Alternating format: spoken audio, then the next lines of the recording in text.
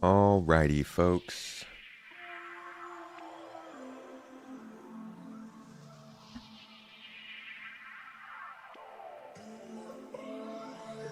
Hello, everybody. Oh, sevens. All right. So, hold on, let me just... Hello! Good to see you, everybody. Wait, camera's right here. So things are a little different today. As you can see, I'm using a different camera. So technology has this way of breaking when you, I guess, most expect it, since it's always breaking. And our camera's adapter broke. They have this really dumb design where you have to put all the weight of the cable on a single micro USB connection. And it just kind of, I was turning on the camera to start the stream today, and it just disconnected. So we very quickly kind of rigged up my phone, and it's sending the camera feed over Wi-Fi to my streaming computer. So it looks a little bit weird, but bear with me on it. And every time I bounce, every time I even touch the desk, it just shaking. So I gotta be real careful with it. Order some more cables from Microtech. Yeah, we need some extras of this cable. It's a really weird adapter. It's a receiving HDMI port to a sending micro USB port. It's quite strange. But yeah, that's not important. What's important is that we're here together. Thank you, everybody, for coming. Welcome. We're doing some more review today. We're going to spend some time looking at Pyro, the differences between Pyro and Stanton, based on what they told us at CitizenCon, doing some discussion there. And then, when the time comes, which should be in about 2 hours or so, we'll be jumping into Pyro together to do some gameplay as well. So this will be a conglomerate of just getting a better understanding of what the difference between Pyro and Stanton is. And I'm sure many of you have gotten that. But we always have a little extra fun here, so I hope you are interested in chilling a little bit, kicking back, and learning about the new wasteland of Pyro. It is my Nokia that I'm using for camera. Okay, there's nothing wrong with a Nokia, right? Very beloved brand to a lot of people. Lots of nostalgia. If Nokia came out with a new software and hardware combo for smartphones, people would buy that stuff up if it was good. Moonhowler, how you doing? Looks like Star Trek. Little overexposed. How long are you going to be on Pyro after stream? GII shenanigans later tonight. I don't know. I gotta get video stuff rolling. You may have noticed, but I haven't really done much CitizenCon coverage yet on the main channel. It's mostly been second channel stuff, so I do want to start pushing out some of the, not necessarily CitizenCon coverage, but like upcoming features coverage that I have planned and have been working on. Tractor beams will be coming out first later on, but I got a busy day, so I don't know if I'm going to be on. But we're going to have, how long is Pyro going for? Until Saturday, right? Till tomorrow? Wait, today's Thursday. Until Saturday, yeah? till the 11th, so we got a couple more days. We'll get in there. How long, if Nokia released Armor in SC, it would be indestructible. They already released Armor in SC. It just looks like a phone. The 11th. That's what I thought.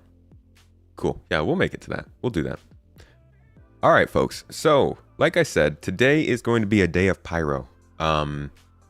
We're going to do some review of Pyro, looking at what makes it different from... Don't mind the camera, please. Using that Nokia. 1995 Nokia. We're going to go over what makes Pyro different from Stanton based on CitizenCon, what we've seen. We're going to take all of that. We're going to discuss it with the context of what we've already known about Pyro. And, of course, all of the cool opinions in chat. So you guys got some great opinions. And then we're going to actually jump into Pyro ourselves and play it a little bit. Check out some of the sights and scenes and see if it's as impressive as they try to sell it. Discovered the channel like 1 week ago and I've been watching everything. Keep up the good stuff. I appreciate that. Thank you for watching all the things. I was just thinking the other day how much a bummer it is that YouTube doesn't do a very good job of showing old videos to people. Because there's like a lot of videos I've made that are supposed to just be watched all the time. But generally they're only watched for the first like week. I wish YouTube was better about that. So I do appreciate people who like to go back and see what else is on the channel. For one thing, Pyro is spelled differently from Stanton. I have to... Is it real? I need to look that up. Are you sure? Has that been confirmed? Did any CIG devs explicitly say that? How is Pyro spelled? That's interesting. Oh, yeah, look at that. Okay, yeah, see, Vastin's getting us started off early. That's... Wow. Cool. Well, check out Pyro over here being different. Let's see what else CIG has to say. Maybe they'll bring that point up. Who knows? I'm sure it's a important one. Where is my sound? There it is.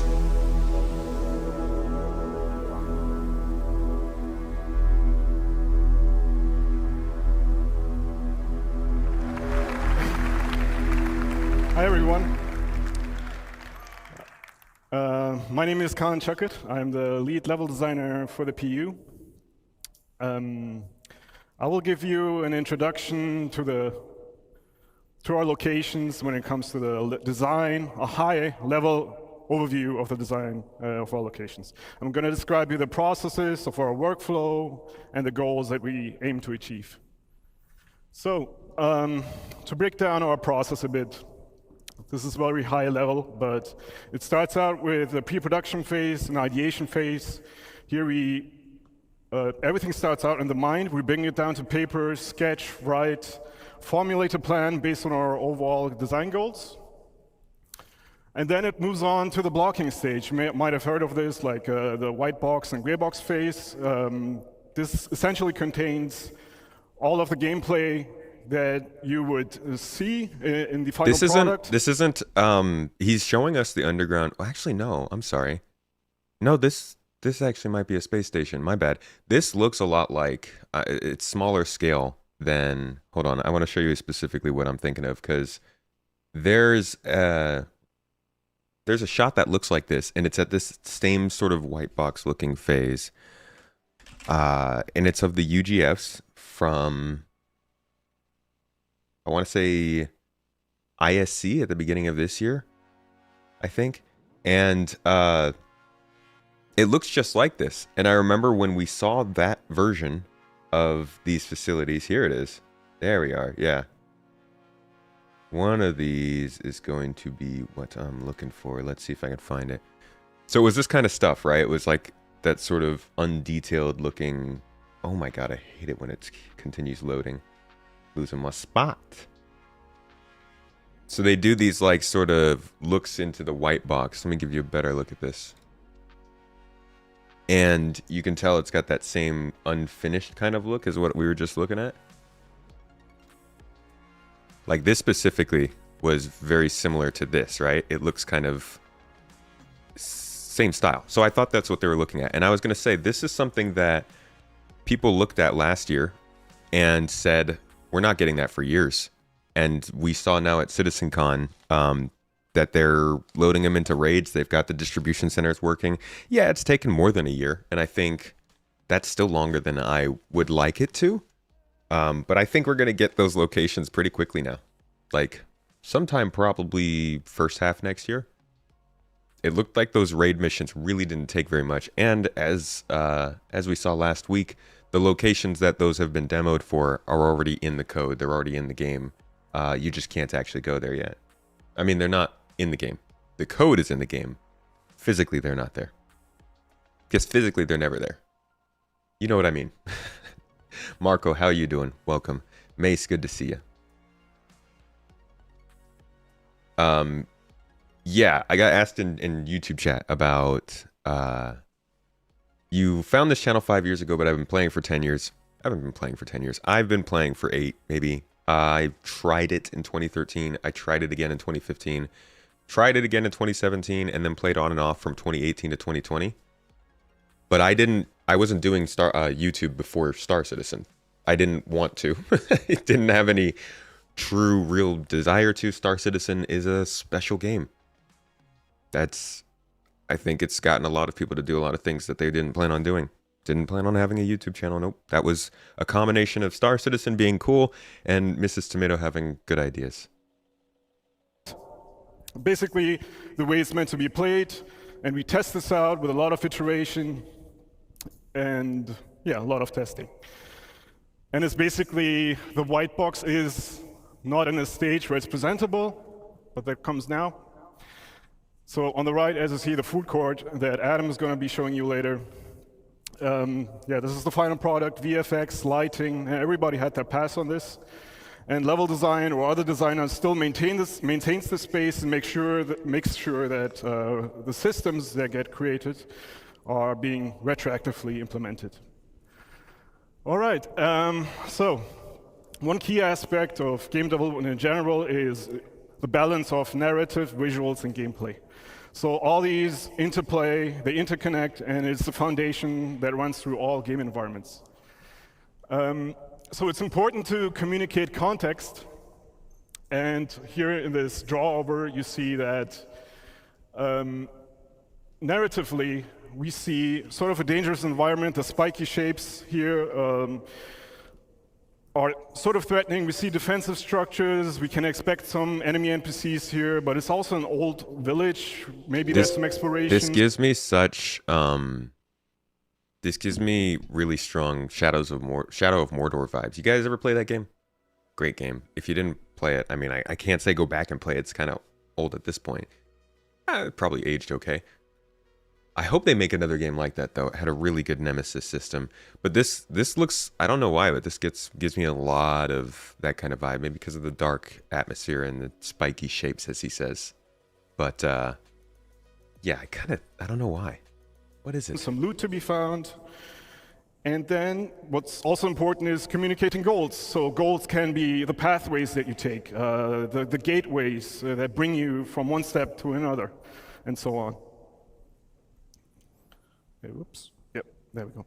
Okay, since we're a sandbox game, accommodating playstyles is pretty important. So playstyles meaning going guns in blazing, shooting at everything and everybody, going more of a stealthy, infiltration-y pathway if you wanted to, but also all the social aspects that you know from Stanton. And to do this, we established. So one of the core design philosophies is granting the player the freedom of choice to do what they want to do at any point throughout their experience. And we do this by establishing or defining multiple pathways or archetypes that we call primary, secondary, and tertiary pathways. So this is kind of, we keep talking about this like it's all about Pyro, but this part doesn't, I don't think this is exclusive to Pyro. I think this is part of them getting better at designing the spaces they're making for the game and focusing more on making those spaces for the game instead of just like the game development. I think like we're going to see this kind of stuff benefiting us in Stanton too. We know that we're going to get outposts, bigger outposts in Stanton. We already see the derelict outposts and stuff. So while this is about Pyro, I think this is an overall game improvement that we're seeing and we'll probably see more of next year. Looking forward to it, though. You think this far in the future they would do a better job of getting rid of trash? Nonsense. We only get better at making more and more trash. So the first one is pretty straightforward. In a social setting, you have the goal right in front of you, and it's a single goal, such as here in the Habs. In a combat setting, this is very exposed, so it's dangerous to traverse this route. Where it gets more complex is when you have, such as with this outpost here, when you have multiple goals that can be equally important to the player at any given point. This is where we need to have a bit more design put into it with, for example, the landmarks that serve as orientation. Super excited to show you guys. I don't know if you've been to Pyro yet, but I was down at one of these bases, and there was this little, almost life support. Actually, I've got it recorded. I could show you real quick. I'm just already getting completely distracted. There's like this little, I recorded a bit of footage earlier in Pyro just to kind of, for videos later on. Actually, somebody blew up my ship while I was out there. I was chilling on like a, no, these people were like mobbing around, blowing up all the ships in the area. So I was just like stuck out on this watchtower as they were trying to blow up my my terrapin. Sorry, getting distracted. There were these like little habitation pylons. No idea that's them blowing up ships. I'm just trying to check out cool stuff. Pyro, man. But they were interactable. They had little switches on them, and I couldn't figure out what it was about. But I think this is just more of that kind of setup that's preparing for engineering around these sites. And it's looking good. This stuff's looking interesting. But we're going to see all this later today. We're going to hop in game together, so just some patience. So to help you orientate yourself wherever you are in this location, and leading you to these locations by utilizing shape language and composition. The second path is, these are secondary pathways, so these are alternative routes, and these are options that are offered to you as you traverse the area on the primary path, for example. And so you may know this as a tourist when you go to a new city and you look around the corner and you see an alleyway that sort of looks nice, and it evokes your curiosity and you want to investigate. In a combat setting, these are covered approaches or opportunities for you to flank the enemy to get to your goal, which could be this building on that sketch. Yeah. Versus more open spaces, when you have, in a combat setting, in open spaces, you tend to be a bit more stationary because you want to feel more secure, unless you're in a vehicle. The third path is tertiary pathing. So these are more hidden infiltration routes, especially discoverable throughout the rundown stations that Anna will be presenting later on. And these are mostly discoverable to the attentive eye. You can explore these, find loot, or different routes to traverse through the station. Again, this is all going to be all over the game, I think. Activity. You might have seen this in the previous obviously. presentation. It's very important to ground the player to their environment, offering them ways of interaction, being able to change the state of rooms to toy with the AI, or just simply being able to unblock your pathway. Where it gets a bit more complex is when you talk about resource network systems, such as in day one when Torsten mentioned that we are planning to implement this as well in locations. And this will allow the player to engage with their environment in different ways. They will be able to power up or down entities such as turrets, gates, and doors, and also alter life support systems. And also this ties into security systems. So being able to power up or down certain sections of a security system. And security systems in turn will be dependent on security tokens that you will be able to grab from other NPCs in your environment to then gain access to other terminals, to security terminals or other areas. Reputation is a big topic for us, especially. Okay, that's actually like the only time they mention resource networks with outposts. I'm surprised they didn't go in any depth into that, really. So reputation, what does it mean? It means that it's basically your relationship with factions, and factions are the UEE in Stanton, or outlaw gangs, especially now in Pyro. And this will define your play style within this environment. So it will define how you experience the location that you're in a more social context or in a more combative context. So I'm wondering, what do you guys think is going to be like I don't know, let's theorycraft a little bit. Think about a space station. I mean, if you've been in Pyro, you know what they look like. But think about like one of these space stations being a social area where everyone's just kind of hanging out, and then somebody gets into an argument and shoots someone, right? Suddenly it's a combat area. What exactly happens? Is everybody in that area suddenly at danger of losing a life? Or like, would the AI just start shooting at anyone who's not aligned with them? Would they shoot at people who are in a party with the person who shot? Like, there's so many different things, I guess, in a social place that can also be a combat place. How do other MMOs usually handle this kind of thing? Do they just say there is no combat in a social area?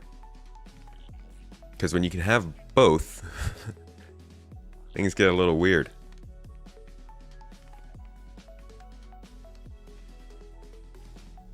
Would be cool if you have a great reputation with one gang and can be a part of that gang war and fight it out.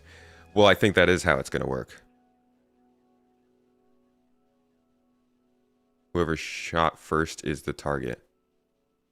But what if the person who shot first has a gang that's there with them? Like, what if your org is there with you?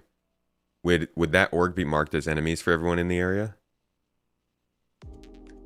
What if there's a third party that has a reputation with the person who started shooting? Would that person be marked as an enemy for them? Or would everyone else be marked as an enemy? Would that then get that person to suddenly shoot because they get freaked out by all the enemies that show up, getting them into the fight when they didn't want to? There's so many questions. There's so many possibilities. Revel, welcome to the stream. Duels in most MMOs, in here that wouldn't work. Player should turn red and the faction NPC attacks that player. If the party does not shoot, they should not be flagged. Okay, but what if the party shoots at the player? So let's say you have players A, B, and C. Player A shoots player B. Player C has a reputation with player A, but doesn't shoot anybody. Player B shoots back at player A. Does that make player B hostile to player C? Or does player C still ignore everything that's happening? If a friend gets shot at, because right now in the game, if somebody shoots at your party member, that person gets turned red. And it's pretty simple because there's not a bunch of different AI with different reputation levels to deal with. But getting into Pyro, with all these different gangs, and in stations that can be both social and combat areas, which we haven't really had before, this is all going to get a lot more complicated. What do I think of this gameplay? Oh, make death take a long recovery so you value your life, but if you die, you can play as an NPC while you wait. I think their Death of a Spaceman thing does a pretty good job of making people value life more. Ethnification, how's it going? Good to see you. Might depend on your level of reputation. High level reputation would be defended by their NPC gang. Low level, they wouldn't necessarily get involved. If this works like the old Bethesda games, how their Radiant system worked, and like Bethesda would be like the different NPCs would get really slightly changed by the things you say and do on like a point scale. This could get so crazy. Like the shootouts in this game could get nuts if they actually factor in reputations, and you end up in a place like Ruin Station. You shoot at a Xenothreat member, but you're friends with Rough and Ready. And you've done some work for Dusters, but they don't like you because you work for Rough and Ready, so they don't want to work with you. But your friend does have reputation with Dusters. And like everybody just starts shooting at themselves. Classic Wild Western. That'd be funny if it worked like that, but I'm guessing it'll be more simplified. Talk about reputation gates as well, especially in the later presentations. So in the case of the food court, in the rundown station, we have multiple floors. So the first floor is the gang floor, and that might require you to have a better relationship with the owner of this location, which then will give you unique mission givers that you can go to and accept a mission that are offering you missions. All right, so I'm a little conflicted on this because on our list of additions that we predicted for CitizenCon, we did put mission givers update on there, and they talk about mission givers a few different times throughout this convention, but I need to know, can we count it as being actually brought up? It's like everything else on here that we count as being brought up was legitimately brought up. Mission giver update, though, feels a little bit, I don't know. That doesn't really feel, yeah, I don't know. Reputation, though. We've got that for sure. We're getting that in spades. Let's see, refining, building interiors, new ammo, quantum. No, nothing, none of that in here. But yeah, I don't know about mission giver update. Did you say it doesn't count because I didn't go into detail? I'm kind of feeling the same way.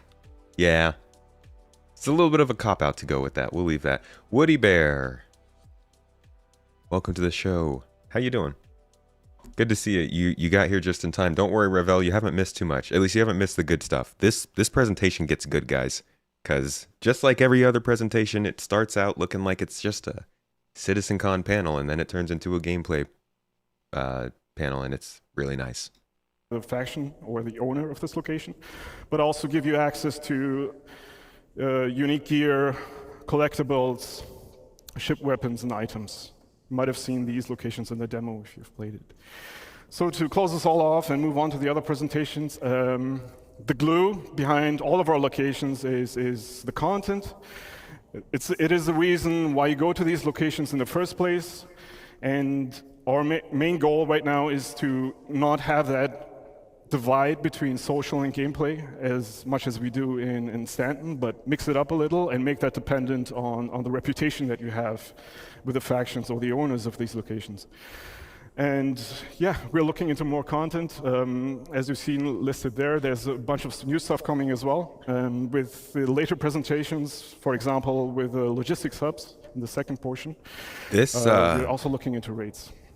But yeah, that's it for me. I will pass it over to Eddie now. Wait, go back. But yeah, that's it for me. This is, keep this kind of thing in mind. And the line he used specifically there, content is key. That's why you guys are going to these places anyways. Because again, this isn't just about Pyro. This is like, they're getting much, it's kind of like how a couple years ago we started to get missions with locations. Now they're looking to probably start do more content in general with locations. This is going to be huge when it comes to building interiors in cities, I think. I think this is the kind of panel that they're going to eventually do on building interiors, and it's going to be crazy because the possibilities when you apply this sort of mindset to the spaces they've made already with cities are going to be wild, and probably the first signs of that will be whatever we get from Ruin Station. Ruin Station's going to be a landing zone. It's going to be the biggest space station in Pyro and probably the game. Consider that the space stations in Pyro are already bigger than the cities in Stanton, and Ruin Station's going to be bigger. So, exciting things ahead in terms of these locations. I will pass it over to Eddie now. What's up, Bookman? Enjoyed this. Take care. Bye. Really tired. Just got home from an 11-hour shift, and I'm watching from the shower. Sounds relaxing, dude. Cheers. So, I'm Eddie. I'm an assistant art director on Star Citizen for locations. Before we start, I'd like to mention that all of the footage we're about to see comes from our current stable builds. So all of that beautiful tech, all of those features that we've seen in the last 2 days is coming from our tech development builds. Now, all those features are going to make their way to you, of course, eventually. But that is the reason you're not going to see some of them in the builds today. I just wanted to get ahead of the comments a little bit there. So with that said, what am I going to be talking about? Well, I'm really excited to show you that the hard work that the Sandbox One team have been doing to expand our new outpost locations. I'm going to start by going over how we've expanded the library and what that means we can now achieve with the new locations, and then how we achieve that variety from the library by categorizing our locations into both archetypes and themes. Just want to be clear, if you are a regular viewer here on the stream, first of all, I really appreciate you. Thank you for being here. Second, this might feel a little bit like deja vu.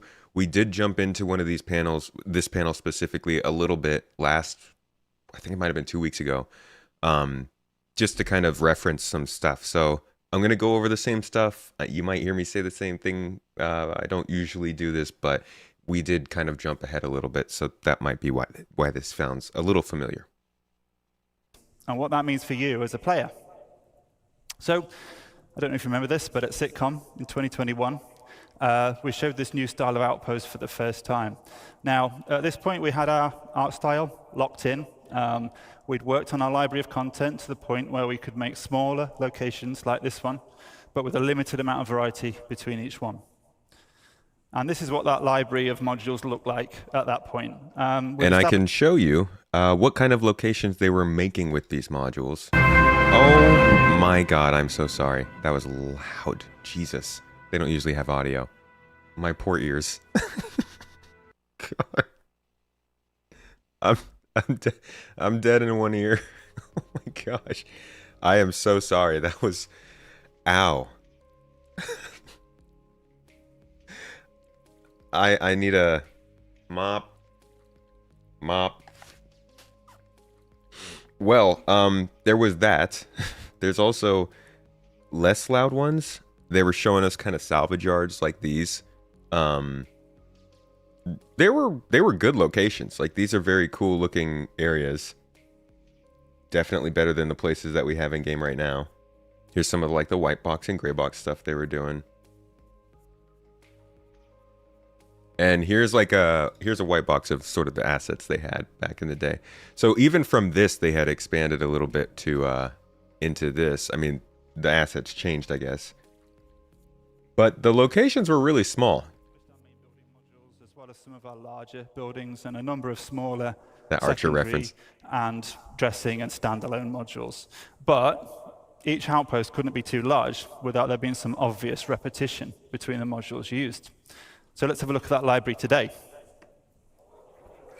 This is gnarly, dude. This is crazy.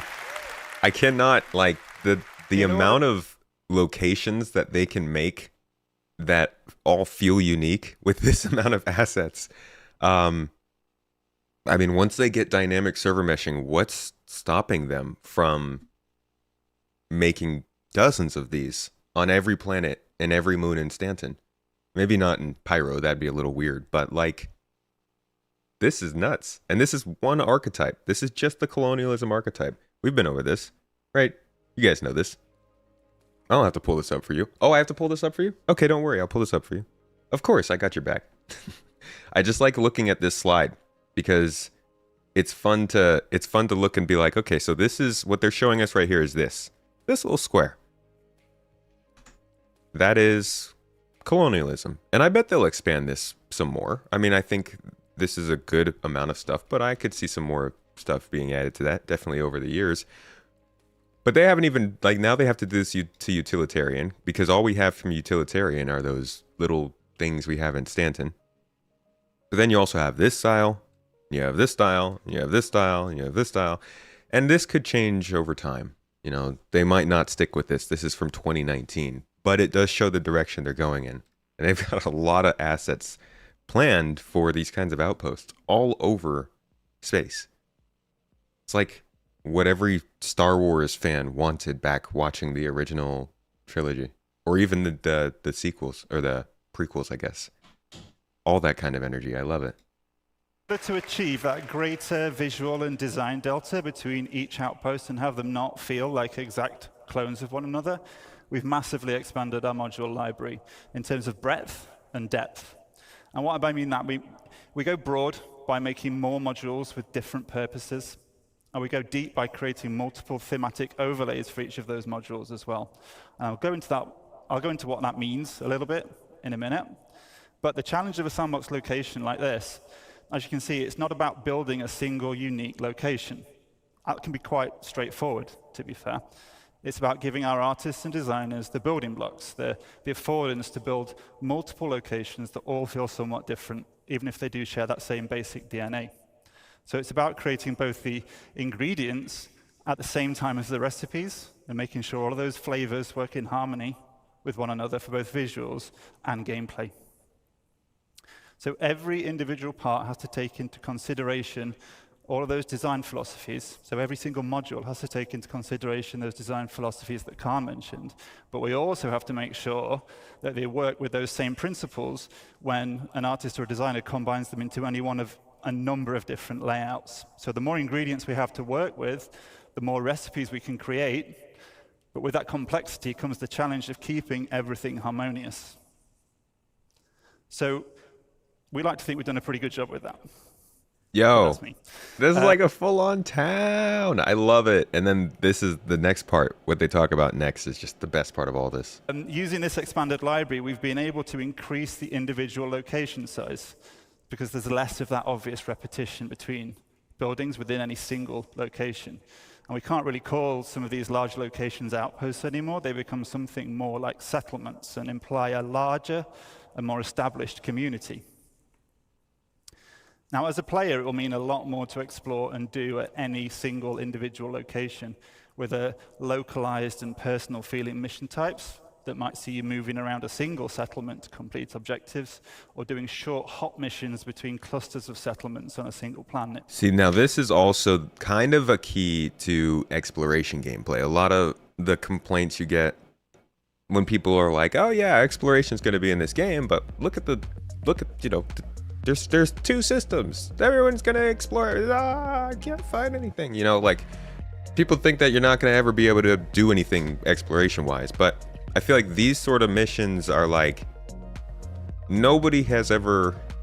I mean, we've lived in places for thousands of years and never explored the cave 30 miles away or something, right? Like, maybe not a cave, but there's so much not so remote stuff that you can find and explore. It's just that you're looking for something specific that nobody was ever looking for.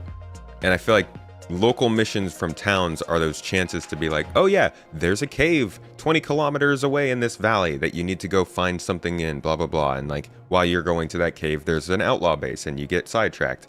That's a big mission, right? And that's exploration gameplay. It's traveling, that's NPC interaction, that's a interesting point of interest. And you don't have to find a jump point to get fun from that. I hope that Star Citizen or CIG can communicate well enough that that there should, or I hope that they can make exploration interesting enough that people aren't so obsessed with finding the big things. I think if you want to find the big things, Elite Dangerous is a better game, to be honest. I'm sure they'll do something with this, but like, I hope that they can give people the feeling they're looking for from exploration with these more simple things. Because I feel for people who want to explore in this game. Like, the possibilities are crazy, but at the same time, it doesn't have to be complicated for it to be a satisfying experience, I think. Have I ever seen or played the raids on the last Call of Duty? No. No, I haven't played Call of Duty in a while. CIG should use some of the mechanics from those as a blueprint for their raids. If you haven't seen, you should check it out. I can look into it. Are they kind of like Destiny raids? It seems like that's sort of the vibe they're going for. A little more open-ended. Man, I haven't played Call of Duty since like Black Ops 2. Or Black Ops 3, maybe. It's been a while. I kind of want to play Infinite Warfare, though. People say that campaign's not bad as a space campaign. I was considering playing that on stream. I'm sure somebody in the chat's played it. Initial impressions of Pyro. Do you think it would be a place you would stay or only maybe visit on occasion? It depends on what I'm trying to do. I'm definitely going to be doing excursions with the Oregon to Pyro for days worth of content. That's good fun, but my normal gameplay might be more logistics-based cargo transportation around Stanton. I think I'm going to spend a lot of time in a lot of different systems in this game. Because I want to be a data broker overall at the end of the day, and that takes moving around. The community can make little discoverables due to object container streaming. they can change this stuff constantly too. New caves can form, resource deposits can shift, new towns can pop up. Like, there's a lot of stuff they could do to make exploration about what happened in the last 10 weeks as opposed to what's happened in the last 100 years. It's 1,000. Don't have to say 1,000, it's just 1,000. Oh, I love Prey. Great game. Good immersive sim. Freaking scary, but I love it. And I'm hoping that they can use Prey as the foundation for whatever the next Deus Ex game looks like. It sounds ridiculous, but they actually did a good job of constructing the raids for a more realistic FPS rather than Destiny. There's one segment where you are in an underwater prison and have to pass a breathing mask back and forth between your teammates. Oh, that's cool. But it sounds a little less sandbox and a little more kind of like a staged mission. How will we enjoy these POIs without getting randomly blown up? Will the settlers defend their outpost or just stand and watch the chaos? Rep will be important. Indeed. I mean, they kind of showed that off a little bit later here. They show off a video. It's actually where I got the thumbnail for this video from. And you'll see that, yes, they do defend their base. They've got turrets, they've got missiles. And at the same time, one of the things people are forgetting about Pyro is that other people who are killing folks are gonna not want to be known as murderers. You don't want to be known as murderers. It doesn't matter who is the authority in that space. Being known as just a random person killing kind of person sucks. And CIG is in the position to look and see that that is happening in the alpha. I'm sure they knew that was going to happen. And be like, hey, we can say pirates have the game hard, but we can say that random murderers have the game really freaking hard, even in Pyro. All they have to do is flip a switch. Not just flipping a switch, but you know what I mean. Like, all they have to do is change the rule set, and they want to make sure the game is fun first, you know. So I think there will be a balance there. My opinions on the C1.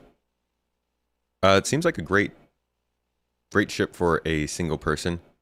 Maybe if you want to bring a friend along. So you might head up to a ridge to repair some wind turbines. You could counter an outlaw attack from a neighboring outpost, or on the opposite side, you might be stealing or destroying vehicles for the criminal gang that you're working for. But in the art department, we always say, show, don't tell. So let's stop looking at slides and let's have a look at some of the locations in game.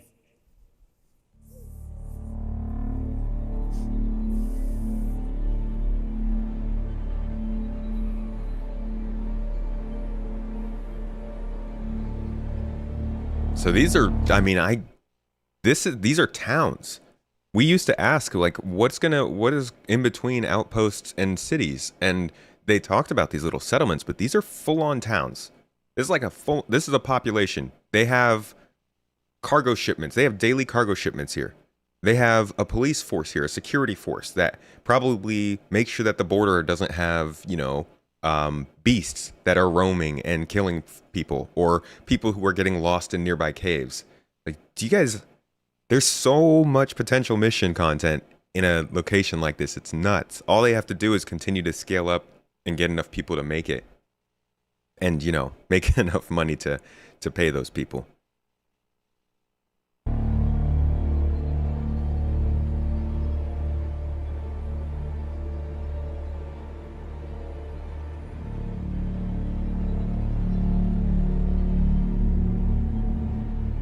Because all these locations will be tied into the quantum simulation.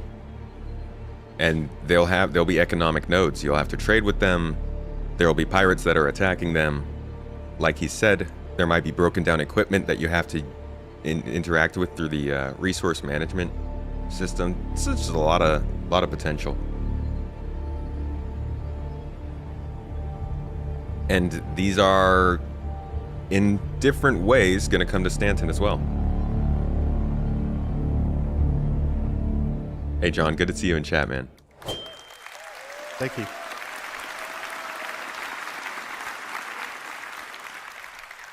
So, what flavors of Outpost did we just see there? Well, we categorized them in two different ways, as I said, and then we mix and match those categories together to provide that variation. Now, the first and primary category is the archetype, and they provide that core gameplay hook and define the main function of a settlement. So scrapyards have a landing pit module for repairs and refueling. Mining operations can have a refinery module and ore extractors for resource and commodity trading.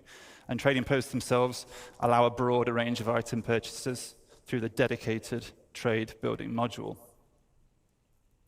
And I mentioned earlier some more like general and mission types. we've seen examples of this stuff being constructed over the last few years. They usually have teased it, kind of. Let me see if I've got anything here. Yeah, they've kind of teased it in some of these videos, and you'll catch them randomly. So like there's the refinery in the background there.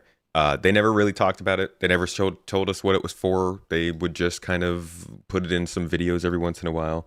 I think we saw a decent focus on it here in the white box. Yeah.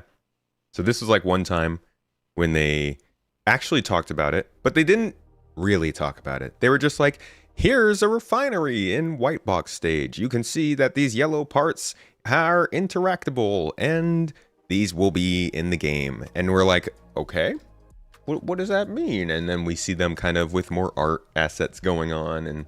And then over the course of the years during like Pyro teasers, they would drop them into some of these settlements. And it's just like, where are you going with these? Until finally they are, they're directly talking about that, which is nice. I think it'd be cool if aliens could climb into your ship when you were away. Oh my God. So if you get back on it, they could be hiding in one of your rooms waiting for you to take off. You're horrible, man. I hope you don't make Star Citizen. You're gonna freak me out. You had access to the tech preview, now it seems you don't. Do you know what changed? It is on a schedule. It won't be starting again until another hour and a half. You'll have access again.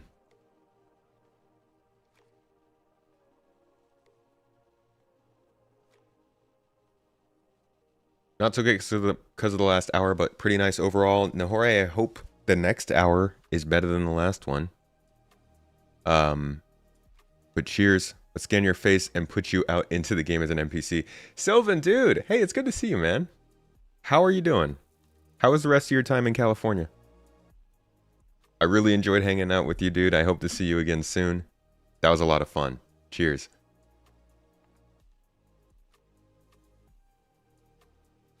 Yeah, it's devious there. That's what I was thinking. That's awful. Freaking aliens and ships. That you might find Madness. that would be agnostic of archetype, and the archetypes themselves reflect that primary gameplay function of a settlement, but there's also a middle layer. Of course, we don't want these locations to just be a glorified shop or repair station, so there's to be more secondary activities to do locally to an outpost that are also defined by its archetype. So you may find scrapyards can offer salvage-related gameplay and missions. I can literally Trading just posts imagine. can also deliver. I'm sorry, I'm stopping this so much. This gets me so excited. I can just imagine like little Assassin's Creed style, hey, go and pick up 10 of this herb in the nearby forest kind of missions. And I'd be perfectly fine with that because it's a new forest and a new planet and a new star system with a new faction telling me to do it. Like I'm worried that I'm too easily pleased, to be honest. Don't go by my standards, CIG. There's more things to do. Offer delivery missions or hauling and cargo gameplay, and farms can offer crops and fauna as resources for gathering or trading. So with archetypes as our primary category, in addition, we mix in a secondary category, and these are the thematic overlays. Now, at the moment, we have two main themes. Internally, we call these independent and outlaw. So themes offer additional variation on top of the archetypes to inform the look and feel of a location, not just visually, but which people you'll interact with there, how they'll respond to you based on your rep, what types of missions you'll have available to take on. So themes don't change the fundamental architecture of a space or the archetype of a location, but they do drastically alter the mood and feel. This is pretty standard stuff, right? I mean, all of this stuff is the kind of thing you would see in a game, like I said, Assassin's Creed. I think what's just so exciting about this is that it's all in the Star Citizen Code of Paint. And it's also just, once again, the scale. It's all on different planets and with different environments and groups of people and stuff, which I've been waiting for that. I'm glad everybody, people who like fantasy games, have had so much of this kind of stuff over the last decade. We got a few: Outer Worlds, Starfield, but this is the bread and butter. This is the good stuff. In the gameplay experience significantly. And again, let's take a look at the first of our themes, our independent theme. Look at that. And you can tell that like this ground is going to have to be improved over the years. The ground does not look good compared to everything else. But these are really nice areas. I hope they can fill these adequately with interactive NPCs and items.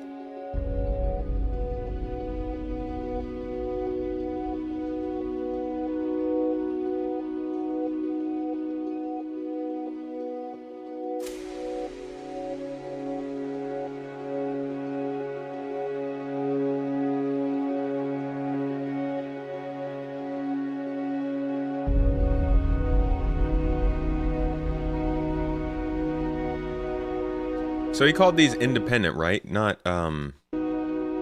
these aren't necessarily lawful, or they're, I guess these are independent as in like they're the citizens of Pyro kind of thing. They won't attack you, but they're not necessarily the good guys. If you were making a space life, you could live in one of these places. I mean, I don't see why not. As long as you had a spaceship and you can get the heck out of here. But overall, as far as Star Citizen goes, if I could land at an outpost like this and spend 2 days just playing here, that'd be incredible. Cool. Thank you.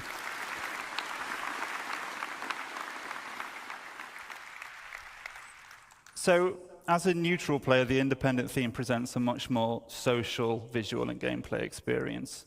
The primary visual read across both themes, so across both Outlaw and Independent, comes from those common architectural forms, and they're generally all more rounded and soft in shape, and the building manufacture techniques are more robust and primitive, with single-story dwellings built from stucco and bare metal. But for this theme specifically, we use soft textiles, warm lighting and color palettes, foliage, decoration, that layer on top of those utilitarian structures to give that sense of home. And I use the word home for our independent theme quite a lot because we really want to get that feeling that this is home for the people that live there despite those harsh realities of frontier life.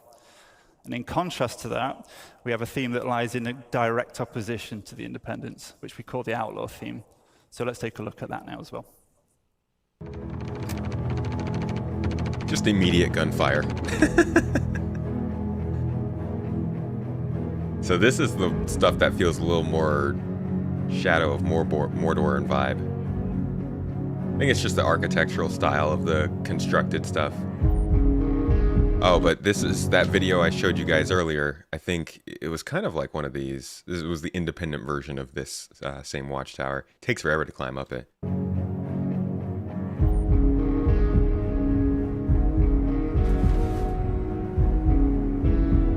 See, this looks ripe for exploration as well.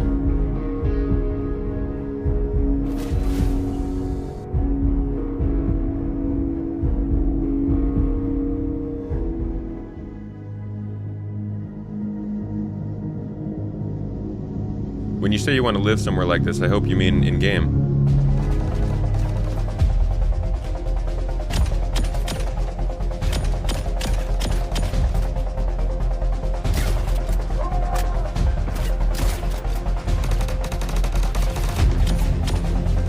And you know what my favorite part about all of this is all of this is in the version of the game we have right now. Imagine all this with the FPS improvements, with the AI improvements, with the UI improvements, the mapping, the scanning. Ah, man. The ray tracing, the graphics. Oh, it's so much. There's so much coming to this game.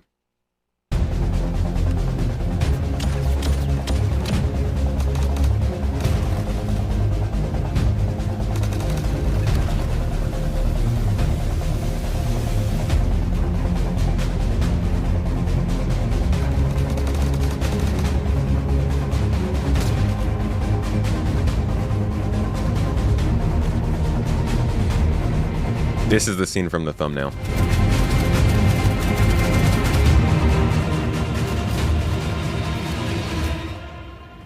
Ouchie. Okay, I kind of want to go back and watch some of this and stop it. I just wanted to let you guys watch it all the way through, but now we stop about it, and we actually, because these action scenes are like, we haven't even had missions like this yet. That's how basic we've been. We've been get to a bunker, take an elevator down, shoot some dudes in the room, go back up and leave. There's never been any fire at defenses. I mean, yeah, there has with the bunkers, but you don't have anything to shoot at. You're not going to shoot at the turrets with your own gun. Whereas with here, you know, you're shooting at like real people on the ground from these spaceships. I guess they're just kind of blindly shooting just for fun, but there's so much more activity in these missions than what we have right now. So shocked to see that AI that works. Well, this might not be on the same kind of build as what we see AI playing all the time. Hopium dealer found. I got you covered. I'll take care of your hopium needs. Don't worry. Pass it out for free. I got you. But yeah, this is looking very good. As long as it plays stably, this looks like a ton of entertainment value.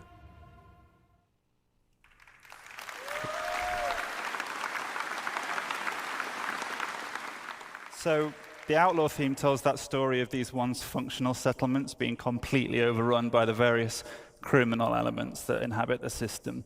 And visually, we have themes of a regressed and subverted civilization.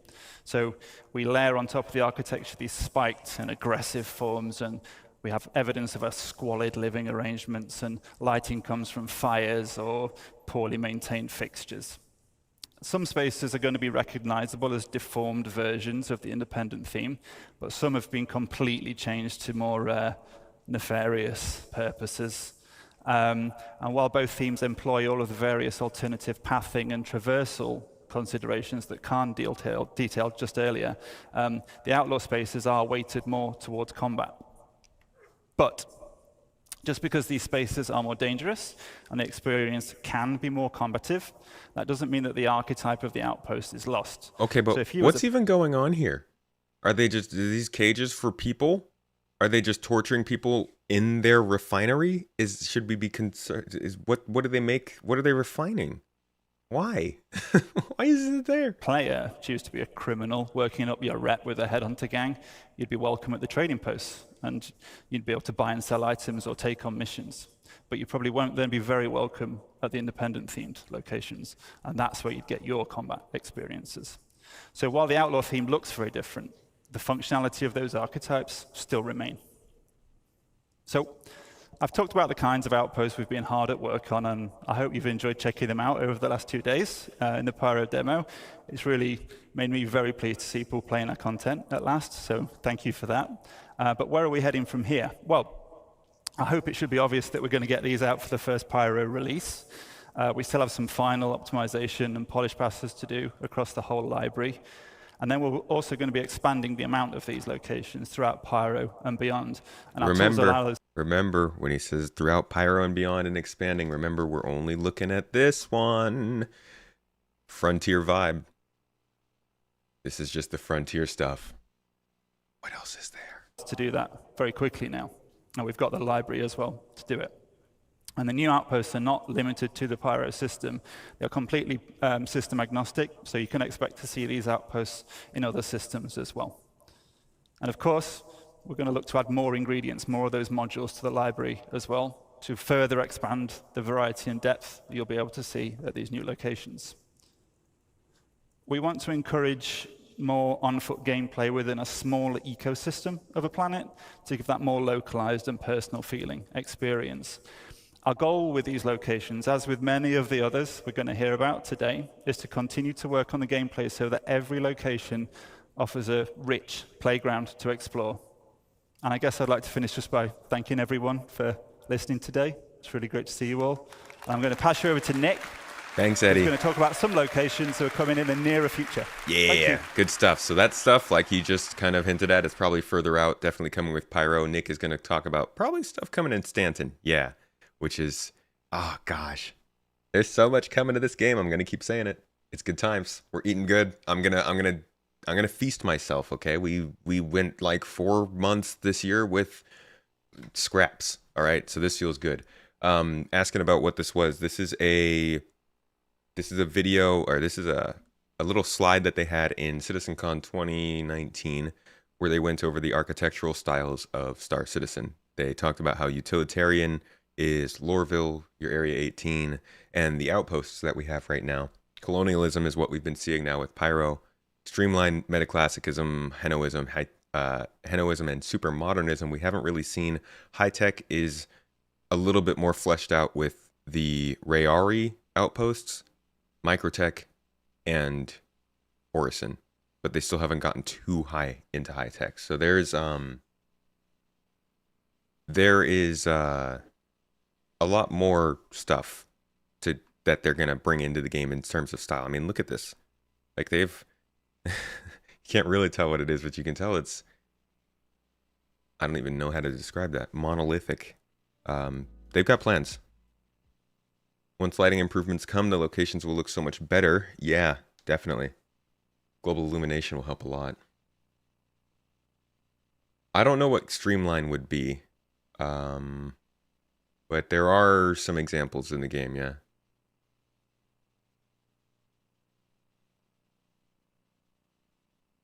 Redo the factoring for quantum tanks now that Pyro is here. Bonjour tout le monde. Yoo! We are French Canadian on the here. Cool. All right, guys. My name is Nicolas Pinchot. I'm from Montreal. I'm assistant art director, and I'm here today to show you the next new derelict settlement we did. But just before that, I just want to say thank you to everyone who worked on that mandate. You guys made an awesome work. I'm super happy and proud to be here today to show you that, all of you guys, and to the world. So let's cut to the chase, and let me present you the new derelict settlement.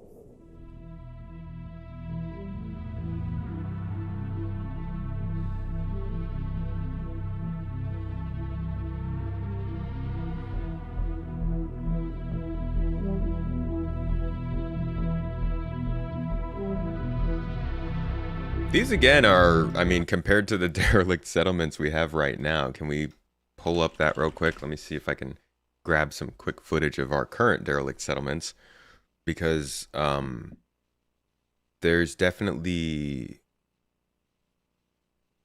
this is the same thing we just saw with those new towns.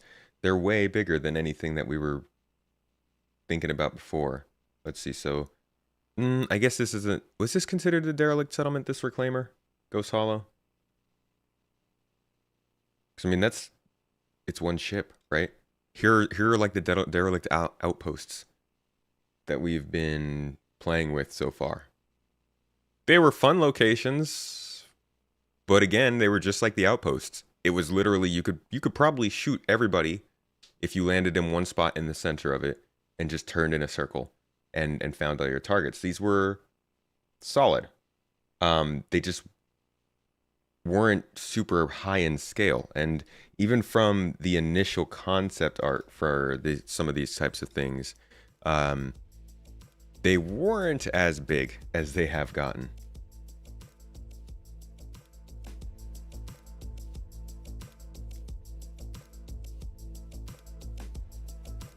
And then we got some newer ones here with the MSR and the 600i.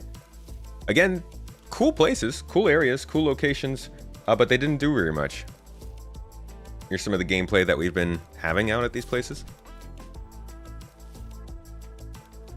I've been having fun with it.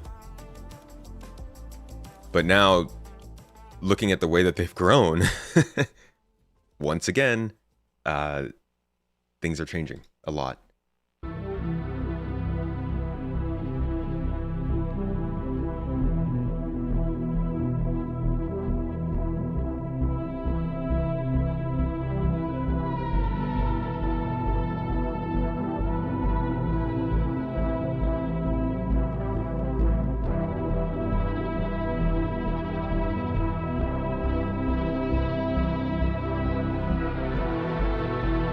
See, now this one looks a little more in line with what Ghost Hollow looked like.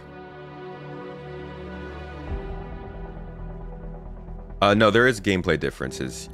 I guess, no, there's still going to be box missions and gunplay. I just think with the larger locations and the different factions, that's where it'll probably start to update. I'm guessing they're going to tie these into the new cargo missions coming up with the different factions for cargo as well. But as far as mission types, it would be the other missions they show, whether they plug them in here or not.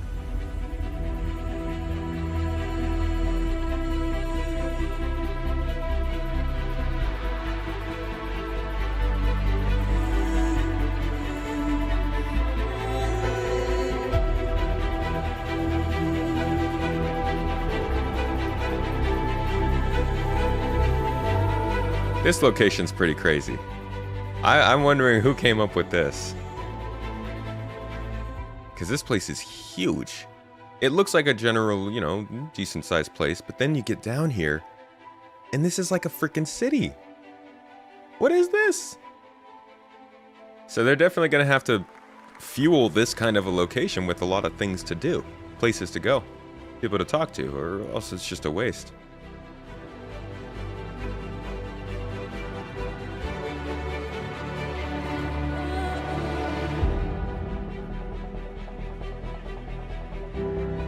This is looking like Hurston. And it gives a different kind of vibe to what Hurston and the planets are when you realize that people have been hanging out outside of the cities long enough to make stuff like this. So it's not the vibe that Star Citizen and the Stanton system gives right now. It feels like you're in a frontier system when you play in Stanton. And this is starting to change that. Pretty cool, guys, eh?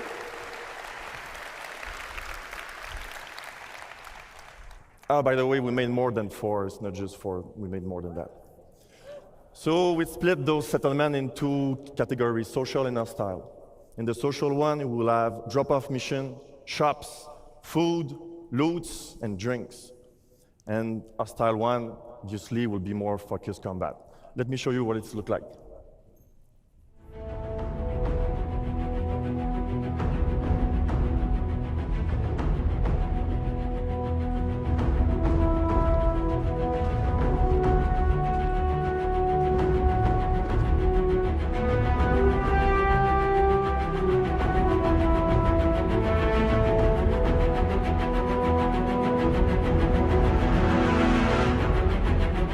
Yeah, see, these are Stanton locations. As he said when he was coming on stage, these locations are closer than the ones we just looked at. These are missions we'll probably be playing in the next 6 months.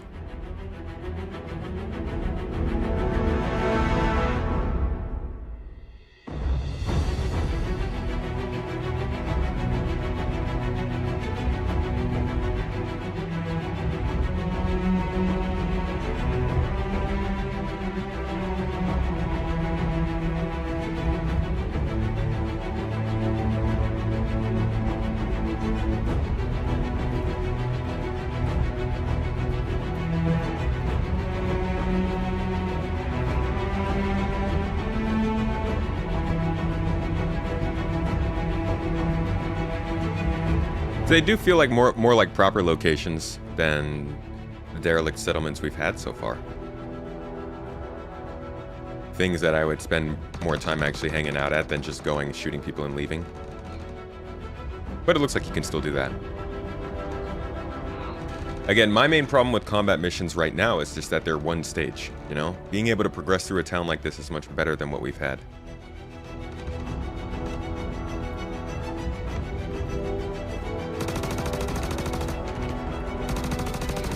Yeah, Turtle, I think there's a good chance these will come in the 4th quarter or 1st quarter. I say in the next 6 months, because who knows what might happen.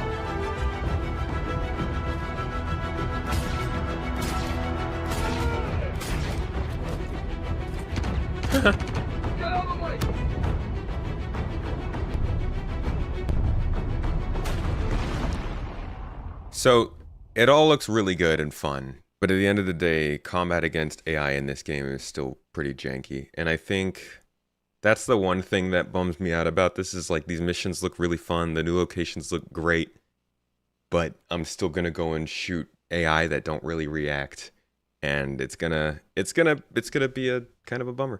I hope that we can see some kind of performance improvements pretty soon. But maybe we will have to wait until server meshing, at least proper static server meshing. So who knows how long it'll be, but I hope that these missions at least provide a lot more fun in the game. I have not tried the AI in the EPTU, no.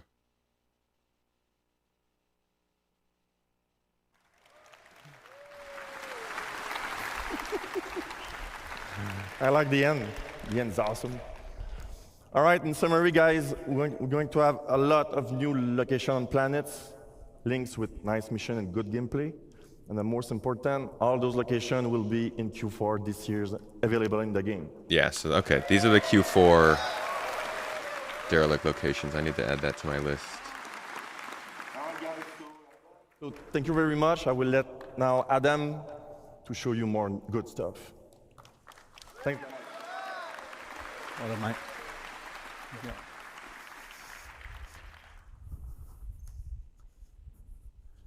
Hi, everyone. All right. So, welcome to Rust Up Stations. I'm Adam Sanders, lead environment artist for EUL1.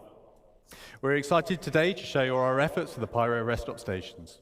So, what are Pyro rest stop stations? Well, these are stations reinvented. These have new themes, archetypes, and gameplay to support new and interesting experiences. Aside from the social aspects, there is gameplay and exploration on the location. I've hoped you had a chance to play the demo over the past couple of days. I know I've spoken to a few of you. It's pretty good, right? Oh, these space stations. I already said it earlier. They're bigger than cities. It's nuts. I'm actually going back over this panel. I am more surprised by it. I think this is the first panel that I've watched during this this whole CitizenCon presentation that is coming off more impressive watching it again now, because now I have the context of everything else they're adding, the reputation, the FPS changes, the ship changes, all that kind of stuff. And these locations they're showing us are just so much better in terms of scale. And normally that would worry me with Star Citizen, but server meshing is sort of the answer to that, so either it works or it doesn't. And the fact that this game is now stepping into that stage of like, okay, these are big, real locations. They have reasons, they have archetypes. It's all really exciting stuff. Good afternoon, Mr. All.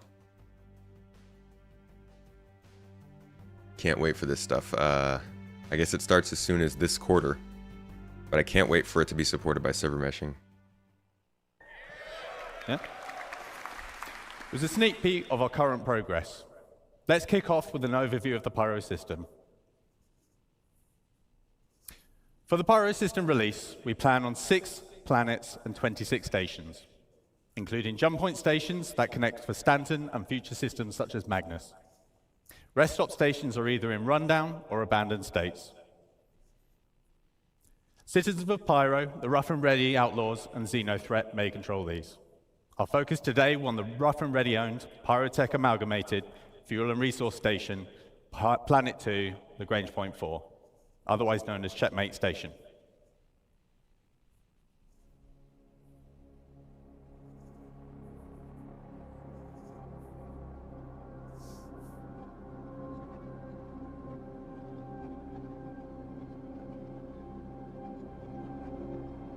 You know, I've never been able to find it, but these space stations date all the way back to like 2018.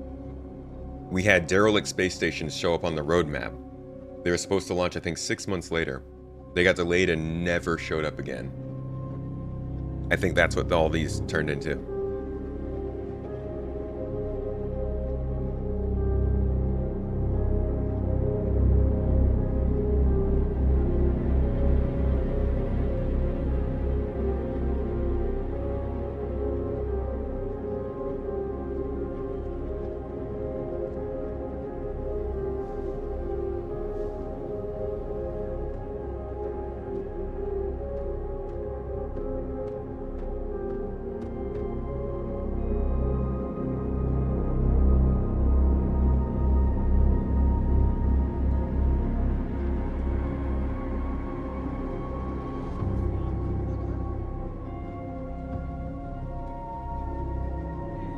Again, the scale is nuts. These are all locations that we have in the Stanton space stations, but all of them are smaller. All of them are less detailed. All of them have less AI. They have less interactable parts. They have less places to shop, less things to see, less world building. All of it is a step up. And like, that's not just from these videos. We're about to see that in an hour when we jump into the Pyro play demo. And we saw it last time we were playing. It's really good stuff.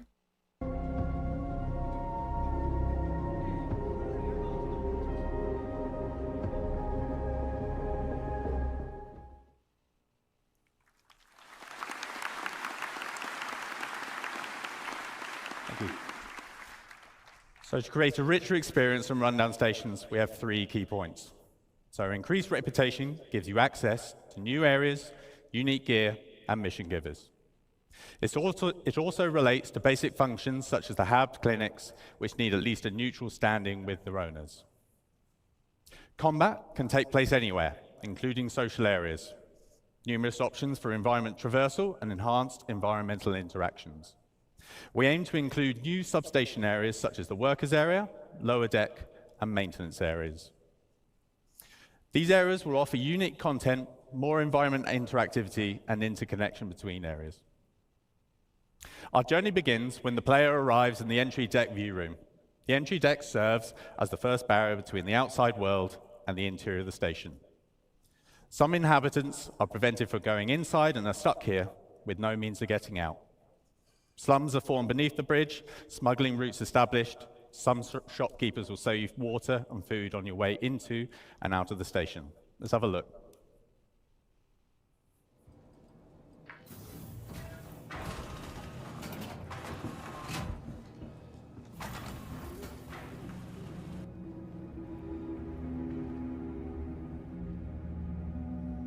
So I've been in this area.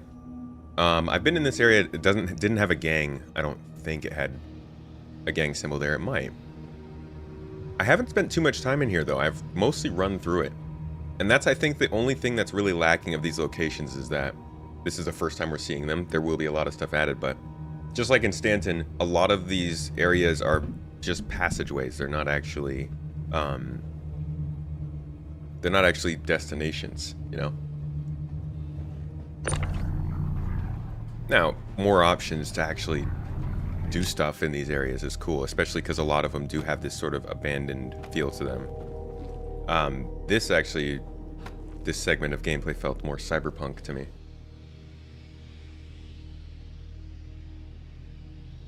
Space Dad needs to plan ahead.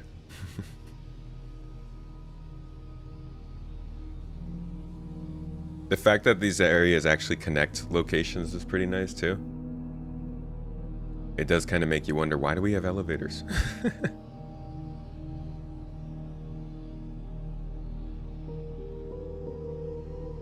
Also, this music is great. They use it in the game in Pyro.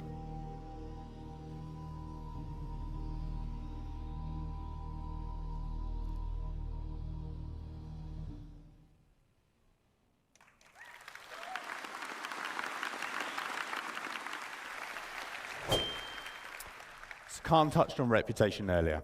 Let's see how that is applied to the stations. So how does the reputation gate in the entry deck affect gameplay? What happens if we have good reputation? So if you had good reputation, you could go straight through. This is no fuss, and it's the quickest way to maneuver through the station. However, you've got to put the time and the effort in to get to this point. What happens if you neutral reputation? So you might be waved through, maybe you have to pay a bribe, and you don't want to pay, so you're going to have to find an alternate pathing. Or you're going to have to build up your reputation. If you have bad reputation, and for all you naughty ones out there, I know some of you exist, this applies to you. In short, you're going to have a tough time, but you have options. So stealth via other pathways might be one of those options. You build your reputation up from scratch, or you could probably fight. They don't get Let's really focus on those alternate pathways. They talk a lot about reputation during this CitizenCon without actually talking about it. Isn't that interesting? I just realized that I'm super excited for reputation because of everything they said. But I also don't really have the details that answer the questions. Like, what is bad reputation? Are they changing up the way that it's accrued, or like is there a change to the actual design of reputation coming? Because all of this kind of feels like there needs to be a major update to it, and they've talked about that, but we don't know too much about it. I'm surprised that we didn't get a proper update on that, but maybe that's something that they have planned for an ISC. I think a lot of this stuff I now need to see an ISC in like a sprint report or something, so that we know this isn't just yeah, we're working on it, it'll come in the next 12 months, but more of like a, yeah, this will come in Q1, this will come in Q2, this will come in Q3. You almost hope you can get pad rep inside Pyro. Oh, it won't. I don't think it'll be a problem. You mean they shoot you on site? It ain't that complicated. Oh, but it is. It is indeed. What is, like, what's bad reputation? That's complicated. Does bad reputation mean that I've done several bad missions against them over the past year, even though I've done a couple good things for them over the past week? Or does all the good stuff I've done for them in the past week wipe out any of the bad reputation I used to do? Because they have two different things. They have affinity, and then they have something else. There's different metrics for reputation that they have. Is -5 enough to shoot on sight, or is -1? You know, they didn't go over those kinds of details. That's the stuff I would want to see in ISC, or I guess maybe that would be more patch notes kind of stuff. From scratch, or you could probably fight. Let's focus on those alternate pathways. The modules in the station are broken up into several traversal areas. As with the other location archetypes, we define these spaces as secondary or tertiary routes, as opposed to the more official primary paths. Most modules are interconnected with vents and maintenance shafts. These reward the players with infiltration and exploration paths, as well as potential loot. So what alternative routes exist to access the station? We'll offer the opportunity to access the station through multiple EVA points on the exterior. It gives you the choice on how to tackle missions and reputation issues. These alternative entries allow the player to circumvent the AT. Whoa, wait a second. Remember how I said that they had these concepts for these stations back in like 2017? Check this out. Here are some concepts from back in the day. Up in the space above ArcCorp and throughout the Stanton system, concept artists are working out new EVA access hatches for space stations to support the upcoming looks kind of familiar, EVA. right? That's like pretty close. They even use the same letter. So yeah, when you see these things on ISC, or the things that you may have seen on ISC a long time ago, just because we haven't seen them in years doesn't mean that they're not coming back. Like, and there's a lot of stuff that we've seen on ISC we haven't seen in years, so don't lose hope. Intended to take players out onto the surface of these mammoth structures for investigation, repair, and potentially even combat. We'll learn more as the feature develops. The feature took a while to develop, but it got here. Issues. These alternative entries allow the player to circumvent the ATC loop completely.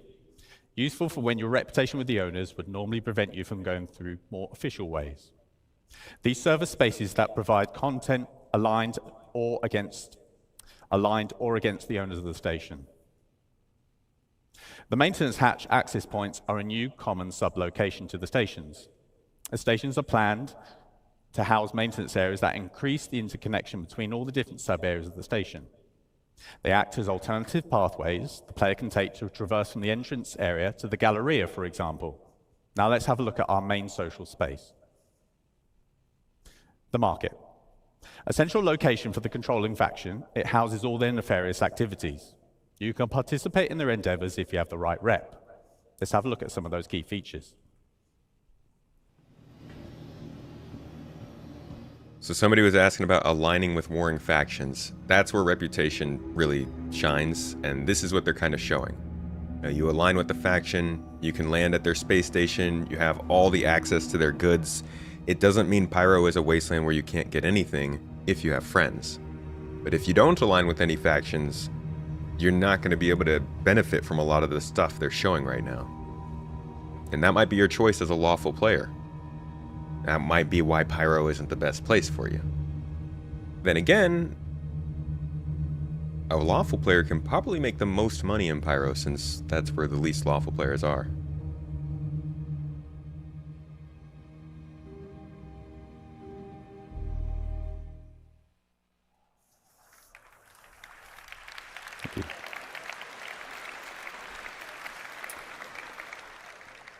So the market is a social hub, and a good example of mixing social and gameplay space, as mentioned by Khan earlier. Another reputation gate can be found in the market. The ground floor is open to the common public. The upper floor is reserved to rough and ready outlaws and their associates. If you have increased reputation, you can access this area, which gives you access to premium items, top-tier mission givers, and access to new areas. We plan to house mission givers in both tiers that will give you unique jobs to further your reputation and fame across Pyro. Now let's have a look at another theme. Abandoned is a new, non-social location theme. Let's have a quick look at the current abandoned area on Checkmate. This is that derelict space stations I mentioned from 2018. This location is amazing, and you can visit this in the Pyro playthrough. In fact, maybe we'll go check it out today. It has an amazing, like, this is all without the global illumination and stuff, the atmosphere.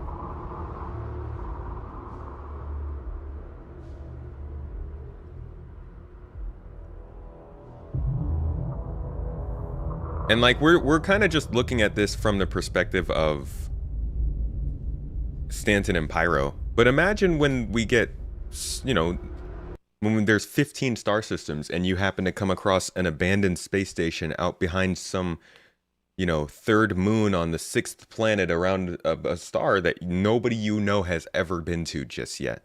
And you find an abandoned space station. You just don't know what's going to be in there. Not to say that there's going to be something amazing in there. It might be completely empty, but the possibility of that is really cool. Orneus, how you doing?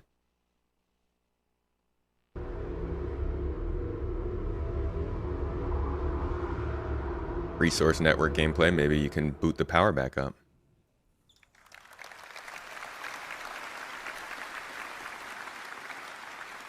Thank you. So we have entire abandoned stations as separate locations. On top of that, there are abandoned areas within the rundown stations, much like the ones you probably see in the demo. There will be around 15 of these around the Pyro system. These are accessible through airlocks and breaches or other means. We aim to enhance all the space locations with a lot more gameplay content.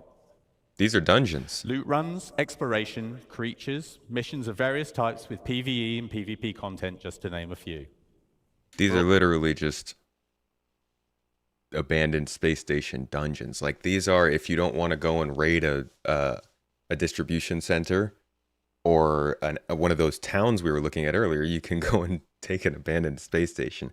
The amount of expansion that the game is seeing from this that goes beyond Pyro, I think that's probably the biggest takeaway, is like, you can be excited for Pyro, but it's not just excitement for Pyro, it's all the assets Pyro also builds for the rest of the game.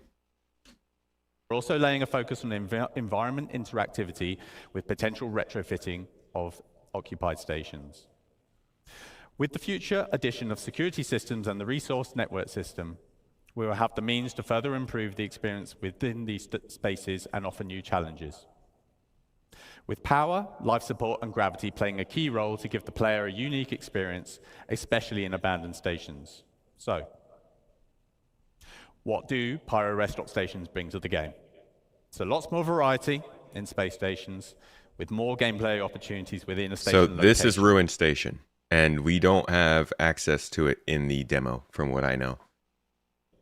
Opportunities for exploration, hidden areas, multiple options for access or traversal. These are faction-owned, and reputation will affect the location and gameplay. These feature lots of new mission opportunities within social space and multiplayer opportunities for combat on location. So I hope you have enjoyed this sample of what stations will offer and had a chance to have a go on the demo the past couple of days. That concludes the Living on Edge presentation. Thank you for your time. Okay. Guys, that was an exciting panel. Like I said, I think that panel was the first one really from CitizenCon that I've watched that the second time watching it was more impressive than the first. I don't think I took in all the possibilities that come with how many locations that's going to offer us. That's not even getting into some of the stuff that we saw in Destination Adventure with their like distribution centers and base building. The one location archetype that they didn't really go over in this game, which surprised me, was the caves. They never went over the caves. I think. Why have they still not uploaded the trailer for Star Engine?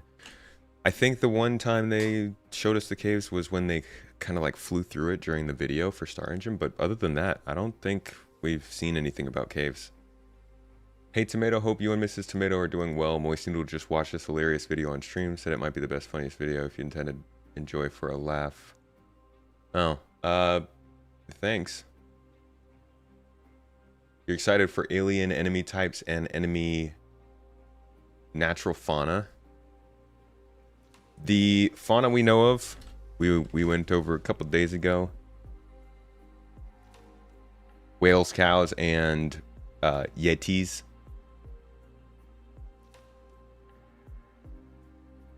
And I don't have them here. Oh, that's weird. Why is this labeled as fauna? It's literally just, that's a plant. Did they briefly mention Bounty Hunting 2.0? Not really, no. They didn't, I don't even think they mentioned it. The one time they would have mentioned it would have been here. Looking really good. Mrs. Tomato's favorite part of the whole thing.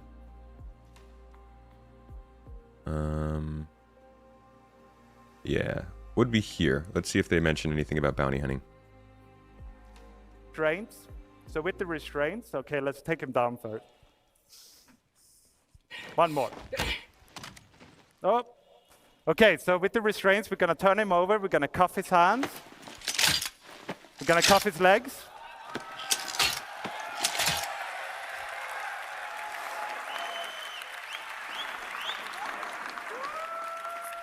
Now, if he wakes up, he can't chase us down, right? But he could call out for help. So what we're going to do as well is we're going to add places in the environment where you can stash a body. You can hide them, either unconscious or dead. And that way it should be easier to remain undetected and keep you in that stealth bubble. Yeah, I don't, it seems like a, they didn't really mention it. No, they just kind of talk about the restraints, but not like the bounty hunting that would call for it. I don't know. It's interesting that they didn't talk about it. Maybe that's because virtual AI is further away than we're hoping. I have no idea. Maybe that's something we'll see in ISC, but that is one of those things that didn't show up at Star Citizen. There are several that would have been nice, but that one wasn't there. New dungeon gameplay career path looks lit. Been watching for a while. Like the deep dives and balanced review you give. Thanks, Tomato. No problem. I'm glad people like them. The deep dives are... I want to get back to more of the ones where I have all the tabs and the history of stuff. The CitizenCon stuff has been very present tense, but I'd like to get back to the more historical stuff. I'm glad people like the deep dives. That was just something that we wanted to start doing this summer, and it's reminiscent of the original reason I started doing YouTube content. So it's fun. Glad you like them. Speaking of which, though, I think we've just about wrapped up... What was it, Pyro we were going over? We'll do a little bit extra here on stream. We'll go over some of the more historical Pyro stuff. But for everybody who's watching the YouTube video, thank you all for coming to this deep dive. Hope you liked it. Hope you got to learn some stuff. And who knows, maybe I'll record some of the Pyro gameplay and we'll attach it to the end of this after this. If it's closing without that, then I probably didn't. If it is, then I'll see you then. Bye. So stream, what would you guys like to see? I'm all yours. We're not recording anymore. What do you want to know about, talk about? We've got about 30 minutes until Pyro opens. So we're just going to be chilling, chatting, and I'm going to go back over some of this Pyro stuff real quick.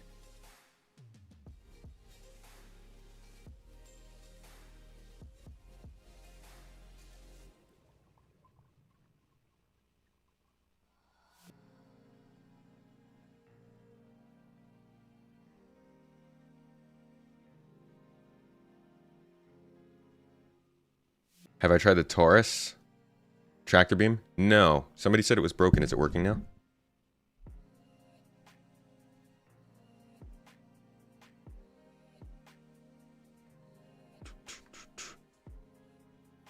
Didn't know that was a recording. Oh, no problem. Everything is a recording. It's always a recording. There's always that possibility, right? All right, back to Pyro. Now, one of the places that they talked about Pyro, I think was here, right? This is, they talked a little bit about Rough and Ready, Ninetales, and Dusters. I think they talked a little bit about, like, reputation, was it?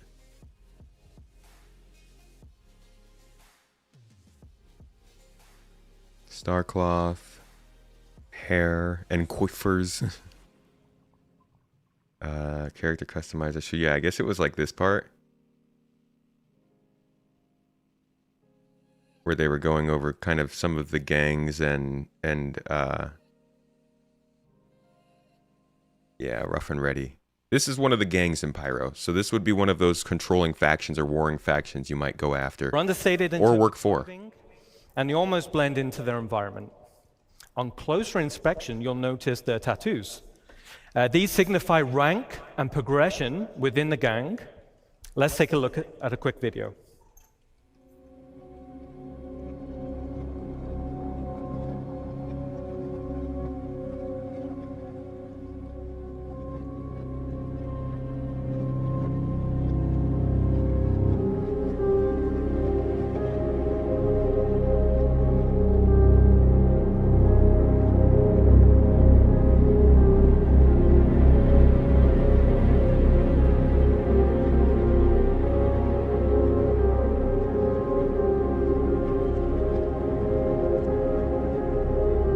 So obviously this is the same location we were looking at.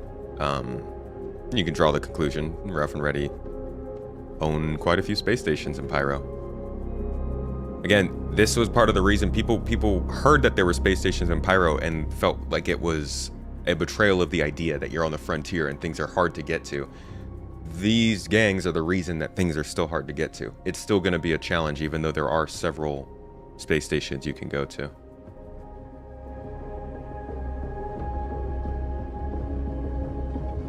Rough and Ready is a bad gang name. I mean, it depends on what you're going for. If you can back up the name, man, maybe this is the baddest gang in all of Star Citizen. Who knows?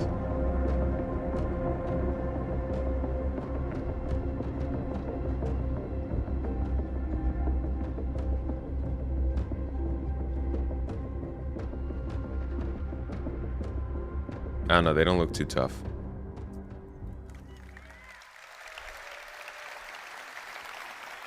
Smooth and unprepared. I think they look absolutely fantastic. Okay.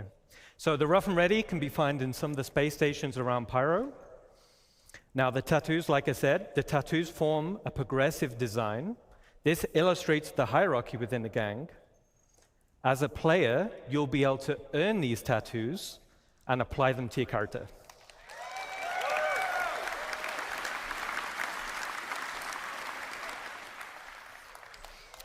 Okay, cool. The next gang we're going to talk about is Headhunters. So this gang is also located in Pyro, but offers a completely different All right, so these guys, aesthetic. These guys are in Pyro, but I believe if we look them up, let's look up the Headhunters. Oh, that's not how you spell that. And check them out on the wiki. Nope, doesn't say. I believe, man, it doesn't show up. I believe the Headhunters, yeah, here it is a major criminal organization counted in Pyro. First rose to power with the establishment of a stealthy and fast shipping route between Virgil and Terra, which led through Pyro and Nyx. This is also, this kind of stuff is actually, thank you, Woody Bear. This is like lore That's actually important.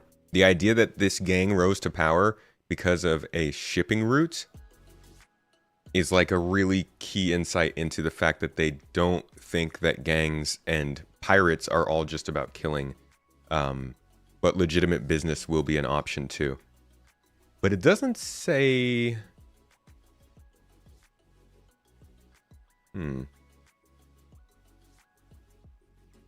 It looks like they did own Ruin Station for a while, and I thought that they were outside of Pyro, because if you watch the Held the Line trailer, I feel like you see them show up in Vega. And there's still plenty out there Actually, for no, you to I think this discover. would be in Odin. This part here. Aren't these headhunters? That you're going to have to tangle with some very smart and reactive bad guys to complete your mission. Does those look like the same dudes? That's pretty similar, right? Come on. That can't be a coincidence. I don't know. Maybe it's not. I think they look similar, but maybe they are just in Pyro. No, not Nyx. This would be in Odin or Vega. Squadron 42 takes place in those two. I don't think it goes to Nyx. Maybe though. Maybe I'm off on that one. Located in Pyro, but offers a completely different frontier aesthetic. More of a wasteland vibe with lots of personality, and this will translate into the behavior types. Now, this gang is currently in production, but let's take a quick sneak peek. Yeah, the armor wasn't similar. They were just wearing Odyssey armor, I think. They were wearing armor we could wear.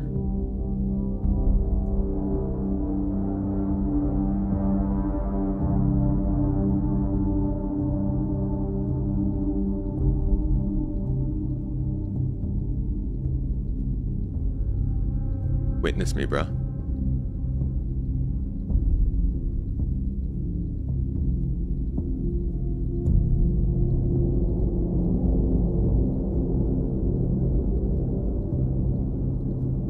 Pretty lightly armored. But if you can fight, you can fight. I do love the detail. And these guys do kind of fill out that sort of Ravager archetype of pirate, you know, that every sci-fi fiction has to have. Sci-fi fiction? Science fiction? Fiction?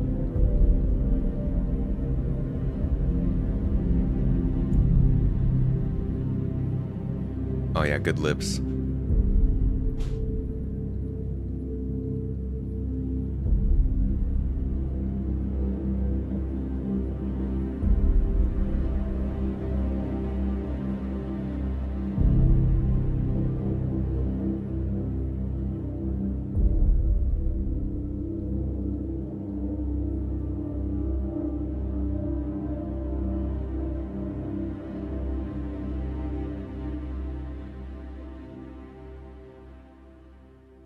Don't clip it, dang it. So, God, I hope Dew Storm's not in the chat or Punji. Somebody's going to clip that and use it as a sample. Oh, those lips.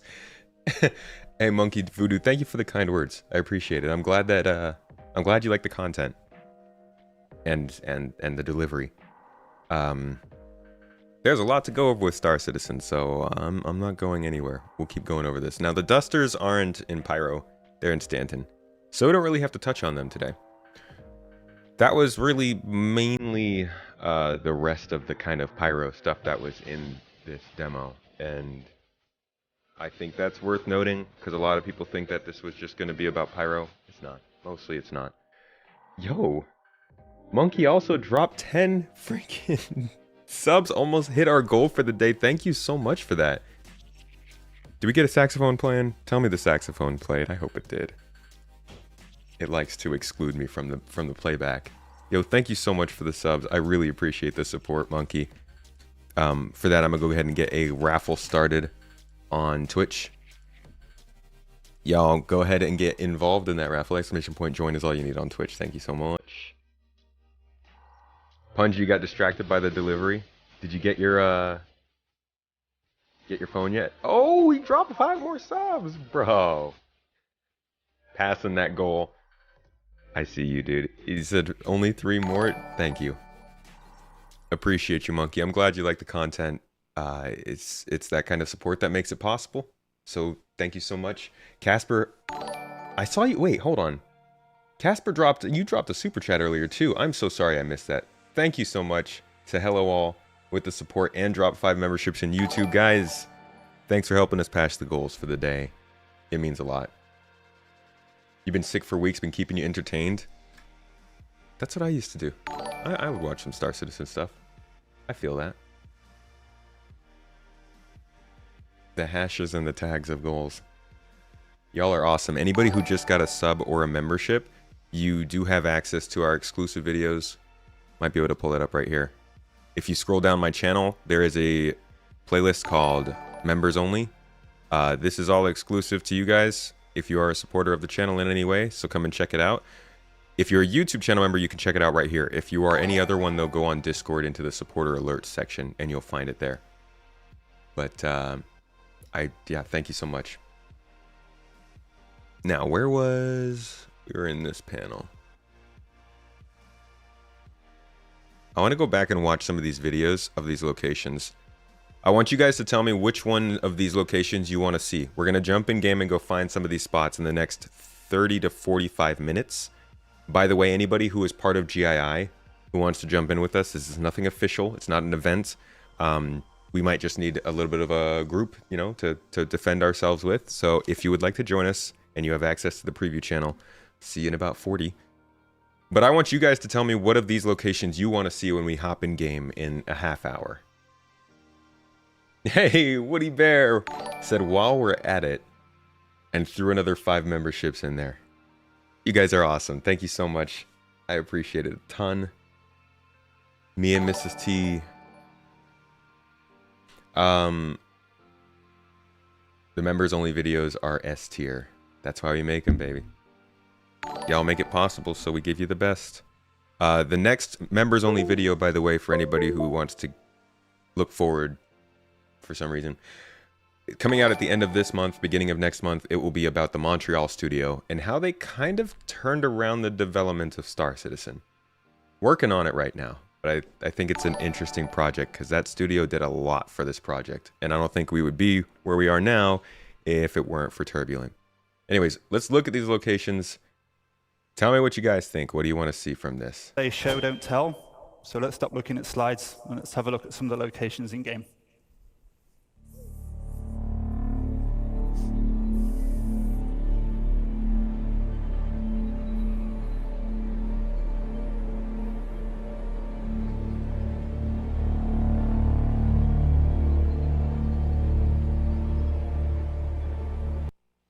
Actually, this is in Pyro. Hold up. No. Oh yeah, we're going to Pyro. I'm dumb. Oh, I'm so dumb. GII is our org, by the way. Garden Interstellar Initiative. You'll find many of them in chat.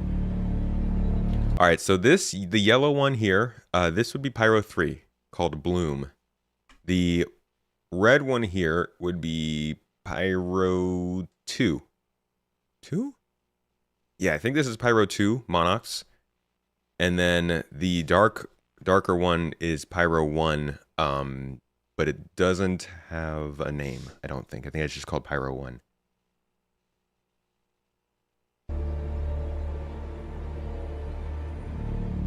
Yes, as mentioned in chat, I'm sorry guys, as mentioned in chat, on YouTube, you might have to allow gifts.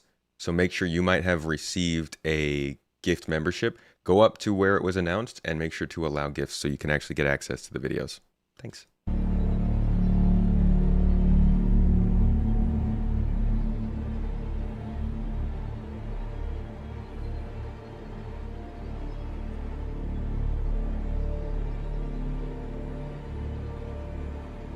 I have not seen anything like this one.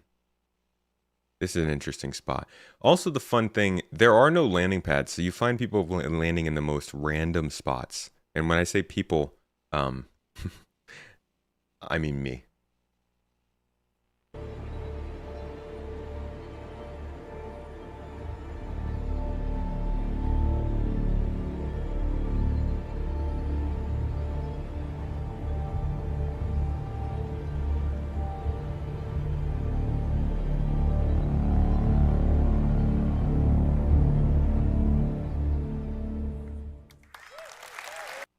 Now let's go back real quick and take a look at what Pyro looked like last year.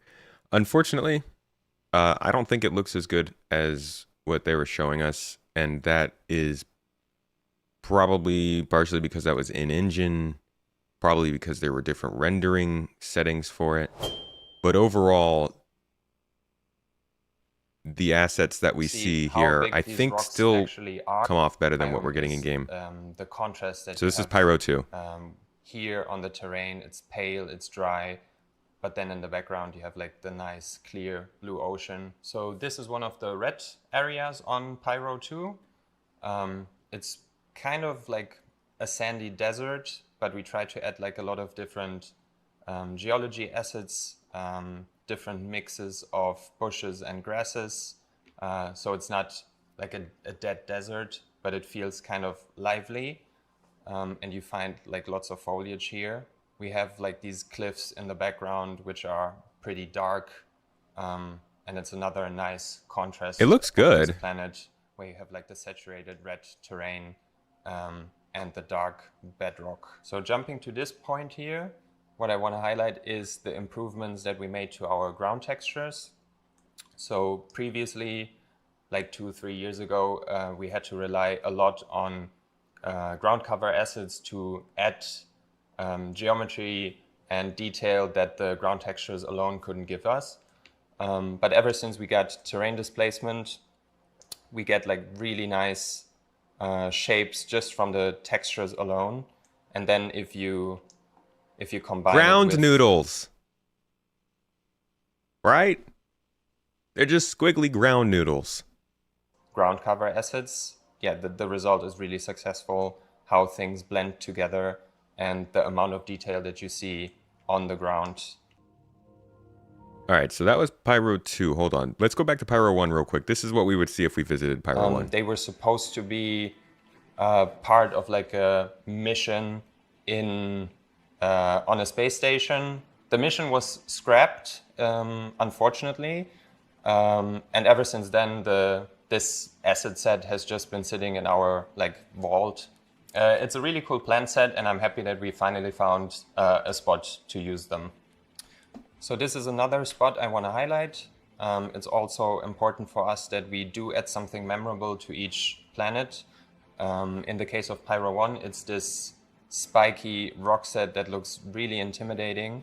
We tried to push the scale of the assets for the Pyro system. We felt like by now we got like the basic rocks and the scattering of the basic rocks to like a very good quality. So now we can explore more crazy shapes, I guess. And this is one of the sets that we made. It's not done yet. It still needs a polish pass. But I wanted to show you guys what it feels like when you're in-game walking around here. Now I want to show you my personal favorite biome of Pyro 1. It's this biome here, which has these really cool looking rock formations. They are massive in scale. The like floating pancakes. In-game here, you get a good feeling for the scale of them. Yeah, it's possible to land your spaceship on them. It's probably really fun to race through here.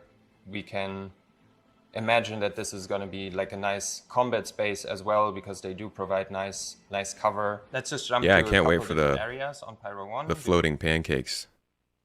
That's hype. All right, now I think this is probably the most beautiful planet in the whole system. And we need to make another visit here because we did go to Pyro 3 last time we went on Pyro, but we didn't get to find the really nice areas. We still haven't found that moss. So we're going to do some more exploration around this place, but let's take a look at what it looks like. During last year's keynote demo, but I want to use the opportunity to give you like an in-depth look at some of the biomes. So last year you saw that like yellow is kind of the accent color of Pyro 3. So from this distance, you can see through the volumetric clouds, like a lot of the yellow coming through. We talked about what's making it look yellow, which is the moss. And I want to like jump down to the planet surface and show you the amount of detail that you will see when going up close to the moss.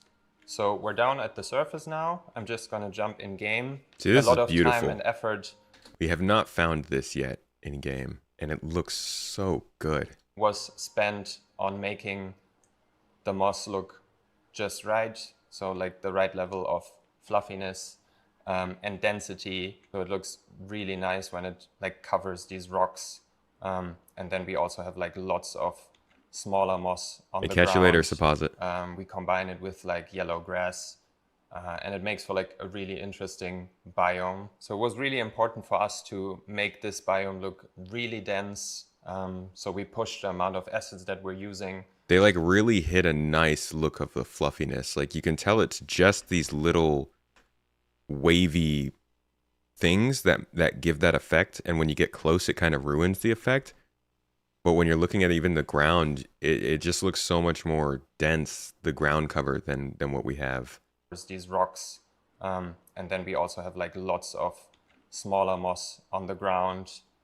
We combine it with like yellow grass, and it makes for like a really interesting biome. So it was really important for us to make this biome look really dense. So we pushed the amount of acids that we're using. So it's basically completely covered in foliage. Yeah, I wonder if those kinds of things, those assets that they're pushing, have to be turned down until they can get better server coverage. Compared to Hurston, for example, Hurston and Microtech, which are probably our densest planets when it comes to foliage, this is way denser. The good thing is that we don't have any trees here, so all the budget we can use on ground cover, on grass.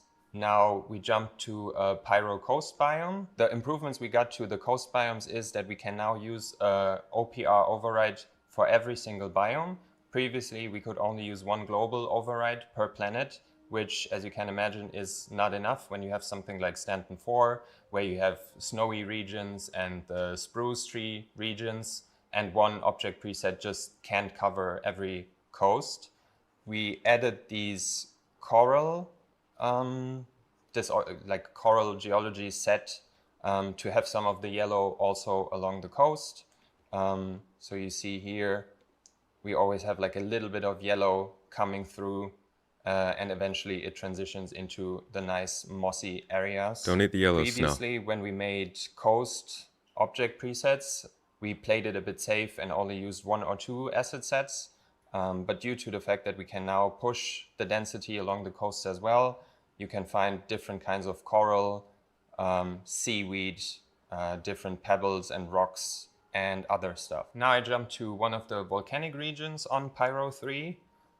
You might not expect to find vegetation here, but we did add a little bit of vegetation to this region to make it a bit more interesting. See, that's what we get. They talk about volcanic region, volcanic rock, but there's no actual volcanoes in Pyro. Maybe someday they will put them in. They are going to have lava at some point, and there will be support for that.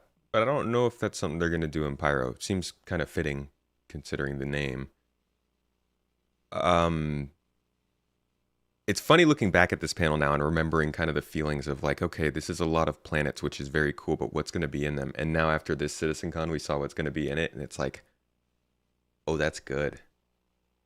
Just took a while. What I want to highlight here is the quality bar that we set for ourselves when it comes to improving the look of our vegetation.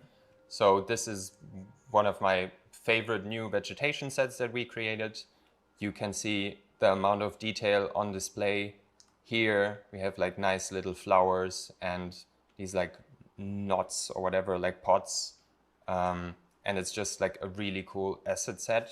So when flying over the volcanic regions, you will find pockets of these scattered all around, just to make the area like a little bit more lively. Before we move on, let's jump around to a couple more places. Oh my god. This shot would benefit so much from the global illumination. You can tell like the dark side of this hill is just all wrong. Man. She just looks good, but the lighting is just off.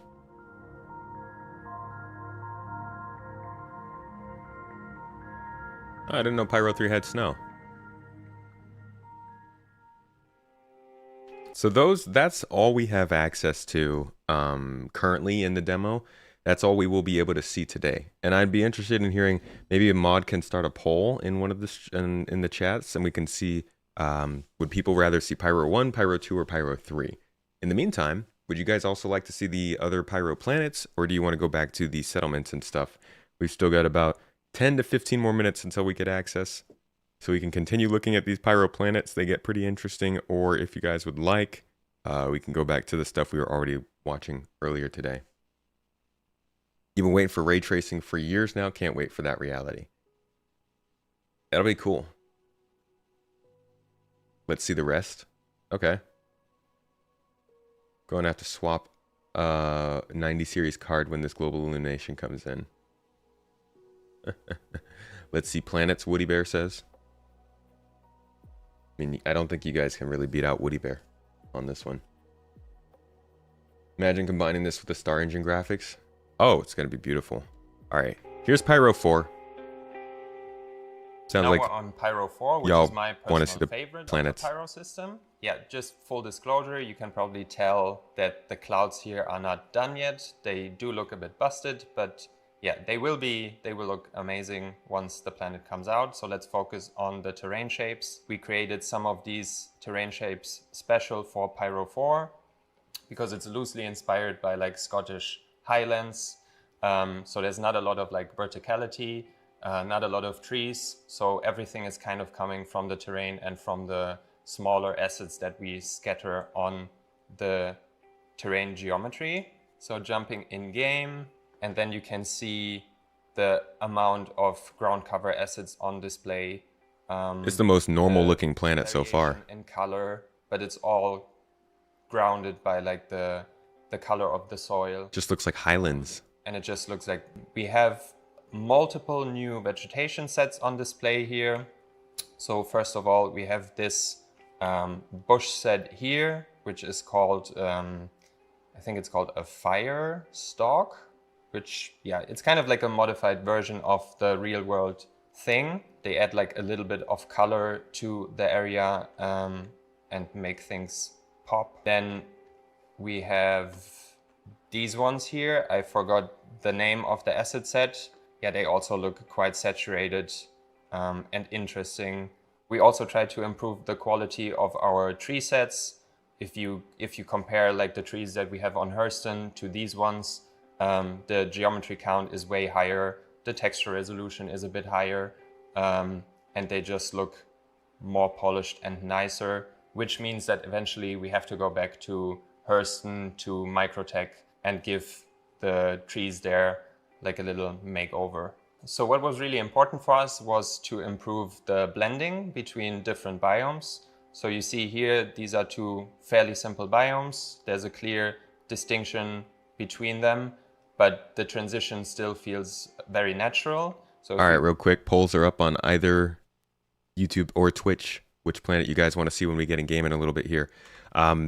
These biome transitions, this whole place just looks beautiful. I would love to have a little outpost here that we could just chill and, I don't know, start fires.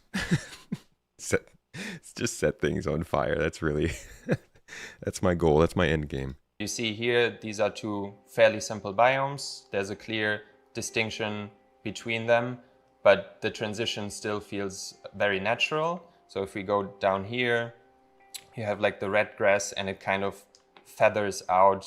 Yeah, it feels very organic and natural. Let's jump to the most experimental biome that we've made so far. So for this biome here, the concept art team gave us some really interesting concept art, because this is easily some of the biggest rock formations that we have in the game so far. Actually, let me try to fly a ship so you can see the scale. This is going to be cool to race through. So they're massive. You know there's going to be some pretty cool races that take place on this planet. About getting these to look right is that they're supposed to look really good from a distance, because you would expect something this big to be visible almost from space. But then the tricky thing is also to make them look good. I love these ones you can see out here in the distance. Oh my God, that looks so cool. Standing up close to them. Let me jump in game so you see how big these rocks actually are. So they are massive in scale. Yeah, this is Pyro 4. You can probably land your spaceship on them and walk on them, and they make you feel like really small. But I think it's a really good visual that you have these like dark gray rocks against the crimson of the soil and the grass. So here's a little happy accident where we have the volumetric clouds covering the terrain. And because the height map, the difference in height is so large, we actually get like shapes of the terrain poking out of the volumetric clouds. Yeah, you can probably spot some of the tiling issues that we have here. Should just keep that. Which is something that we I hope they just keep this. Like that. I said before, it's an accident, sure, soil and the but it looks grass. amazing. So here's a little happy accident where we have the volumetric clouds covering the terrain. And because the height map, the difference in height is so large, we actually get like shapes of the terrain poking out of the volumetric clouds. I love that crap. Along the coasts before. I just wanted to highlight what one of the coast biomes on Pyro 4 looks like. So this one is kind of this wet sand. We scattered some of the seaweed, some of these lava plates, and some of these pebbles. There's lava again. And then we also get like nice seaweed moving with the waves of the ocean. One interesting thing on Pyro 4 is that we have a massive crater region. On other planets we have individual craters which are a whole height map, or like 3-4 smaller craters on one height map. But this is actually multiple height maps forming one large crater. And you can see it all the way out in space, like this whole... See, this is the kind of cool stuff the Planet team gets to start doing now that they've finished, right? Now that they finished the initial system with Stanton and they get to experiment more, they're doing more of these like really large features and structures, and I can't wait to see how they continue with this. Region is one big crater, so it's a mix of like the global displacement texture and then the height maps of the ecosystems spawning on top, plus the volumetric clouds make it look really epic here. Now we've flown down to the surface of the crater. We wanted this to feel very spooky and grim and kind of dark, so we have these dark fantasy forest looking trees, which look kind of creepy. Then we bring some of the red grass back from the previous biome. If we go down to the surface of the crater, you can see that we added this dark forest looking tree set, some creepy shapes, some moist looking ground cover assets. And this whole area is supposed to make you feel a bit uneasy. It's supposed to be hostile, and it's not safe without your suit on. So far we looked at 4 of the Pyro planets, so let's switch it up and look at one of the moons. Yeah, so for context, Pyro 5 is a gas giant. We've seen a couple of little videos of it. It's nothing special, and it's not going to be like Crusader. It's not going to have floating cities around it. Obviously, people aren't going to take the time and investment to build floating cities in Pyro. So I'm guessing it's going to be pretty much devoid of content. Maybe they'll have like an old hydrogen mine. That would be cool. Floating in the atmosphere. Halo 2, anybody? But I don't know if they really do plan on doing anything with this planet. It's actually not popping up.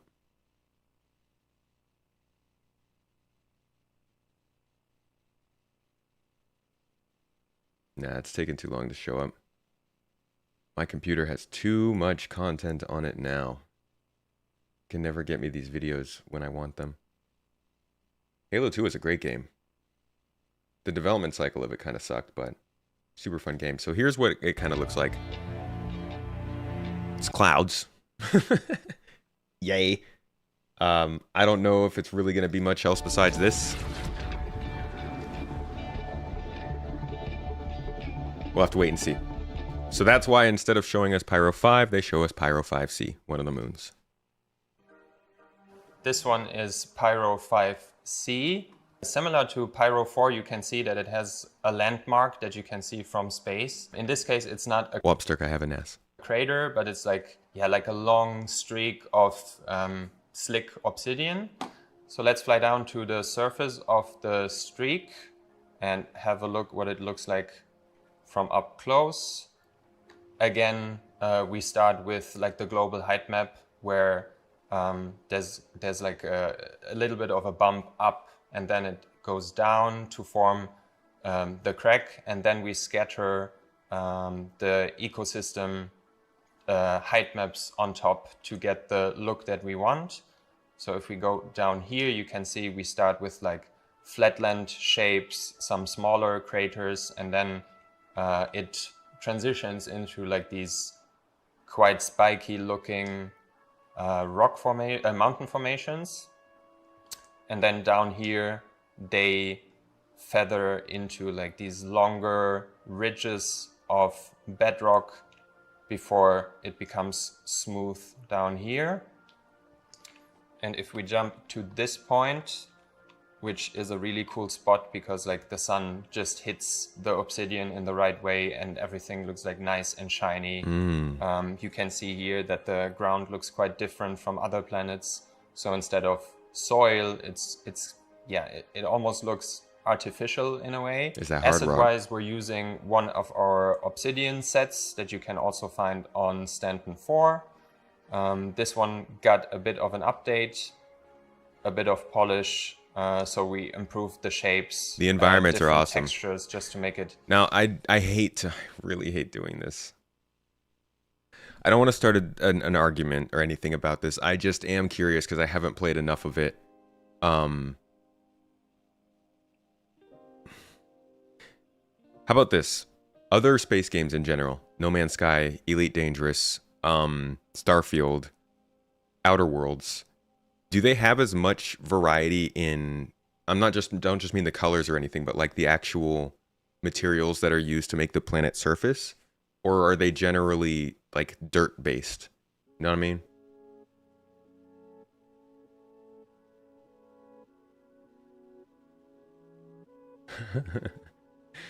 Scott, if you wanted more stuff to be kept under the sleeve, I don't know if you're gonna really be able to do that in this chat, man. We go through everything.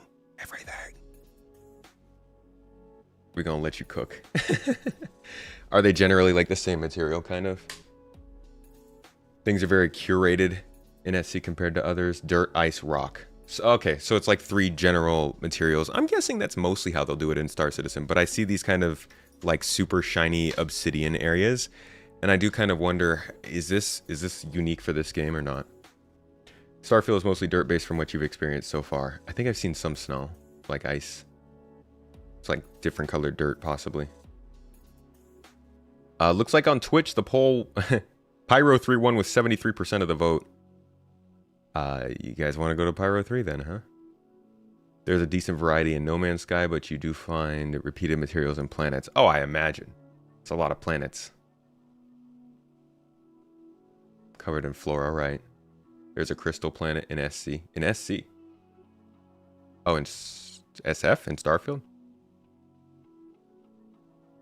Elite Dangerous, generally ice, dirt, rock. SC does really well with having a general feel for different areas, and I love that for that. Yeah, they do a good job of differentiating areas. Very true. The environment artists are great. This one got a bit of an update, a bit of polish, so we improved the shapes, different textures just to make it look extra cool, like the way the sunlight hits these surfaces. To make this area a bit more interesting, we decided to add some of these white, light gray shrubs, just so the area doesn't feel too samey. And it's always nice to have like the occasional pocket of vegetation. To set the obsidian biome apart from the rest of the planet, we went with the opposite route for these biomes here. So instead of being shiny and slick, they are more dry, covered in dry sand. They look like that really dry Oh God, many of you may know, I'm kind of a hot chocolate connoisseur. No big deal. They look kind of like the really dry hot chocolate, the powder formed, but it was like really gross.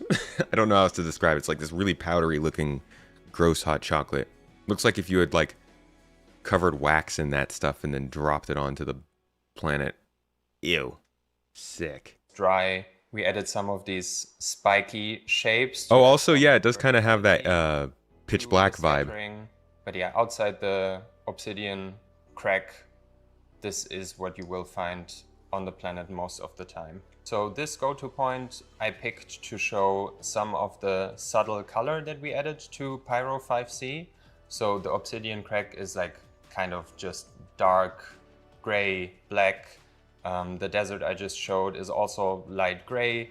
So we felt this needed a bit of a color breakup. So we added some of these red hues to the occasional biome. It's very rocky. You also find the red sand on the rocks from the biome accumulation. And it looks really nice how the red creeps up into the crevices Love of that the creeping height maps in red the background. So I'm interested. It's funny because like this is, I think Pyro 5 has like 6 moons. And this was one of them. Oh, you know, just a massive crater, huge obsidian fields and interesting biomes. Like there's 5 other moons around that planet. I wonder what they're hiding there, you know? Pyro. They're hiding 5 whole planetary bodies. 6 actually, because they don't really show us. I don't think they show. Do they show us this? Yeah, this is the last planet, Pyro 6. So they held off 5 planetary bodies, and didn't show anything about caves or rivers or any of that kind of stuff. It feels like there's a lot they're keeping under their belt here. Pyro 6. Pyro 6 has a very interesting color palette. Under their belt? Like I really like the yellows and the pale beige tones of the terrain. And then you have another blue ocean. As you can see, the terrain is kind of ridden by craters, and we get these really cool shapes where the ocean fills in those craters. If we jump all the way down to the edge of one of those craters, so now we're at the edge of one of those craters. I'm jumping in game right now. So this would be the furthest planetary body from any star in the game right now. I wonder if they're going to do anything special because of that. What it feels like walking along here.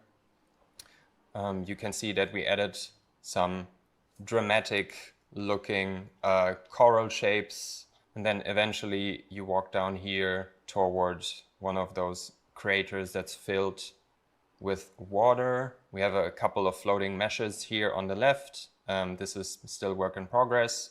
So one of us, probably me, has to go in and adjust the settings of the spawning here. This rock is just floating there. And then we're right at the edge. And I really like the color of the water and how it looks against the backdrop of the white chalky terrain. Then over here, I want to introduce you to our human scale ref mesh. His name is Rüdiger. And he's super helpful when we set up object presets, because you can immediately see how the scale of assets feel when you have him in situation. Like he adds context to the scene. He spawns every time that object preset spawns, and yeah, he helps us find the right values when it comes to the scale of our assets. Appreciate his hard work. This biome here is another good example of how our ground textures work together with the assets that we put on top. So the transition is really nice from this ground texture to this one. And then we have like the same rock set on both of them. And it makes for like a nice amount of detail on the ground. Then occasionally we spawn some of these spider-looking ground cover meshes. So this spot here is really nice because you get like... Yo, do I see Abdi in chat? What's up, dude? the monochromatic terrain, the assets, and it's all against the backdrop of the skybox of the Pyro system. Yeah, good take from Lion in chat. Just a couple of systems with this kind of diversity from what we've seen today of Pyro and everything. Just a couple of systems like this, and there's so much content. I can't wait. It's actually happening. Like, I just wanted a space game to fly around in first-person perspective and experience cool spaceships, see interesting cities and towns, and experience space stations, all while seeing cool sci-fi visuals. That's really all I wanted as a kid. And, like, it's happening right in front of us. I can't get over that. So awesome. So here's a nice little sizzle reel video of all of the planets in the Pyro system. We'll take a look at this, and then we will get into the system itself and start looking at this for ourselves. Hey man, we looked at the content earlier today. This is all the visuals. Explore the Pyro system for the first time to hear your feedback. There's still Yo, Taryn, thank you for the bits, man. Pizza Bitties. Appreciate you. I hope that you are even more excited than before after seeing what I showed you today.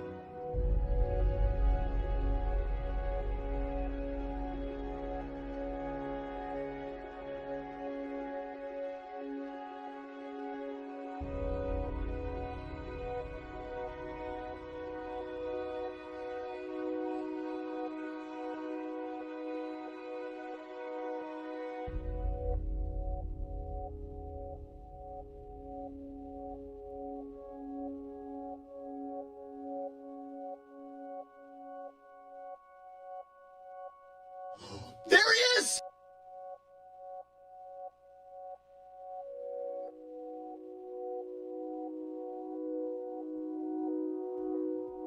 Wow.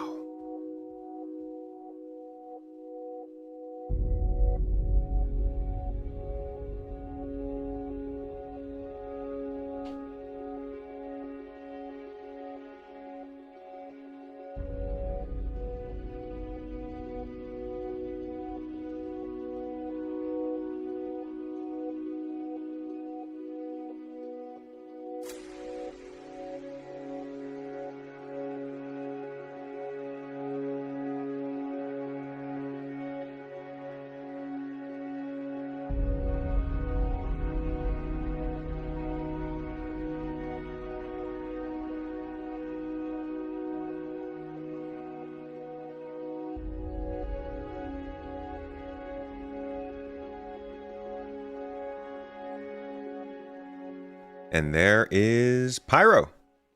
All right. So now we go and we take a look at it. Oh, that is something else. So yeah, Pyro is an interesting new place.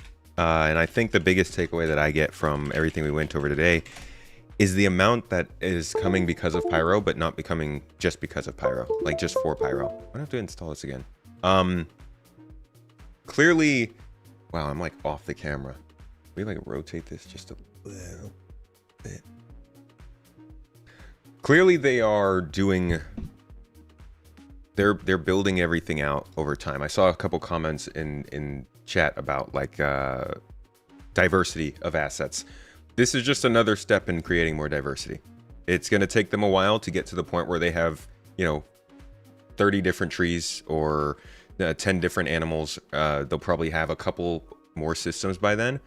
But like, look at the amount of diversity we had in Outposts when they were building Stanton.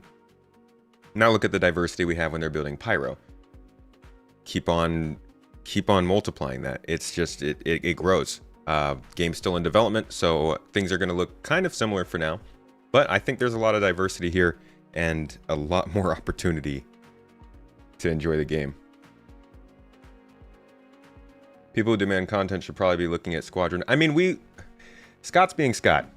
We spent like 2 hours this morning going over the actual content coming to Pyro. We spent the last 30 minutes going over the actual art of it. There is content. Reputation, new factions, new missions, new interaction opportunities, new hazards, above ground settlements, PvP and PvE on abandoned space stations. There's a lot of content. But there's also, it's taken them a while to still build out specifics, very custom kinds of stuff.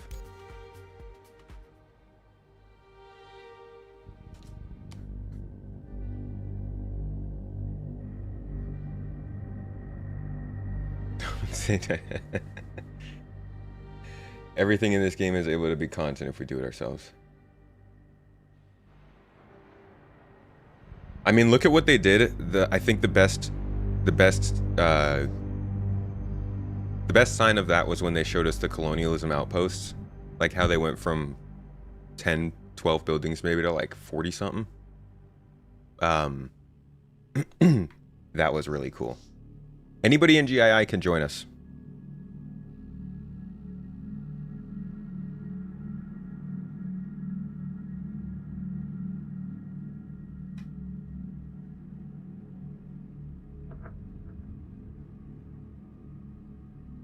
Hello. Hello. Hey. You get your shipment? I did, literally 10 minutes ago. Oh, good. Finally.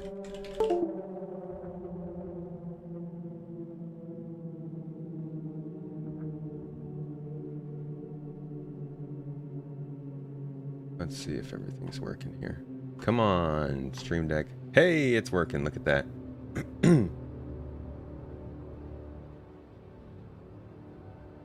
Well, I know you're being Scott. I literally said that because you said earlier it's your thing. You're arguing to argue. But like I mean, like obviously we just looked at showcases of new locations, but we also have spent hours upon hours upon hours of going over content.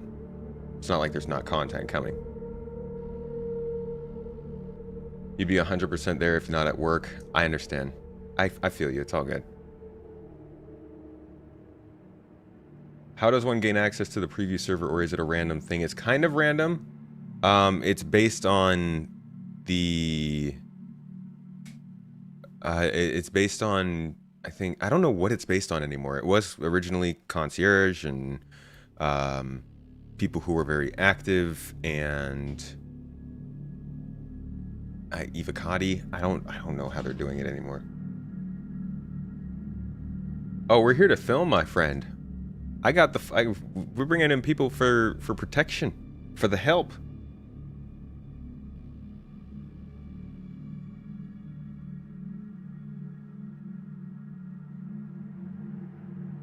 Or subs, maybe? I don't know if subscribers get in. How do you get in? You're in GII? Just hop in the voice channel with us and send me a friend request.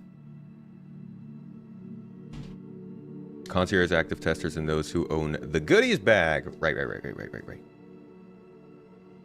Yeah, just send me a friend request so we can add you to the party when we launch.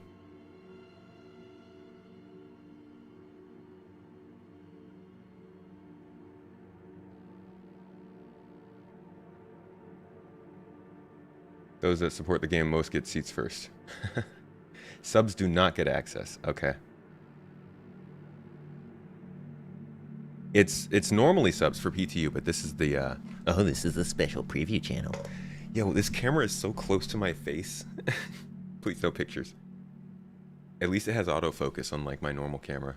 But I'm also shaking a ton. I should have attached this to the other desk. Do you need to get in the PTU? Yeah, you need to be in the preview channel.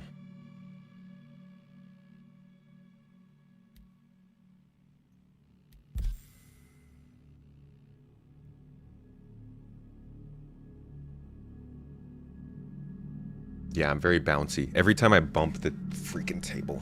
Ah, you guys ready to see some freaking Pyro? Let's go. What one? Let's see. Pyro 3 looks like it's winning on YouTube as well. Y'all really want to see Pyro 3, huh? Oh my gosh, YouTube absolutely clobbered Twitch in terms of vote count. Twitch, where are you at? Twitch had 16 votes. YouTube's got 88. I am proud of you guys, Big Red. That's a lot of votes. And Wobbly Muscle, go ahead and send Pungistic a friend request. Orion Star Hunter, you as well. Oh yeah. I'll add them to the party and then I'll have them. Oh, all right. I'll still send you over the party lead. Alrighty.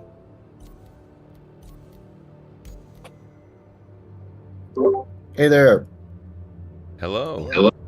Hey, having time here trying to load into Pyro, man. Sorry. No problem. Yeah, I had to redo my PTU portion of the account, so it's kind of hung up on the loading screen. No problem. Twitch chat's still the best chat. I mean, they keep rising. 91 votes now. YouTube getting it. Honestly, YouTube has surprised me over the years. As we've shifted more over towards YouTube, I was very surprised to see how much the community has embraced streaming. I don't think it's still nearly as prolific as on Twitch, but people have gotten a lot more used to that being a type of content to tune into, and it makes being on YouTube a lot easier. USB connect, disconnect sounds coming through. Yeah, I heard that. I'll have to let them know. Wait, are you guys hearing something? You guys are hearing my USB connecting and disconnecting. What? What do you mean? You can hear it. Does that mean it's on my streaming PC? Hold on. Ah, yeah. It's something on my streaming PC. How about now? Gone? Let me see if it's my stream deck. Gone? Yeah. Okay, so it's something coming from my streaming PC then. Do you guys love technology? Yes. Oh, wow, look at that. Wait, something just flashed. What the heck was that? Wait, my mouse is... Oh, God. Something might be really wrong with my streaming PC.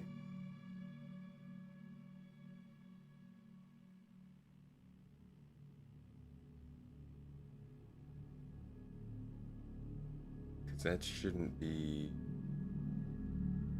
Yeah, I don't know. This is weird. Everything's still working.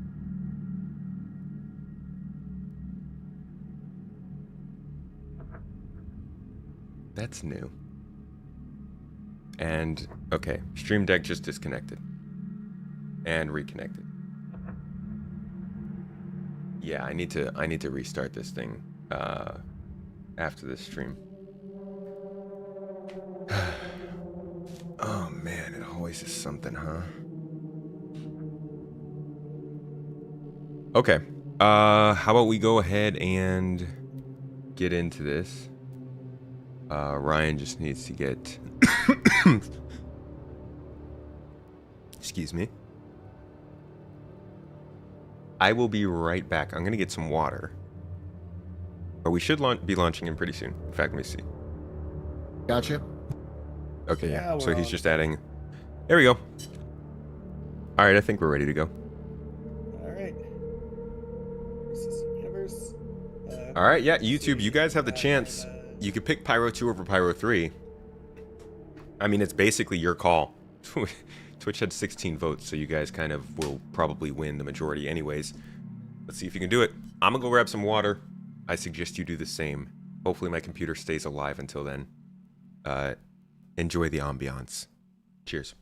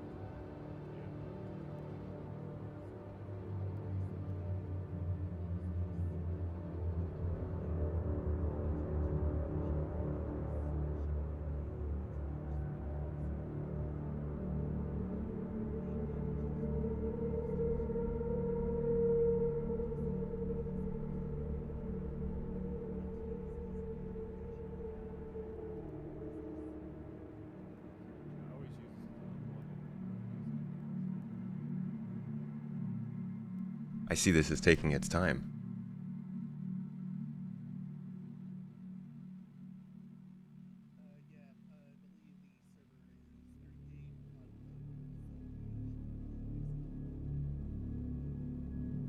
Wait, oh, were you? Shit, Did you? I just heard him in YouTube, and I Wait, don't know did if you? you can hear us here.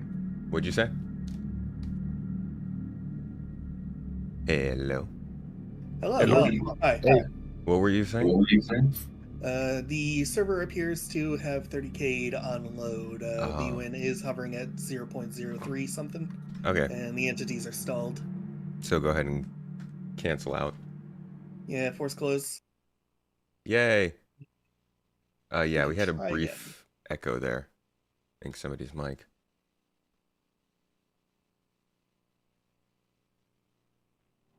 We are trying to get into Pyro, Professor.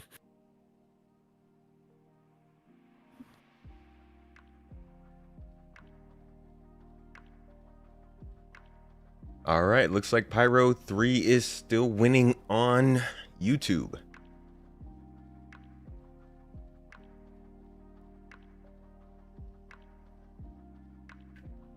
%40 to 35.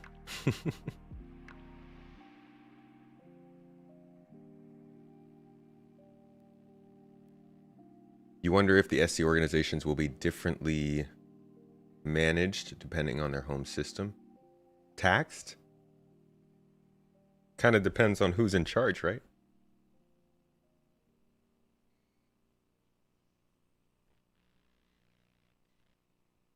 Ooh.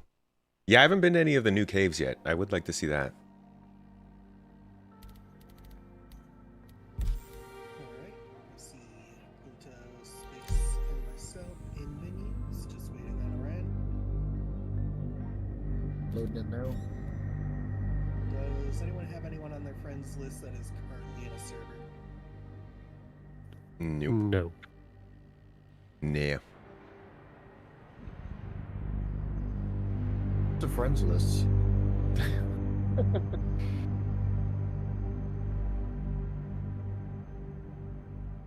going to do something really cheeky real quick and see if any. Okay, so that was just a one-off. I just checked to see if various streamers were in Pyro or if they were having the same issue. All right, trying again. So the caves are kind of broken?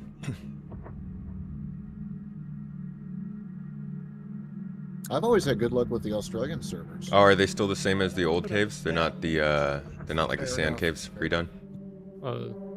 Pyro is the name of the new space station? No, the new star system.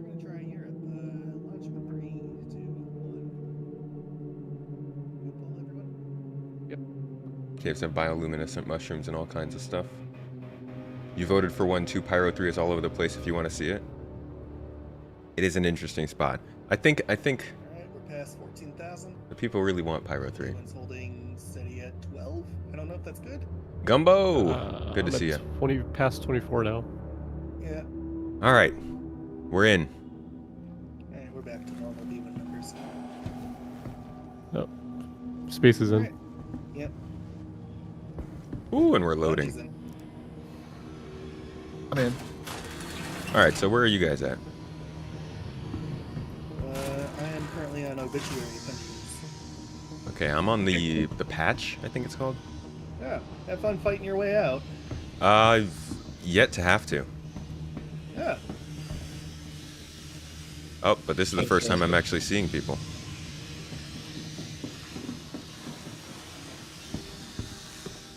Yeah, first time I spawned in on patch, I heard gunfire outside. I was like, that's not good.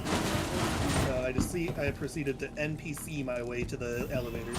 Yeah, I've been very surprised to see that. I mean, I guess because I haven't really loaded in when the test begins, but this is the first time I've ever seen people at this space station. So we'll see how this goes. So far, everybody seems to be pretty cool. Can I join you? You mind?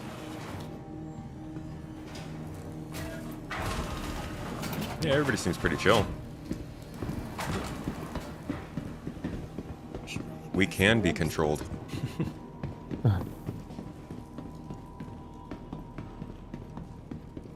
Yeah, Quinto, want to go with me to the gallery, stock up on armor and guns?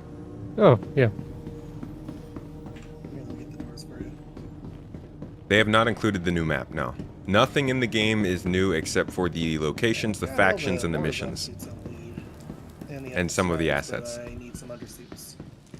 So this is that area that I was talking about that we saw in the presentation. You can see there is no rough and ready symbol up at the top here. It's just that lamp. So this station is technically unaffiliated, but you will find a lot of rough and ready members around here. Like even if we step off into the side here, Shop over here. try and Get your find guns. I'm gonna get some suits. some of these people. Might have some tattoos. But you can tell like this space station in general is kind of a dead place. There are warm areas, there are cool areas, and areas that they're kind of setting up just for NPCs to be in. Probably not much but set dressing up here, but the space station itself is huge. I mean, in the time that we've been playing this space station right now, you guys have seen maybe 10% of it. Maybe. Oh, does this belong to Citizens of Pyro? I wonder why they don't have a symbol.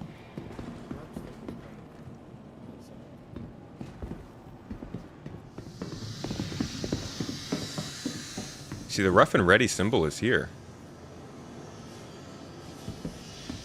I feel like this is an independent station because you find, see, rough and ready member.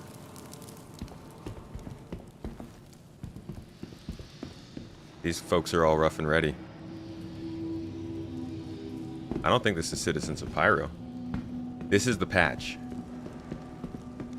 How is it Armistice? It's Armistice when you get near the hangars. Over here, the Armistice goes away. So you come into this area, and it'll tell you you are leaving an Armistice zone at some point here.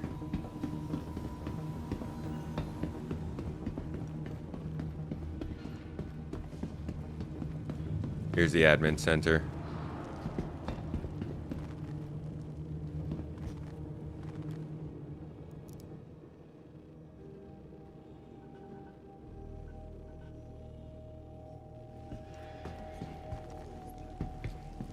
Patch City and Starlight belong to Citizens of Pyro?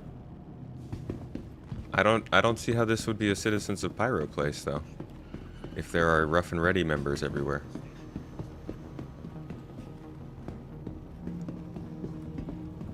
So now we're starting to get more into the actual area. And like, this is like, you can come in here and buy stuff. You can eat stuff. This isn't just random places in the back here. This is like a lot of areas in this space station to explore.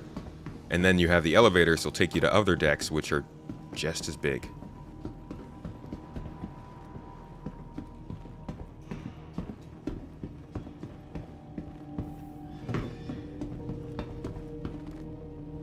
Back near admin. Try to pull your weapon? I cannot. Rough and Ready is such a lame name. You gotta go with the R&R though. What else is it gonna be? Reasonable and reprisable? Reckless? It's not even an R. Maybe I should buy a drink. I probably should. Ooh, who's smart? It's okay. Yeah, that's a good call. I should go get a drink. Hey, you guys want to start out at Pyro 1? We can all centralize over there. I got to get some foods here, and then I can fly on over. Nobody else is at Patch City, right? No, doesn't look like it. Looks like you're all on your own. Okay. And I believe we'll have a Frenchie joining us soon. A Frenchie? He just woke up. Nice. Well, that's great. Am I in America? I am in America. Actually, I'm in Pyro. Oh my gosh. Now I'm going to set my location as whatever star system I'm in. We can do that now. Oh, until the 11th, and then we can't. What is this? Kafari noodles? I can't drink that. Dude, check them out. They're pretty tasty. Yeah, but I need water. Oh, here we go. Water. Oh god, it's toxic. Water's actually toxic? Yeah. There, he got to me already. I just got killed in the hangar. Ouch. That's rude. Noodle tech. Still trying to find my way out of here. Yeah, I do need to eat anyway, so I'll probably try some noodles. Don't make me sick, please. Don't make me sick. Please don't make me sick. Don't give me radiation, please. Alright, I guess water toxicity isn't a thing yet. Fortunately not. Still, though, that's intense. I wonder if that means we'll have water purifiers that we can craft. I mean, that might be a benefit to having a fully functional HAB unit on your ship, is you can take water from external sources and just have a process it kitchen. on board. Yeah. Which means we probably need a way to fill water bottles in this game. Feature creep!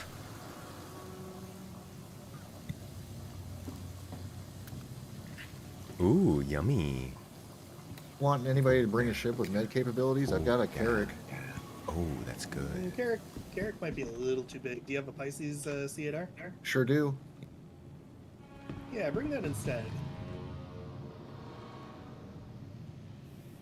think the negative effects aren't in yet. Yeah. I got lucky.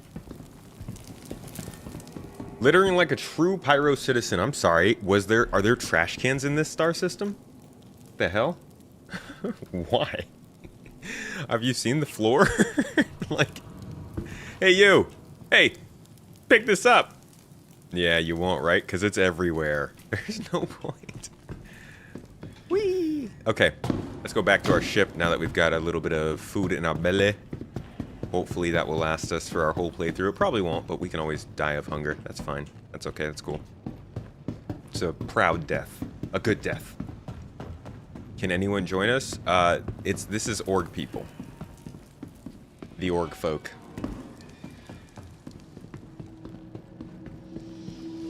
Is there a beer on this station? There is a bar, I think, yeah.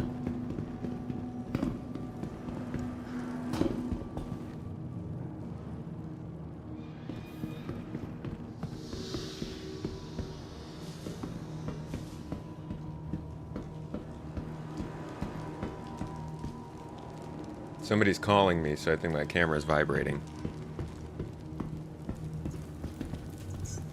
Looking forward to the ASOP vehicle retrieval system. Relax. You're looking forward to being able to physically store food and drink on the ships in the kitchen? Yeah, same.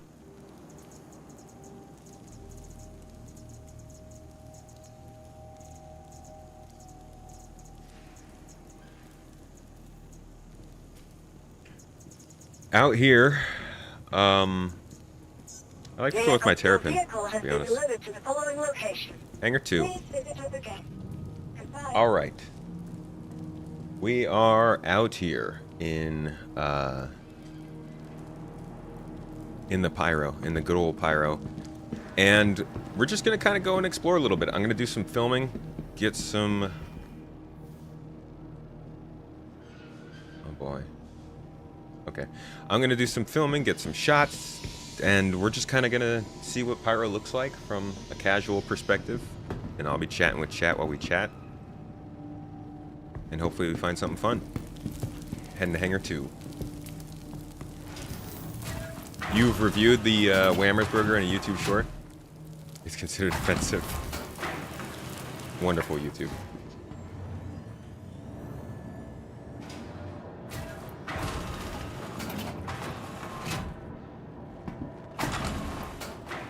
Cutter Expedition is supposed to have a food vending machine. That would be awesome.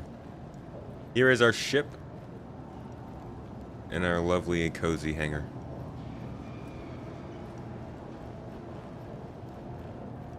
Always talk about on podcasts about mechanics that make sense and aren't fake, then just yeet yourself off of catwalks onto cloth overhangs.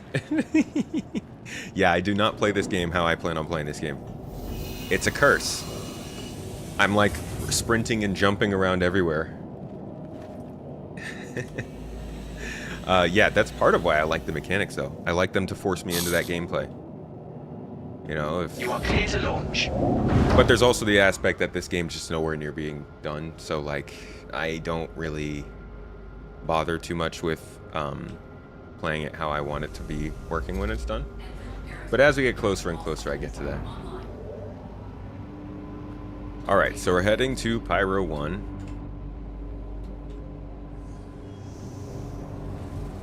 Let's get out here. My eye tracker's not on. Let's see the station. From above.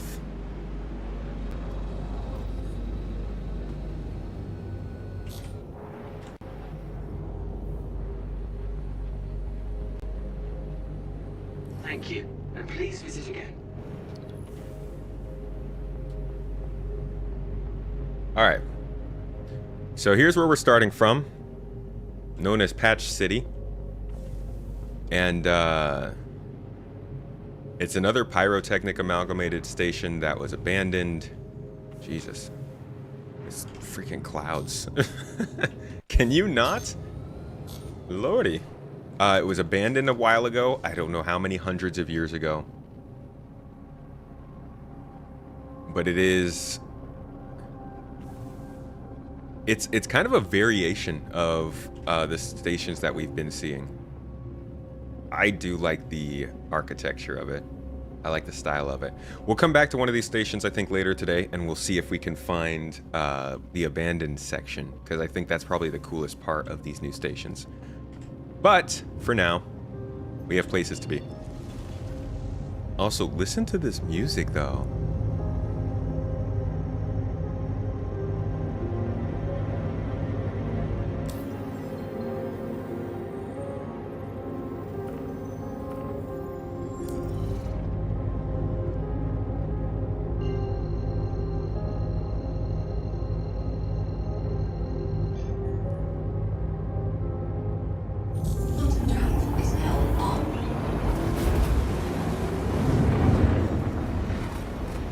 Okay, so before we get there, let's set up our eye tracker so we can make sure to get the good shots, the good stuff.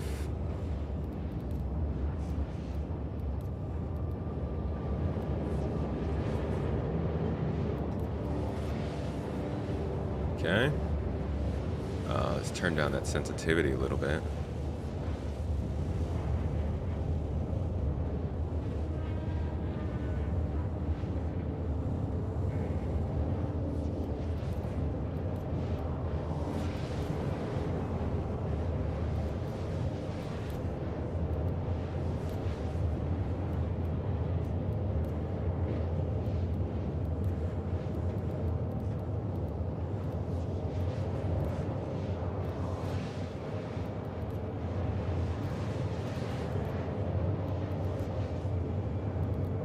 Okay. Settings might be a little bit more... Still so sensitive. That'll have to do. Okay. Oh, dang it, and my key binding.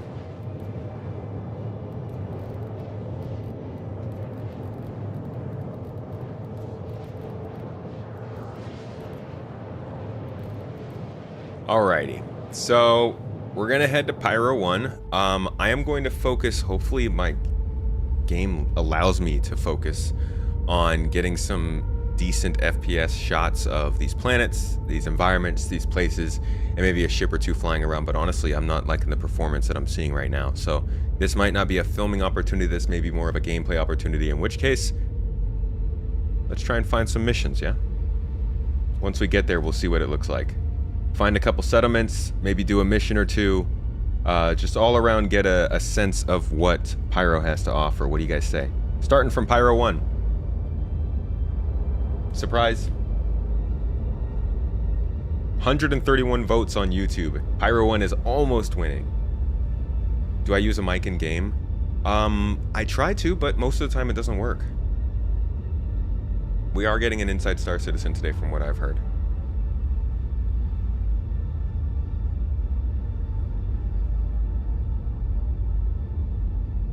Yeah, it gets choppy in the settlements for sure. I have noticed that.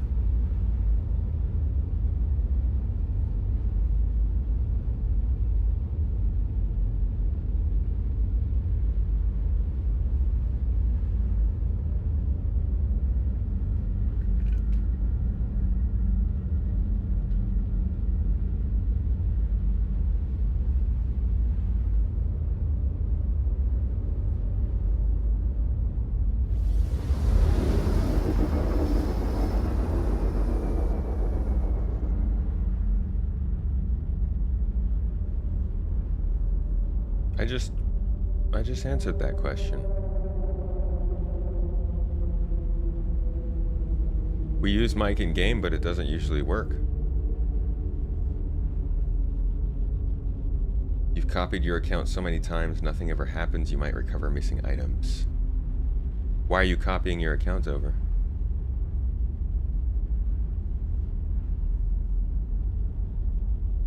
You used your mic a lot in Siege of Orison today. Man, when it works, I love it, but the VoIP in this game, it just seems hit or miss. That's why nobody hears you? Sometimes people will hear you. Not a ton of POIs on Pyro 1 yet. Let me see.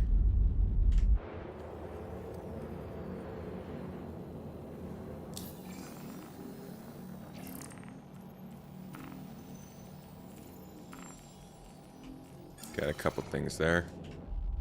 Here it is. Pyro 1.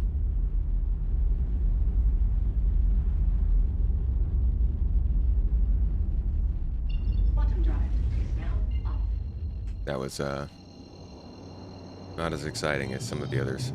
It's a big mass of clouds there. How about we head for that first?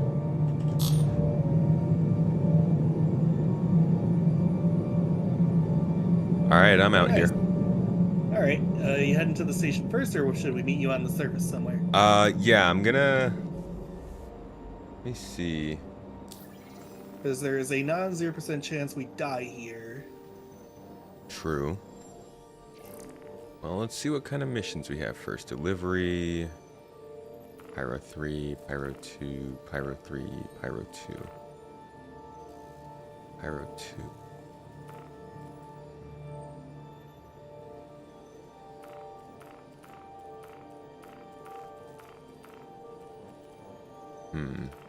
Oh, he's... okay. Wait, where are we then? How about an investigation mission? Sure. Hey, Quinta, I'm an idiot.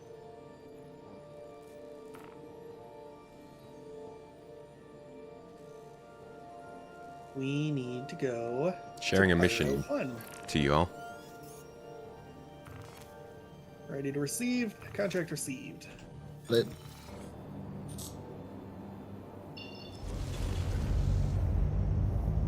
Are we taking separate ships? Might as well.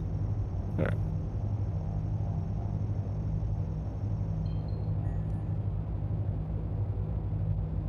The VoIP works for you when you're using prox comms, but it doesn't work on global.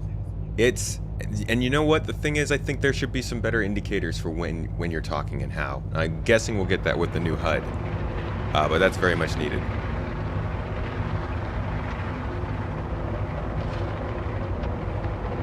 No one's talking about how Pyro is still unfinished and unreleased. I mean, we don't have to. That's pretty obvious. Like, we're literally not in the live game.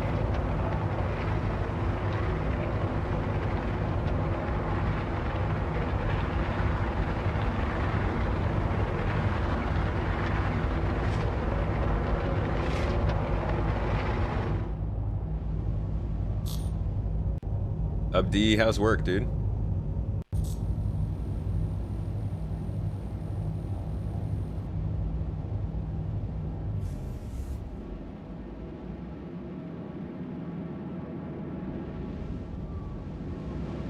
We made it to the eye of whatever the heck this is.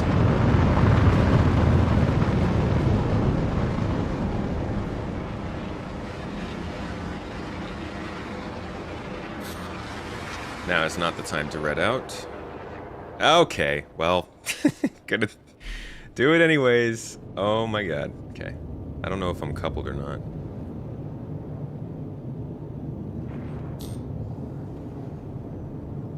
Bunch of lies, dude. What do you mean? What are a bunch of lies? Brain is mush. Rough day, Abdi. Talking to a friend on Discord and a player next to you at the ASOP terminal answered. Pity he was just trying to troll people. So this is the surface of Pyro 1. I'm actually going to head back up so we can fly over to this abandoned outpost, but I thought we could check it out on the way down here.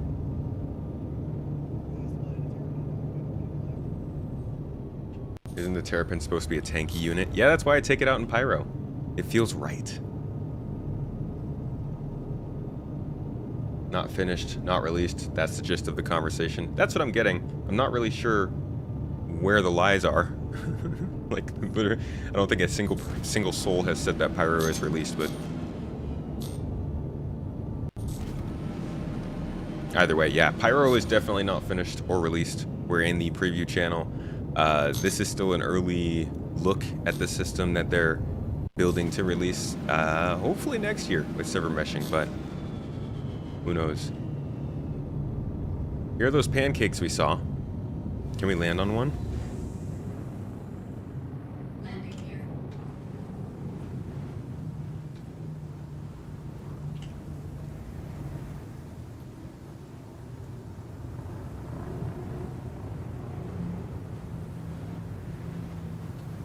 Whoop. Whoop, whoop, whoop, whoop, whoop. Wow, is it windy? Or am I just a bad pilot? Oh, yeah. You can totally land on him. That was easy. Terrapin technically has more hull than even the A2. Really? Nice. I think they're supposed to be ISC today. Takeoff complete. Okay, we've landed. We've done our little stop off. Let's go find this abandoned outpost.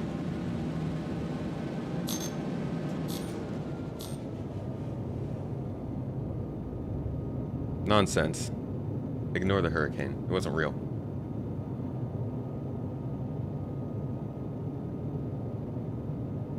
Inside Star Citizen, that's ISC. Okay, gotcha.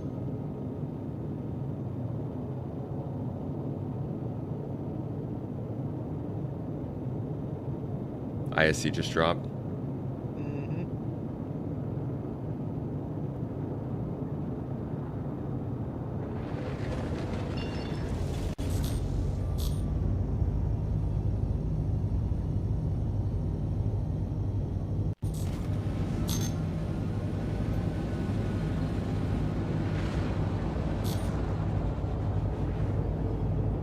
Looks like we have to slow boat our way to the abandoned outpost. Really? I'm not seeing an immediate jump marker. Let me try to get the refresh.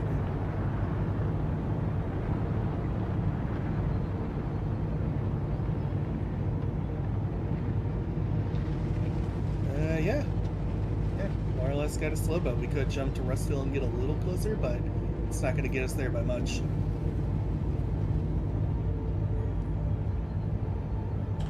All right, let's see.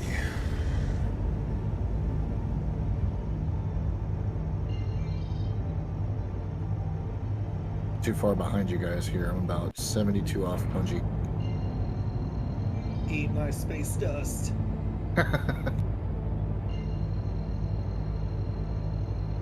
Yo, Azon, feel free to join in, man. We're just on the Discord. I've never maxed this thing out. Let's see what she can do.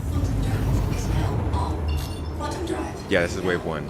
Or I don't know how the waves are working exactly with this.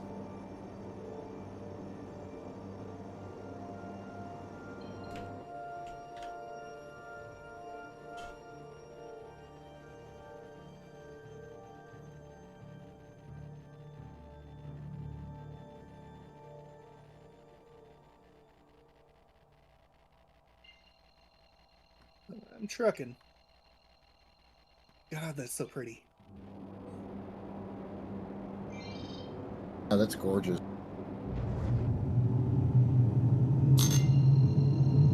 Hey, Anson, joining the fun? Yeah, couldn't pass it up. Hey, Seth, joining the fun? Yep. Alright, before you do anything, send Punji stick a friend request. No, the terrain just looks blue. It's not a giant ocean. Is now on.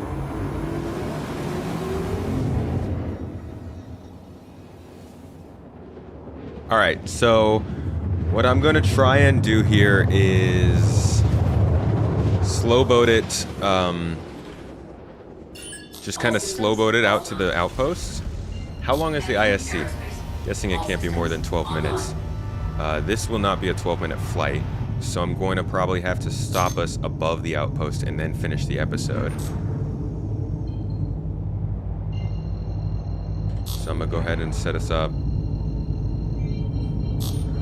right here.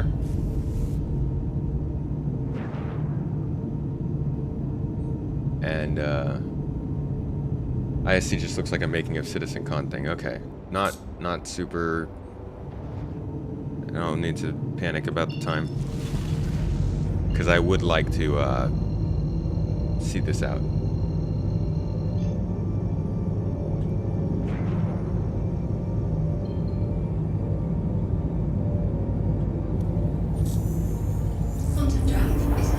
Catch you later, Woody Bear, Nahore. Have a good one, guys. Did I see they're doing a bunch of ship rebalance in the EPTU? I didn't see that, no. Quantum drive is now off. Not dead. This is fantastic news. I'm loading in, so hopefully it's there when I get in.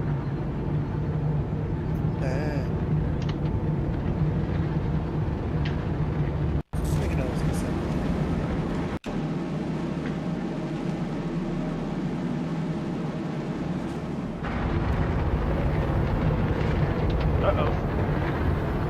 I'm in hostile territory. Excellent. Welcome to Pyro. Yeah, but I thought I was a little bit sure. I guess last time I was in, I got some negative rep with.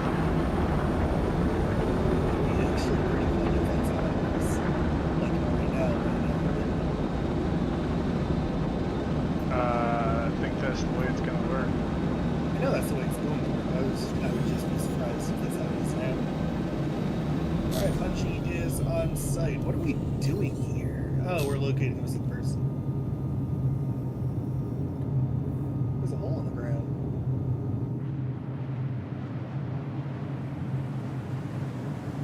They fixed it so you don't quantum through the planet to your buddies. That's cool. It still does that sometimes. It's a lot more rare. Could you share the quest, please? Yeah, can do. One moment. All right. Settling down here at this abandoned outpost. We're looking for somebody who diggity died. You know how it be. It's rough out here with those abandoned outposts. 3, 2, 1. Do we have a marker for the objective there? Is that what I'm seeing here? Is that what I'm seeing here? Got it.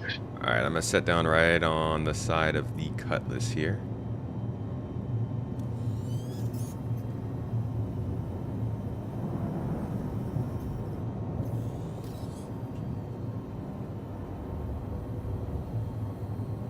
Alright, I'm at least in the armistice zone.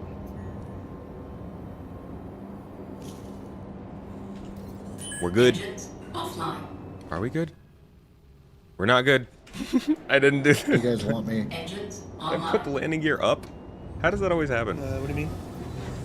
The one with the Pisces, the med bay. Where do you Landing want me gear at? deployed. I Landing complete. think we'll be good. Engines This is an offline. unmarked That's better. location, so you can land and explore around with us. We're looking for a dead guy, multiple dead guys. Still waiting for an Ebon Hawk style ship in like in Knights of the Old Republic. I get that vibe from Crusader ships. I think it would come from Crusader if it was gonna happen.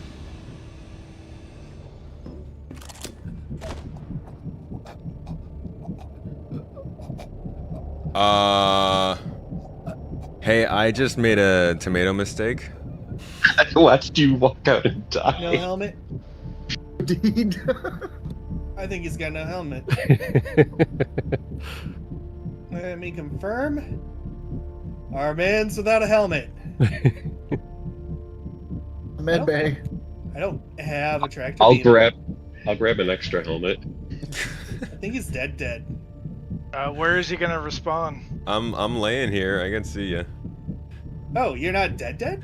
No, I'm just an idiot. You All right, have but now you gotta get me overdosed. inside. Yeah, Alright, I you just need to run to the. I can't. This place is very toxic. I just fell over dead as soon as I walked Yeah. outside. All right. Hey, Star Hunter, you grab him and drag him into the ship. I'm going to. Yeah. Oh my gosh, why is the keep going. ketchup command being used? Yeah, just drag him in. Alright, Yeah. I have a This is I will as be much on on route. chat as it is on Okay, me. thanks. Nobody told I'm me. gonna wait until he's in before I revive him. Hey! Damn it, no! Alright, we need to drag him all the way in. Drag him all the way in. That was fun. Tomato, He's live. why? I'm gonna have Mrs. Tomato staple a sticky note to your forehead. Dude, I mean, in chat, tomatoes Wait, mean wait. like no. Wait, Yep, wait, No. Back down he goes. Stop dragging him into that ship. Drag him into the Pisces with a much less steep up ramp.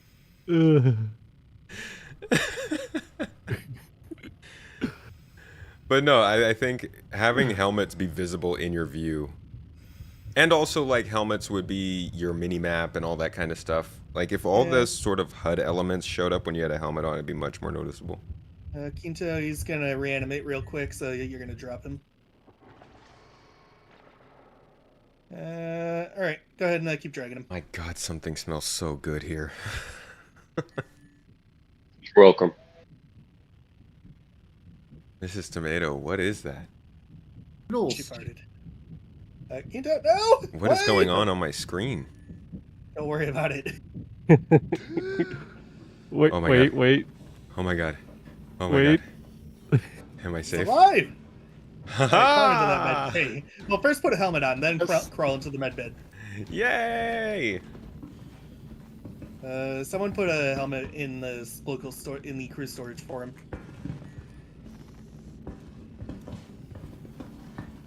Aggressive tea bags. Where is the local storage? Oh God, who just? Hello. Quinto. Yep. Did you just throw the helmet on the floor? No. I just put a water bottle on the floor, if anybody wanted that. Who had the spare helmet? I have a spare helmet. Are you here? I'm 10 million out on my way there. Okay, that doesn't count then. I'll I thought just... someone here said they had a spare helmet. Nah, he had to grab one. I'll just hang out and look from a distance, I guess. Yay, good planning. Joint GII and our effective leadership. I like how I'm always like, yes, Star Citizen, such a game about planning. It's so great, and then I never plan. In the meantime, how about we search this area, start finding dead bodies? Maybe we'll find a helmet for them. Possibly. Remember, on my next missions, always bring a spare helmet. That should be one of my rules. I need to have a checklist. Yeah, or you need to put them in your ship's inventory. Helmet for Tomato. Yeah, it's also, this is like a not a daily driver ship. All that jazz. Fair enough. I don't use my terrapin very much either. Frenchie, if we're not friends in the PT, in the tech. See, I think that's the best part. I make noobs feel you know good about the game. Like they can really get in here and shine, because I don't most of the time.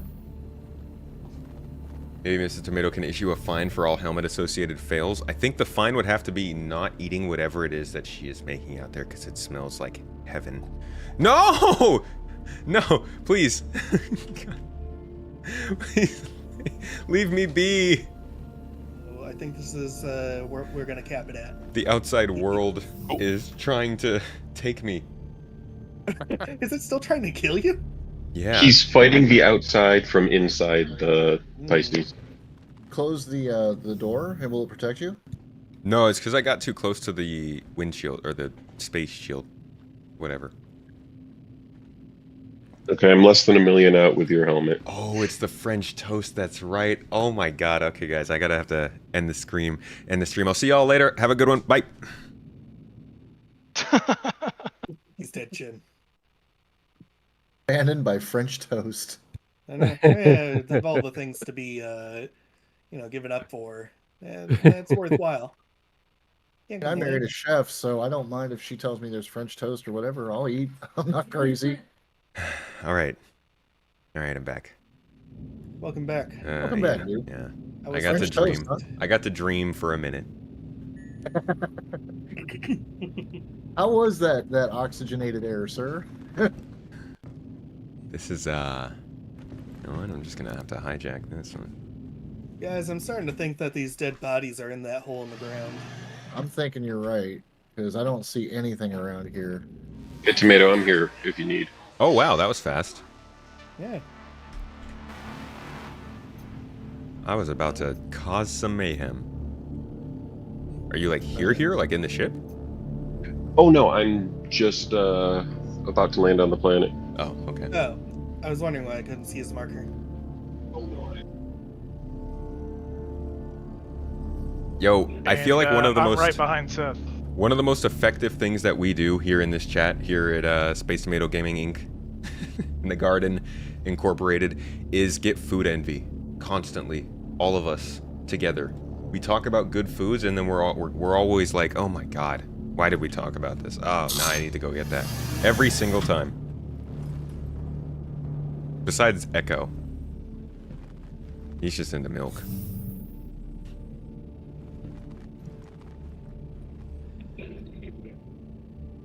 Oh no, the French toast is from my wife. Mrs. T.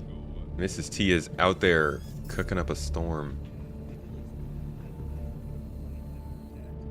Objective complete. Go to outpost. Okay, well, I haven't yet. Oh. Yeah. I think I found a pill bug. So all A not the is out of the Inferno. question then. Brisket, yummy. That ship has just got a hellacious gun on it. Alright, I'll bring in F8 or I hear it. A1. What's this ship? This is the Or maybe a C8R. This is like an ambulance, basically. You got a little med bed here to help people en route, although it doesn't have all of the things that you would need, the services you'd need, so you can also fly them to a hospital. Got a little digital assistant here that'll probably help with the medical gameplay as it gets updated, and an extra jump seat.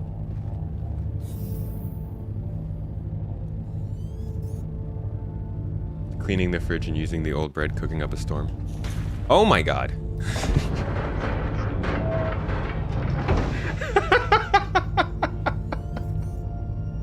Your landing gear is on top of the bike.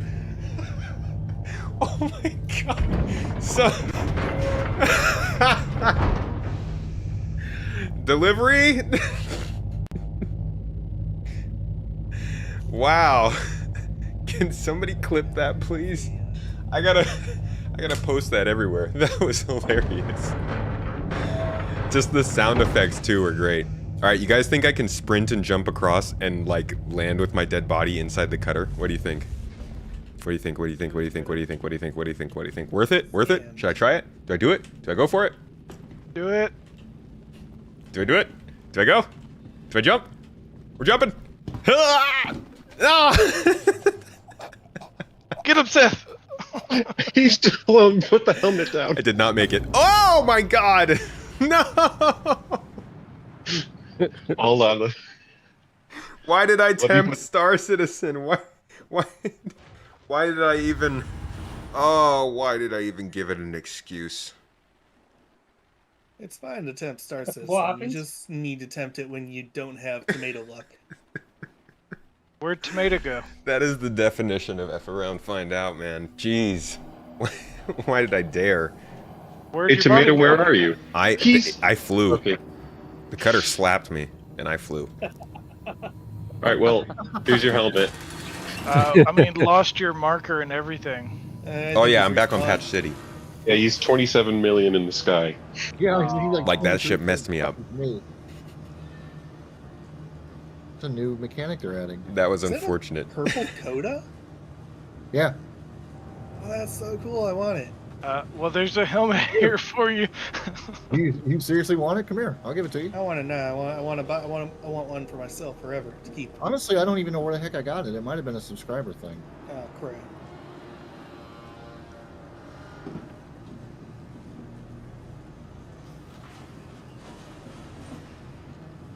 Seth and Azen, can you poke around more intently up there? Because we're not finding dead guys down here. Okay. Oh, I found one. What? Who's Right here. I? Who's I?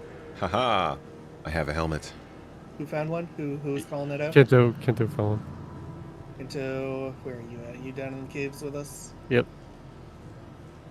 Lost your marker. Oh, hey, you found one. Down here. Whoa, whoa. All right, so Oh, I hear gunshot. I think we could do this better this time, and not tempt the game. What's with dying instantly? Usually have 10 seconds. Is called holding J. Yeah, I think Pyro 1 is a very toxic planet. Not the kind of place you want to go without a helmet, because it does vary pretty wildly. Like, some of the moons in Stanton will kill you, but it'll take like a solid 60 seconds. Some of them 10 seconds, some of them a few minutes. Pyro 1, 1 second.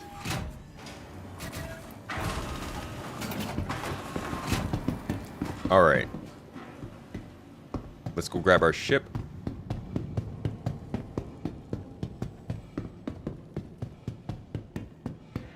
To be honest, there weren't as many ground locations on Pyro 1 as I was hoping. But that's what I'm gonna remember it as. Slapping me.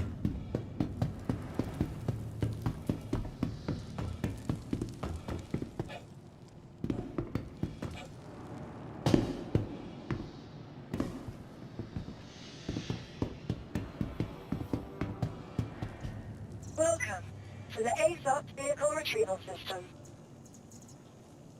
Okay, so the terrapin's not gonna happen. Let's do our...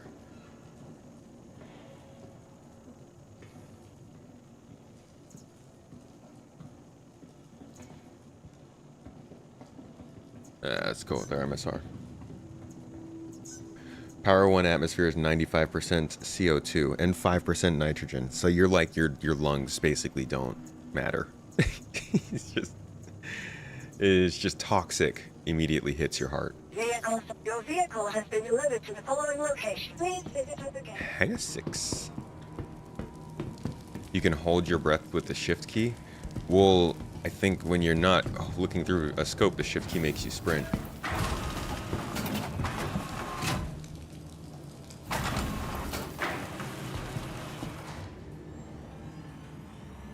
I was laying on the ground without a helmet for a long time while everyone was dragging me, but that time, the second time, I died instantly. Cause the ship glitched and it punched me and I went flying.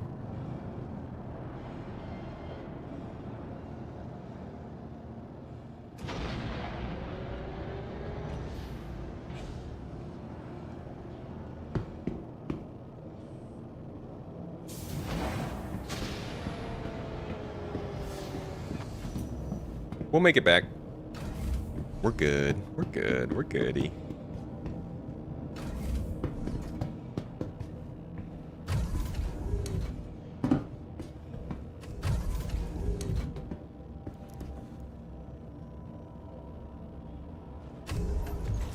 What do we do to help with neck pain from gaming? I don't have any, but I would think maybe better chair would be the go-to.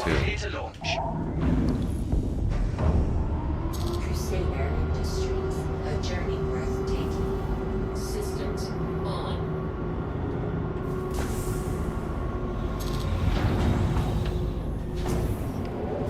Landing gear.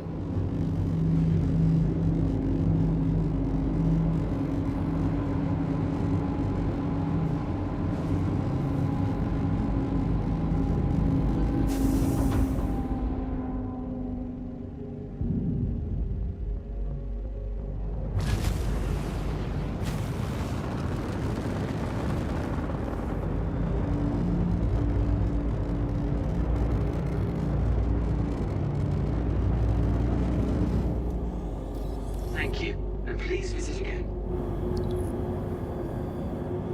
Get a lot of neck pain from SC. You found that it's from reaching too far for your joysticks.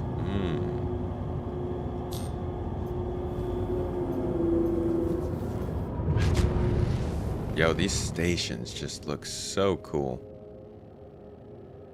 The general design language of them is so much more interesting than the ones in Stanton. It's a lot more detailed, so it's not necessarily surprising.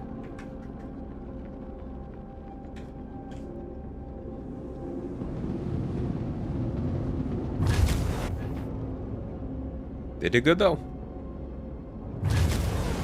They did good.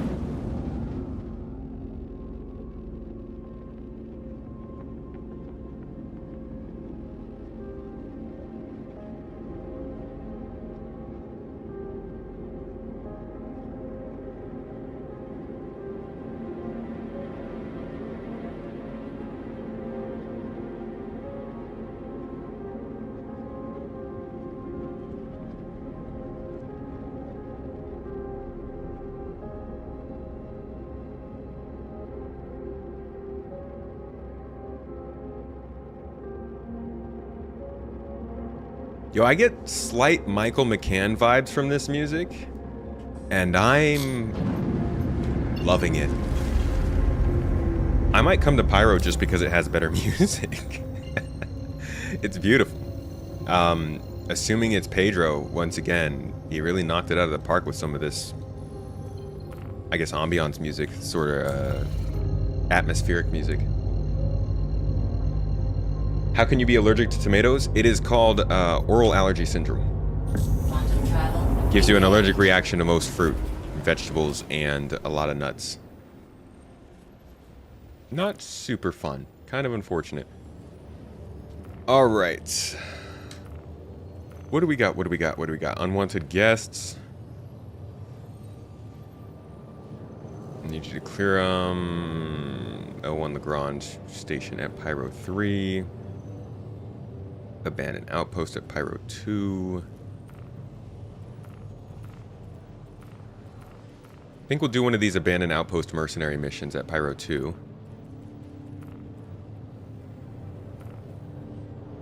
Pyro 2, Pyro 2, Pyro 3, Pyro 2.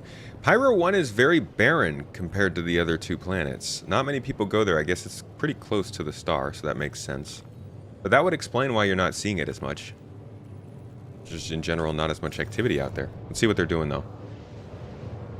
You guys still at that outpost? Currently, yes. Nearabouts, yeah. I think we're near it. We could probably find our way back. I'm looking for a few other missions around Pyro. They mainly focus on Pyro 2 and 3, so I think we'll probably head out that way. Okay. Did you make sure to bring a helmet? Yes. Good. I did that. Oxygen's overrated. So we got a mercenary mission at an abandoned outpost on Pyro 2 we can take. Up for what anybody else is up for. There's a kill order citizens at Pyro 1.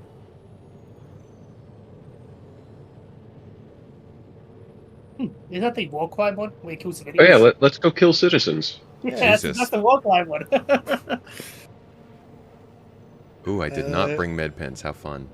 Well, you're at Pyro 2, so you want us to meet you over there? Am I pretty close to there? Yeah, I guess we can just do that. Okay. All right.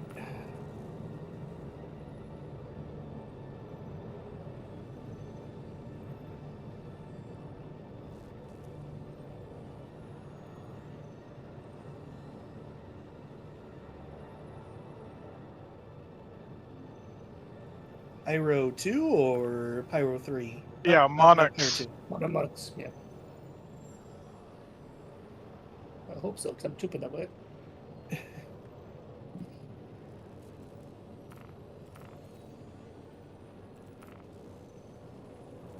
All right, sharing mission. Received. Contract received. Received. Got it.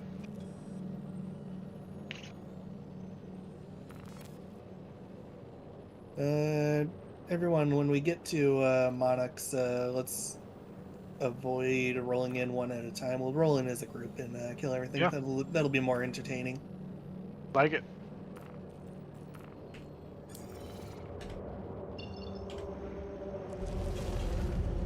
Crusader Industries, a journey worth taking. Systems on.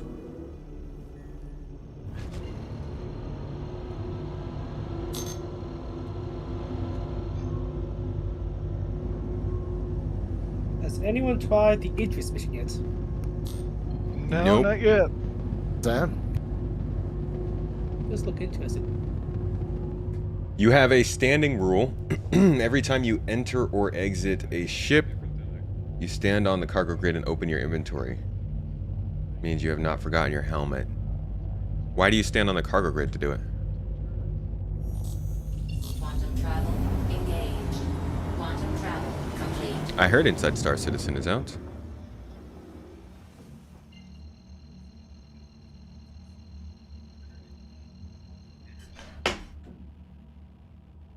Quantum travel engaged.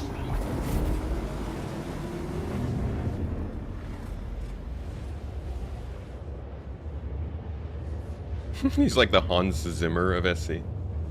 Not as many, actually I guess Hans Zimmer kind of moved away from that stuff. Sort of set the trend of the horns.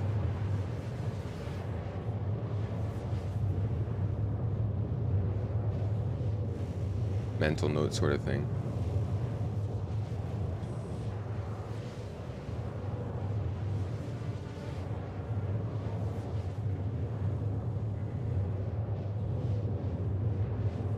Wait, am I actually faster than some people in this thing? Wow.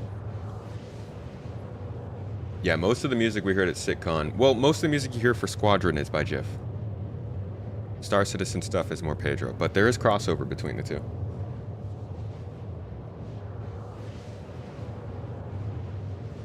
Oh no, we're not faster.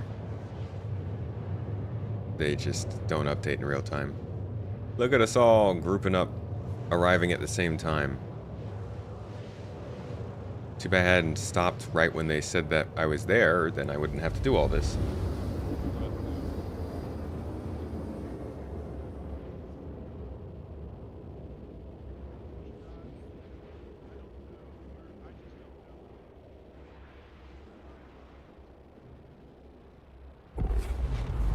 Quantum travel complete. Alright, let's see what's going on. Another one we have to slow boat to. There's an outpost close to it. Yeah. They're good, yeah. We want to jump to that one to the right of it? Yep. Jumping.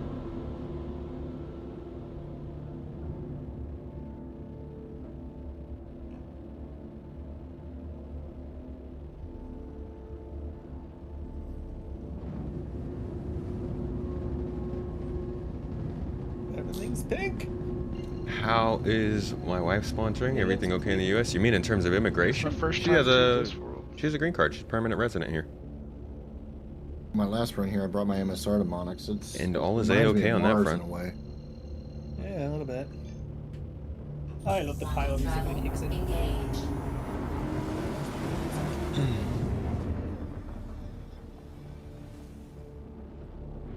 I didn't turn any music off.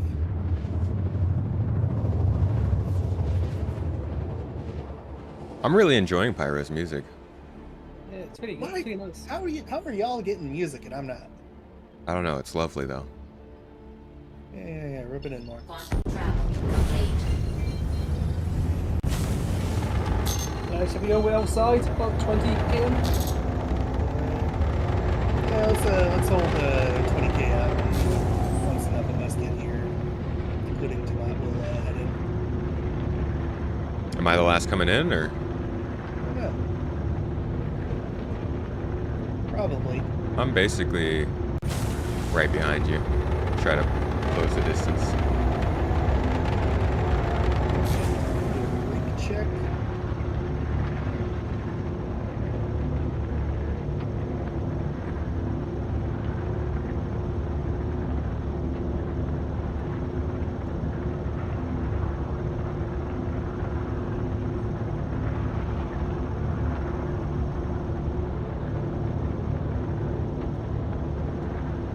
Did you get your package, Punchy? I did. Thank you. Nice. I'm gonna hold about 20k out to me. Say again. Gonna hold about 20k out from the outpost. Here, that will roll in. Sounds good. Man, this thing does not have very much boost. Looks like it's just alright. That's mostly behind. Am I going to use a C1 as my Nice, it daily? isn't very fast. Yes. I believe so. Let's go. Alright, let's go.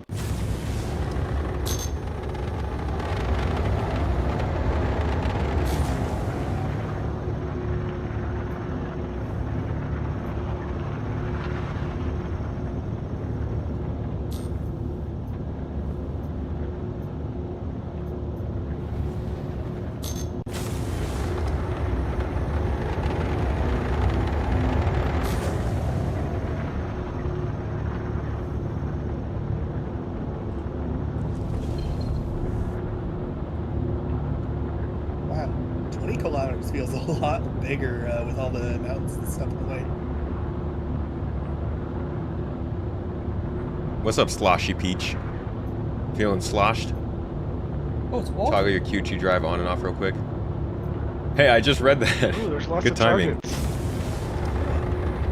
I'll wait to start shooting until everybody gets here.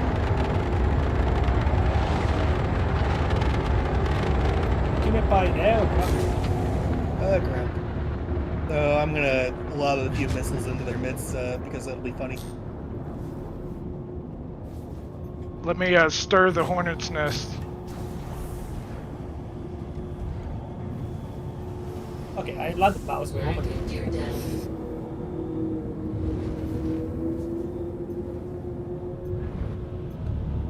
Let me know when we can land.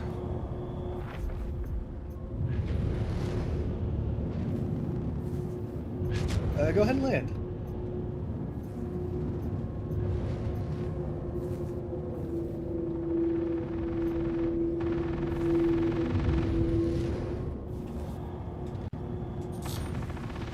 Landing. Hi, Ellie. Yeah, let's. Alright, let's get in there. I'm not even aiming. I'm looking in third person. Need some action music up in here, though. All right, everybody. Classic Stanton action music. Let's wait until Tomato gets out of this ship first, then we can start barging and shooting. My door. Sorry, I got a lot of doors in here. Yeah, you do. I'm surprised you haven't switched over to the C1 exclusively. Yeah, it's not in here. So I'm medical license. Got my helmet on. What? No helmet? Where's my... Okay, God, it just wasn't showing. All right, let's do this. Let's go.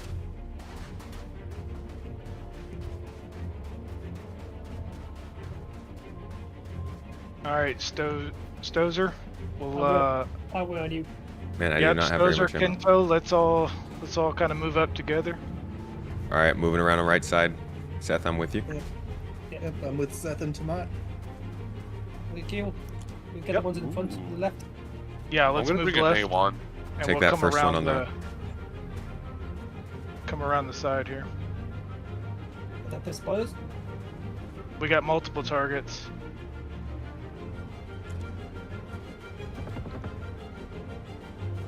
Careful.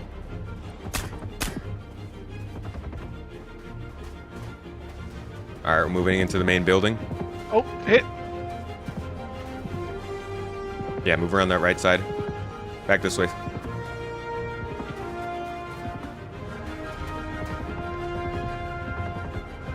Shit. Yeah, we got a mounted turret here. We could use that. I need to find some med pins. Go for it. I might have a few. There'll be some around here as well. Yeah. If you see a loot box, just call it out. Right here on the left side, Seth. Yeah, I'm flanking them. Punji on our left. Watch yourself around that corner. I'm gonna grab the turret. Come on, turret, work. Please work. Yeah, I'll wait until you. I'm getting shot. Yeah, I don't think the turret's working. Nope, turret's not working.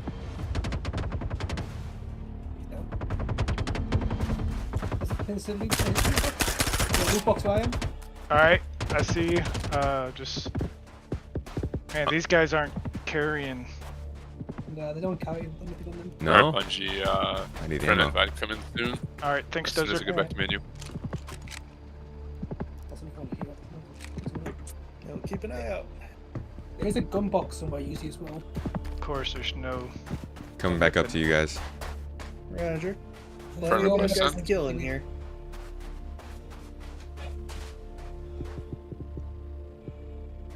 God, I think Seth is going for the pistol kill. Coming to you, Seth. I'm gonna drop one. I got some. This guy had some.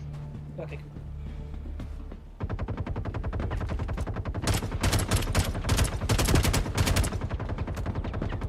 Just a killing field. They just like stand there in a group and they're like, hey, shoot us.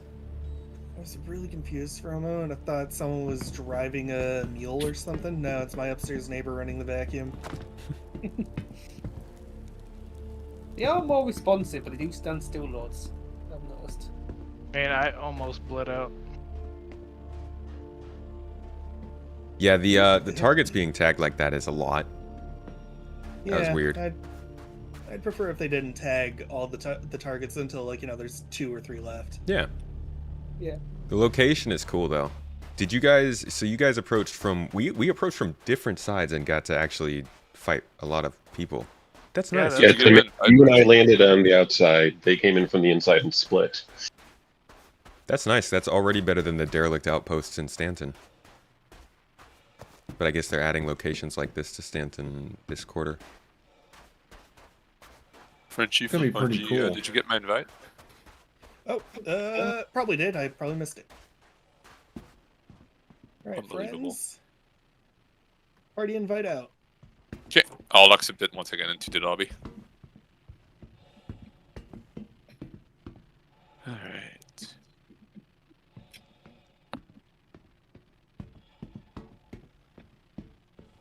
How do you go up there? That was fun. I almost died. Let's do it again.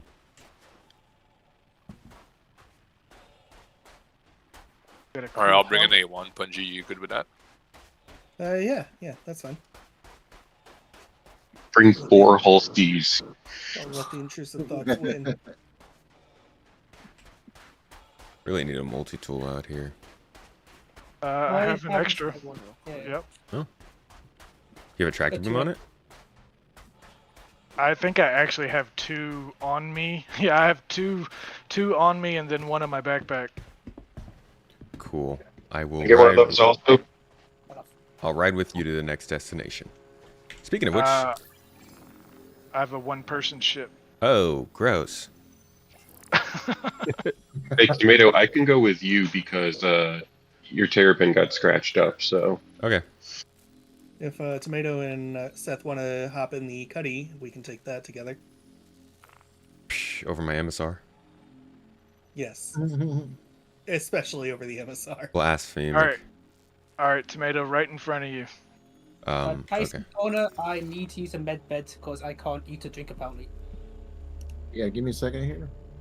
Nope. Where? Right here. Cool, thank you. Or can you find someone confused? Me a bit.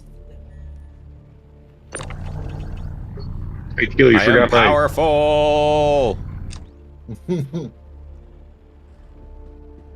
What did I forget? My tractor beam. Oh, here. Check this out. Come to this loot box. It'd be cool if this is like eventually... Ow! Eventually just little crates of stuff we can sell. What is this, toxic? I wonder what this is. Water? Pyro water? Yeah, the eye tracker only moves your head, not your aim. So like you can see, I do like this aesthetic. I can move around separate from my aim, but my eye tracker does not change my aim. I In mean, the it- ship, you can use the eye tracker this for targeting and screams stuff like that. Kento, did you say you needed something from the Pisces? You think the HUD will be one of the last things to I arrive? actually need to go to the bed to get some food and drink because I can't eat or drink apparently. Yeah. I have a tier 3 injury. About a bit. Oh, you obviously got as well.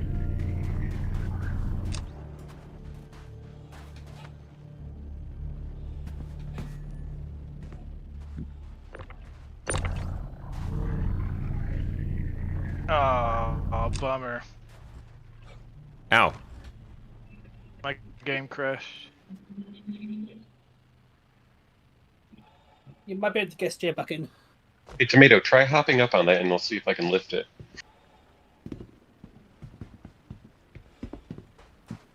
Lift this while I'm on it?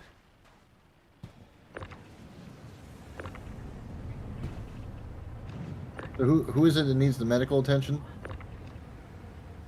It's Nope. Asian Keel, but my game crashed and I'm loading back in, so... Oh no, my character just disappeared. Ah! He's just Man, that's dangerous. Alright. Where's your cutlass? I'm ready to exfiltrate this place. Let's go! Another mission. You should see how impressed that what happened to your terrapin is. The scratches? It looks fine. I wouldn't exactly call those scratches. Dense. It's glitched on my end. It's the minimalistic skin. Oh, it actually came back. Yeah, it looks fine. Oh, mine didn't. Oh man, I came right back where I was Popped in standing. to say hello. Hello, good to see you. Did I see somebody say info? Crash recovery in action. Gotta love it. Oh. All right, Seth, you riding in the Cutlass? Just landed from Inforunners. Single track, what's up? Oh, okay, did you guys raid? Oh, they do a bad job of letting you know that. Seth, you riding in the Cutlass? Welcome, guys, welcome. How y'all doing? Welcome in. I'm sorry I missed you. Inforunners, thank you for the raid. I need to get the Inforunners channel to accept raids from us as well. Get out of here. So that I can push back. We got raided on Twitch too? Sure. We did! Yo, I hope the guys got a shout out. My bad. I completely missed that. Welcome, folks. Yeah, Tomato, where are we going next? Welcome in from the best ship speculation crew in the verse. Oh, they did. They got a shout out. Okay, I'm sorry. Oh, yeah, Punchy, you want I to panicked. invite me to Mrs. party T is, of course, Mrs. T is on it. I'm not new here. Why'd I even doubt it? I moved it for you. I am Shame. shamed. Invite out. Shame me in chat, Thank please. you. I'll be on my way. Sorry, I'm just trying to find my way around the obituary. All right, let's see if we can get another mission here. What? Why is somebody shooting me?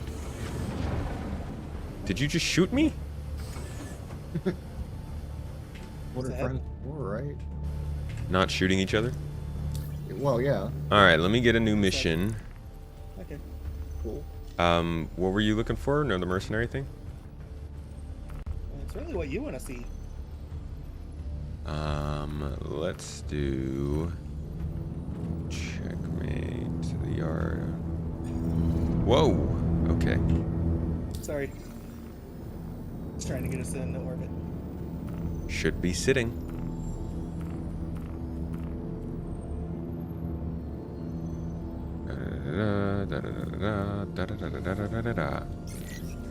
Oh, that's Pyro 3. Dang it. No, I don't want that.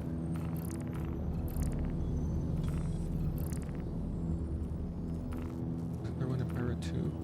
Alright, thanks, Ryan. Appreciate No it. problem, dude. Feel like a new man. Can't wait till they start putting the bionics Here we in go. this. Sharing mission now. Contract received. Got it? Contract Got it. received. Quite so free pyro. Awesome. Alright. I I'm wanna- finding my way out. I want to fight for a half off. Pyro 3 is a little too extraction. 15-cent Wednesday.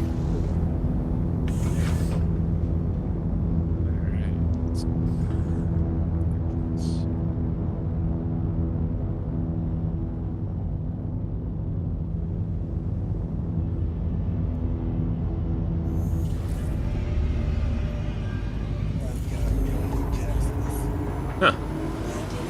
Always weird when the planet's above us. Sunset Mesa, is that where we're going? Yeah. I believe so. Tomato, hold tight. We're probably gonna come under fire. I jumped to Jackson's by accident, so. It is very I'm in the turret just in case. Alright, can't see anything. I'll get to orbit in case. Can't see shit either. Just trying to put as much distance between me and that place. Oh, nice. It didn't give me my A1 loaner. That's a little annoying. Yeah, the only ship I have available is the Scout. I got a Redeemer. I can bring that. Did you not copy your account over? I did. But it's I not did. giving me my F8 either. So we're going to Sunset Mesa, is that correct? Yep, Sunset Mesa. Gotcha. It is dark side of the planet. You can't see anything. Oh my god. How dangerous is that? It is quite dark. Ping. That looked like the door was closed. Alright, I'll stand by 20 clicks out for everybody to get here. That's where we are. Roger.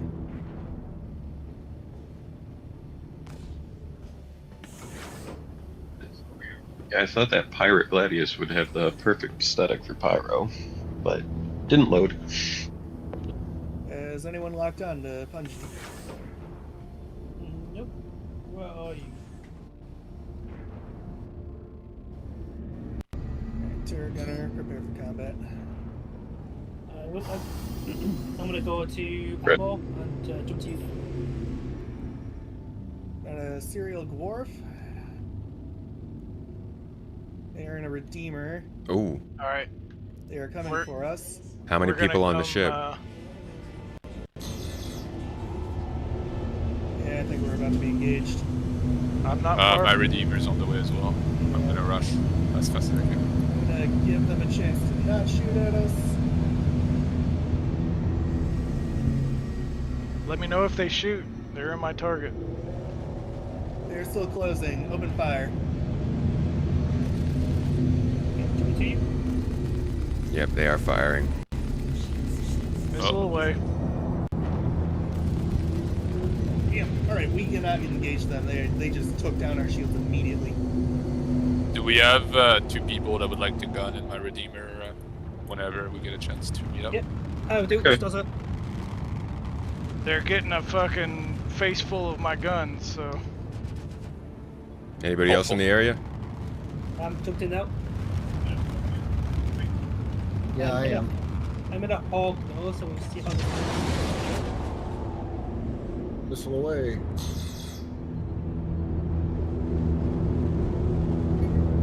All right, breaking the wall. I can't even lock on.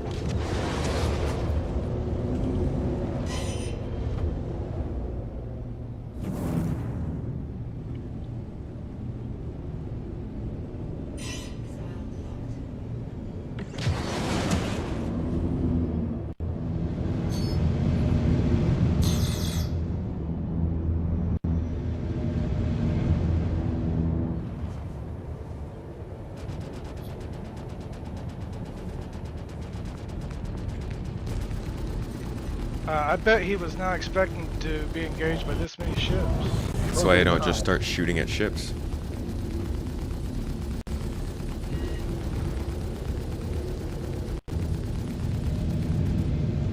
Oh, there are no guns on here. He is in a Redeemer, so it took a while to take his shields down, like.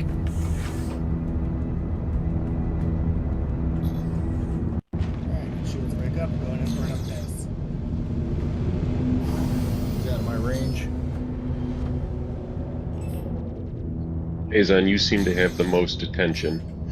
Yep, that's fine. How many people are on the ship? Has anybody been able to scan? He has at least one gunner. Ooh, got direct hit with a missile. I saw that. I think he's bugging out. He's trying. Okay, I'm catching up with him. Did we let him leave? Or did we Got another hit. No. Finish. Alright, French on the way. Just a spectator for this one. We have someone in the turret.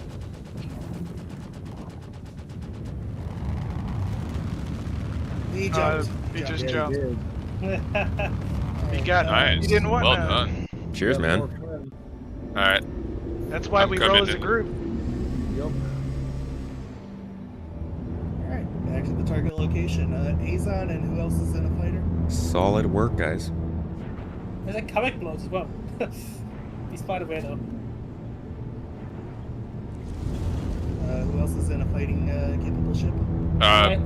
Frenchie and a Redeemer. Alright, who would like to go with Frenchie to take over one of his turrets?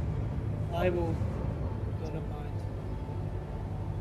What's that for, Has a turret? target lock again? There's a Hornet and there seems to be another ship in the vicinity. In the facility? I can see a Hornet war green right below me, 10 miles out. Okay, SBC newbie is with us. He's in the horde. Cool. That's the Carrick. Sweet. There is a Hornet called Warvin, I think I saw his name was, but I've lost sight of him. Just fly towards the objective and ignore for now. Warren? Yeah, that's what I saw. Alright, I'm being targeted. Coming towards you. Yep, We've Warbin. taken massive damage. Alright, this Cutlass Black is engaging us. We're getting smashed.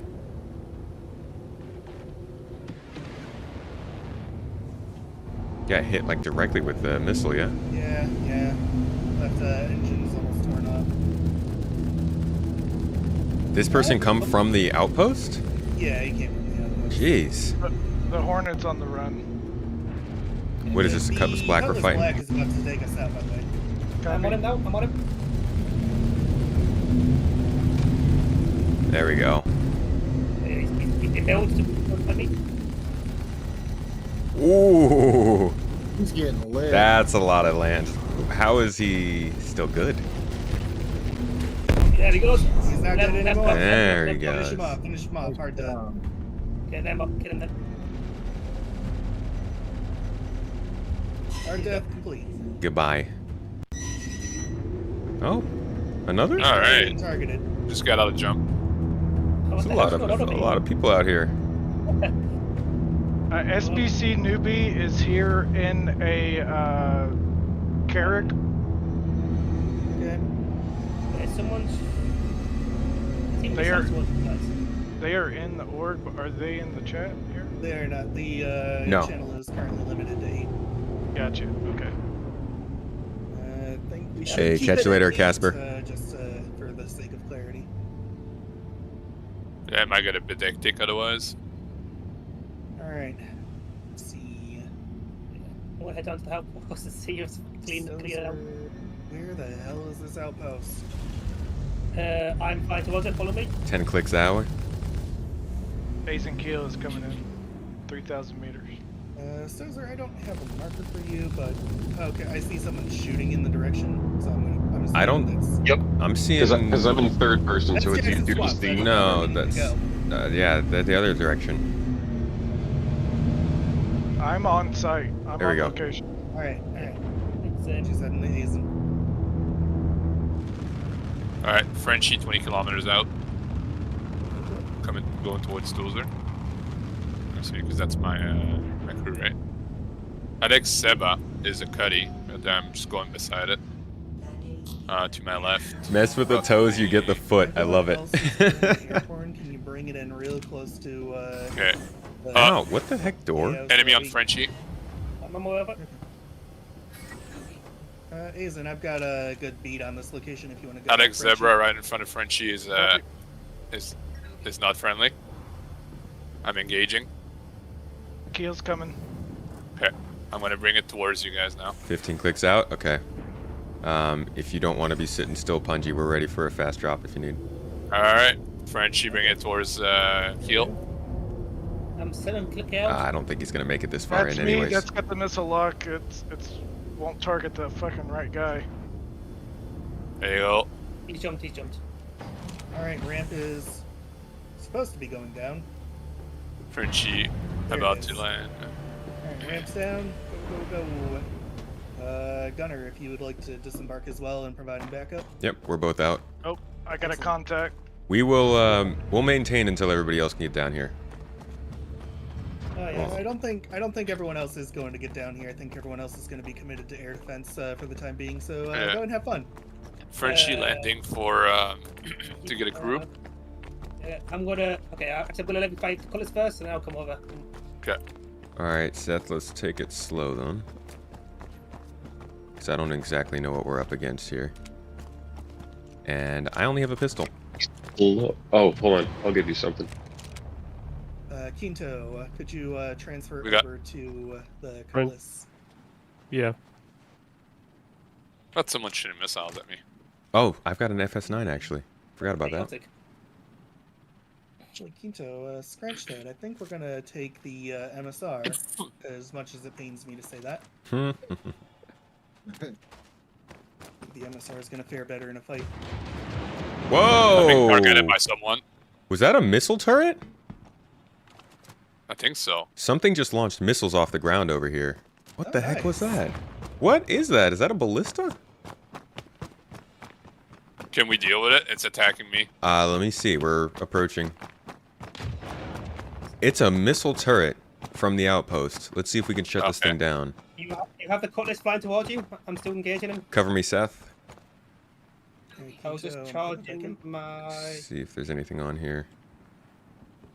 I'm gonna have to go reload at some point. Man, I feel like they should have a power switch for this thing. Alright, Quinto, go ahead and hop in the top turret. Okay. What the It's hell engaging. Yeah, we're gonna try and take it out for you. Those are, I'm throwing missiles at this guy, trying to help. Did you jump? Oh, wait. He's just he's using a... Call it. Yeah. No?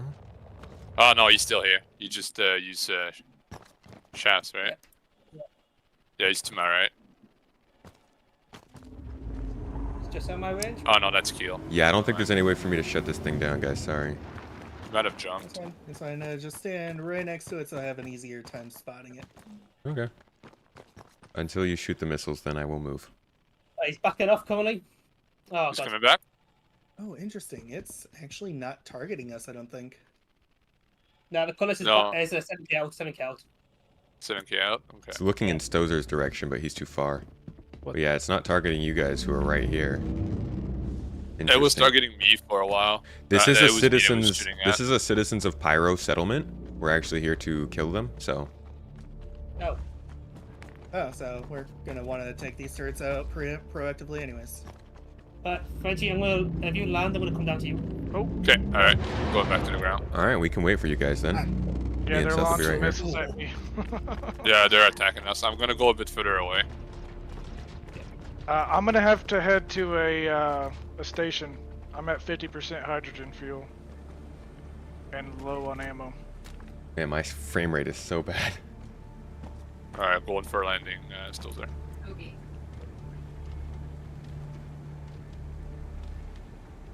Okay.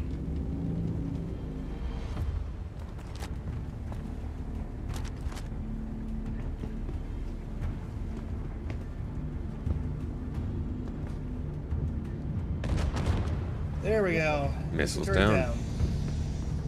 Nice. Is there another one around? Or is that the only one? I think that's the other one. Alright. Landing, still there. Just 3, 2 out. What's that? There's not many people at this town. Is it one of those that has like those hangars like in Star Wars? Yeah. Ooh, I'm gonna come check that out. Oh, I've just been taken out. Oh no. By Where at? Oh. yo, this I dude's don't just know. standing out here in the middle of the hangar. Hey, no, wow. you just got in my crosshairs. Oh, did I really? Where did you die? By missiles. A No, lot you're of them. good. No, where? I wasn't too far from y'all. I don't know, maybe 12 kilometers away. Okay, All so right, in the mission area. complete. That was easy. Where are all the rest of the people? I thought we were gonna have to like fight through a bunch of folks to get to this guy. There was one guy inside, but he didn't really care. Like by a lot of real plays though. He didn't care. Well, and he's dead, but He's like, yeah, I'm gonna Yeah, die. I closed the door already. It's I'll wait for you to gonna be in the land on seat. the You outside might drop out otherwise. Punji, you think you can land and pick us up down here? See if I can move Yeah, I this can land wreckage right out of the over way. Let me know once you're in the seat. And I cannot. Oh, I can move this. All frames of second. Mato, come to me. You don't want to land in the hangar thingy? I mean, I could, I guess. I don't know, will it fit? Just let me move this wreckage out of the way first. There you go. I've gone for the lower turret. I actually might change the upper turret in a sec. Yeah, you should go to the upper turret, I think. And we can keep the bottom for backup if anything happens.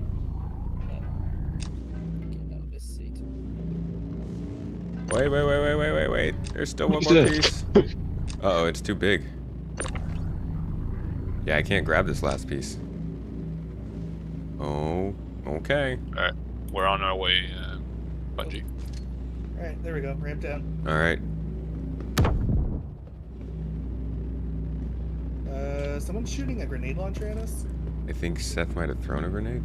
I threw a grenade because I didn't want it on my chest and to kill me later. Oh. All right, we're in. We're in, you're in, I'm in. Alright. Moving. I have a contact behind. Is this the last day for the test? Last day is November 11th. Right, this Saturday? I gotta go back to work then. Alright, let's leave this place. This is a terrible place. No one should ever come here ever again. I've already walked. Yeah, we Except have for a. contact. It seems to be a Crusader Ares Starlight. About something. Oh, an Ares. Okay. Yeah, let's stay out. He's booking it for us, right? No, currently he's getting a little bit further away, but he's watching closely. Okay. He's untargeted us. Uh-oh. Yeah, watch out. We're about to lose power, Tomat. Oh no, I'm not out in space yet. Why? We have the... Yeah, CME. But we've got enough speed that we'll be able to come back online before we're near the ground. Oh, it's already hitting us? Why didn't we get warnings? Yeah. Oh, and I just got... Probably because we're shielded. Oh, crap. Well... We flew into a view of the sun, so while we were down there, we weren't in range. Oh, if you're in shadow of the planet, you're good. Wait, did you guys get affected? I got nailed. I think I'm falling to the surface. Oh. There she goes. Light up. Oh, there we go. Yes. Ooh, that was close. I will say I like how you find the enemy, zoom in with the sniper scope, and then all of a sudden just ass right in the middle of your screen. Yummy. Alright, well, tomorrow I'm is out the in last space day. now, I think. Yep. Where the Mercury is in space. Where are we going next? Let me take a look. Oh, my movie glass is not working well. Because of the CME. Yeah. I can try to swing us around into a shadow.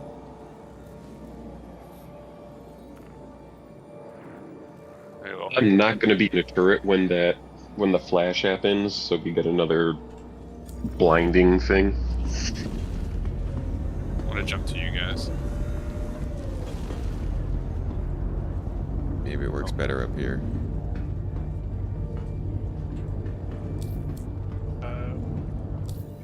Well, Yep. since we did that mission, I'm not hostile to Ref and Ready anymore. All right, let's do...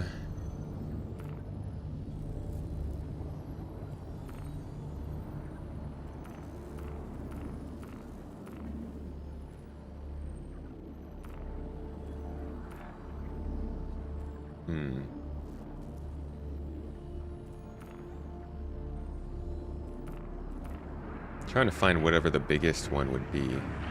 Here's an abandoned outpost mission at Pyro 2. Sharing that one to you guys. How can you see your Moby glass? Yeah, I can barely. I don't know. It's working fine now. Yeah, Mission we just shared? got into a shadow. Okay, it's gone down now. Keel's Yep, got it. There, now it's returned back to normal. Okay. Oh! No! What was that? Yeah, maintained velocity coming out of the jump.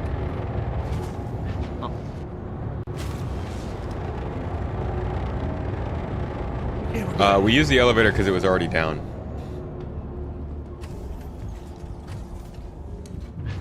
Rough estimate when they think they can bring it live with jump points. They're not going to have a rough estimate yet. It's just, there's no knowing. It's so R&D right now. It's server meshing.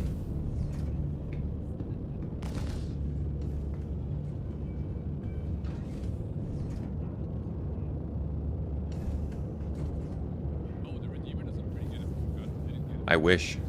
I wish there was a rough estimate. I'm hoping that it's no more than 6 months, but you know, Pyro could be one of the last things we see in the year, if we see it next year. It also could be one of the first things. We really just don't know how it all is going to go.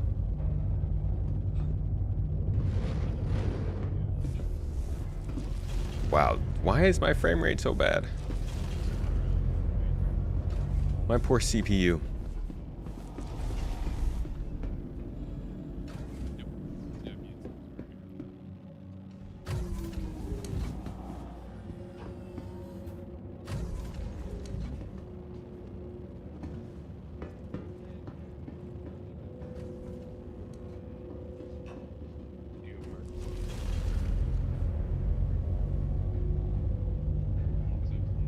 You can find my specs posted down below in the video description. Oh yeah, I know about the elevator and the MSR. I've been using the MSR for like 4 years now. That is muscle memory at this point.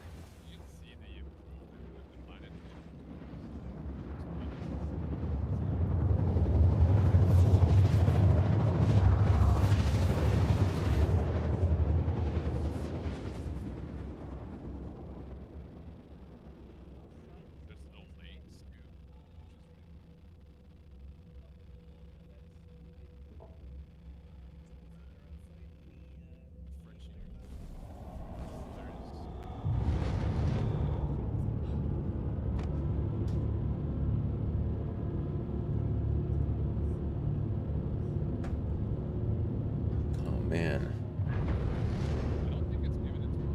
Yo, my computer, my streaming PC is messed up. My mouse is disconnected. What happened here?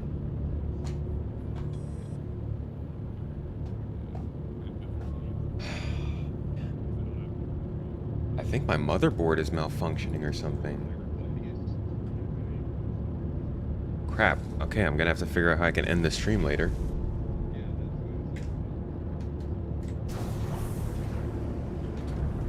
Oh, why do computer parts just like do this?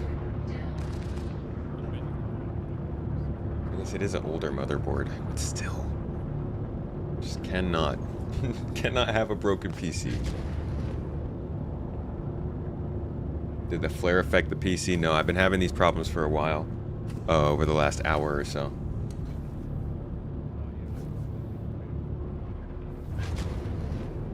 Do you need a 1K graphics card to play this? No. Heat? Keep in mind this isn't a one PC setup. I'm not playing the game on the streaming PC. It's literally just running OBS. So it's not working that hard.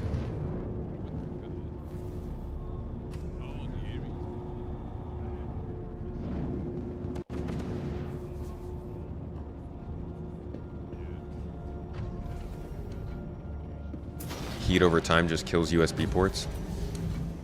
Yay.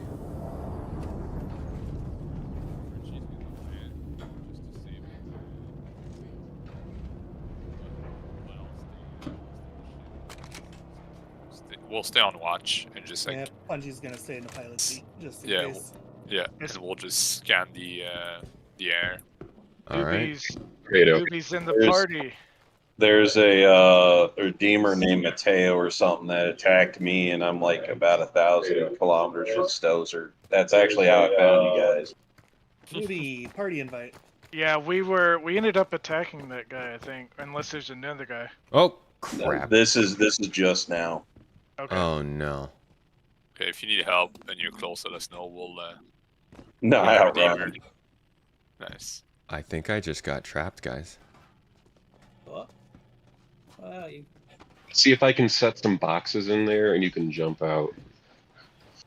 Are you excited for the cluster armor, Tomato? Yeah. I didn't even like press forward to go in here. He's got a everybody couple go, boxes. let's go look at the hole, see, point and laugh at Tomato. How did this happen? He has no power here. We could knock him out and chuck him out. That is a possibility. You go to the honor to shooting the captain.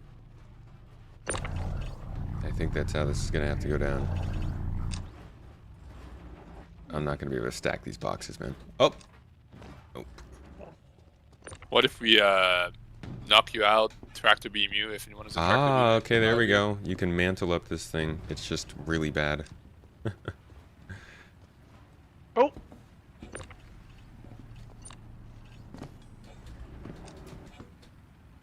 Seth, don't knock him with the box. There we go. There we go. Oh, I'm not knocking him. I was trying to set. There you go. Whew. Good lord. Okay. What was the missile? I'm gonna What was go the back in mission? my hole. Yeah, what was the mission here? No people think. Yeah, clear hostiles. I don't even see a marker here. There is no hostiles. Oh. Probably not tracking it.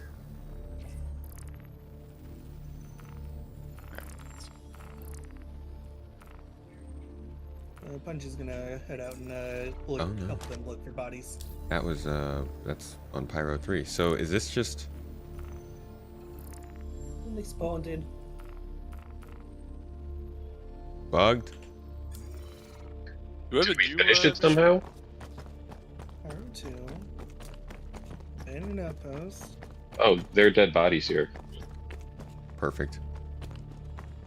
Bone, fix the mission.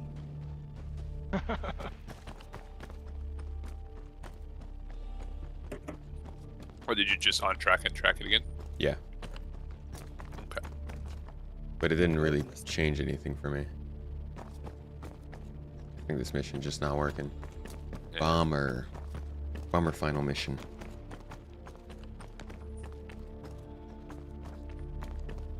Pistol shots? Verification of death. Okay. Frenchie, why'd you ask about the Duster armor? Was something mentioned about that today or something? No, it's just something that popped in my head, and I was like, oh yeah, that's coming. Because aren't they adding them soon-ish? They're supposed to add them this quarter. Nice. Also, I'm excited for IE. Excited to see what they have for us. Yeah, I hope IE is interesting. 2 weeks is a long time. Right. Hey, Tomato, do you Oh, think yeah. they're gonna sell the additional module for the galaxy for the colonization stuff they talked about? Base building. I have no idea. That'll be interesting. Maybe, if they sell the rest of the galaxy stuff. Yeah, I don't know if they'll sell the concept of that just yet. They also got that bobtail. There are a bunch of dead bodies here, though. Okay, who brought the chili? Oh, chili.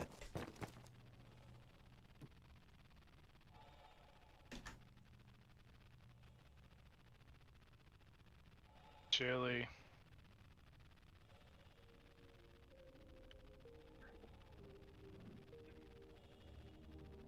All right, guys. So it's looking like this mission's been pretty much done. I am going to call it here. This has been a great stream. Lovely learning about Pyro a little bit, getting to get more involved in what's actually coming from it. We got to do a whole review about what's included with these new locations, which is pretty crazy. And then we spent a few more hours just getting into the game and playing ourselves. So I hope you enjoyed checking it out. Give me 1 second though. I will be right back. Sorry.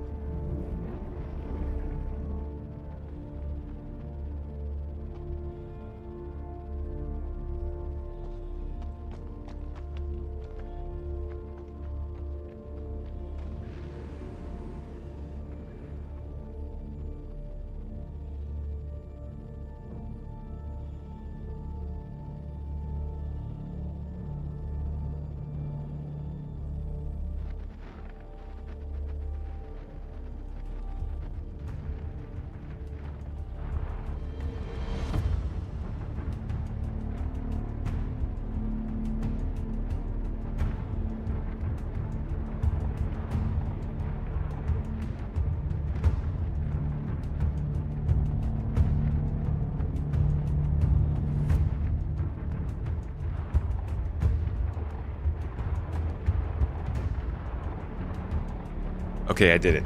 I got it. I got my mouse working again. I don't know what's going on with this computer, but I think I figured it out. Are we getting attacked? What happened? We get attacked? Yeah. I'm getting lit up. By who now? Same Redeemer.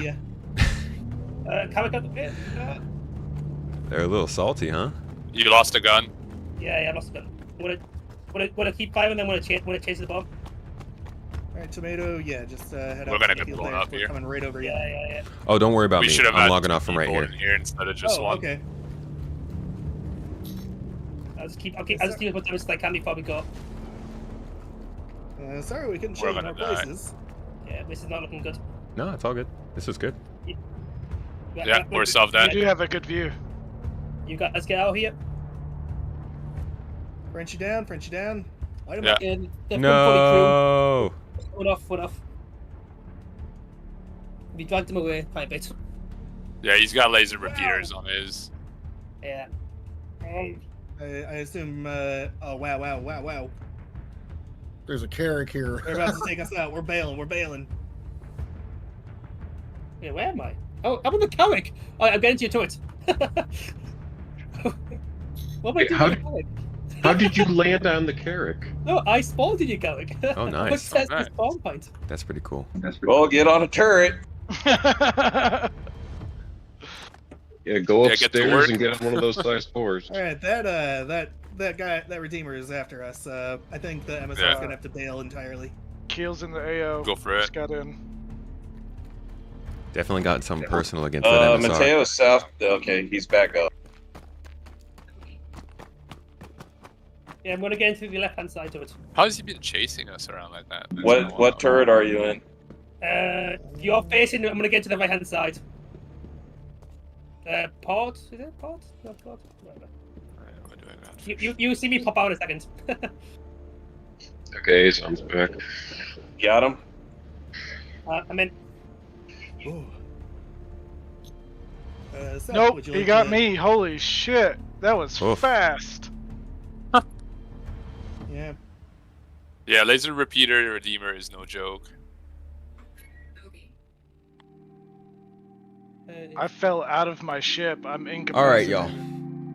That is, I think this is a solid end as we get decimated in the skies over this outpost. This is our normal thing. If you are interested in joining us, join GII, get in on these types of gameplay sessions. We usually do these on Saturdays, but sometimes during the week we do get in and get some stuff together. Also, that's just me. We have events running basically every day of the week. Free play is always going on. We've got some services that you can use in Discord to help make your gameplay sessions better. Overall, it's a good time, so consider checking us out if you want to.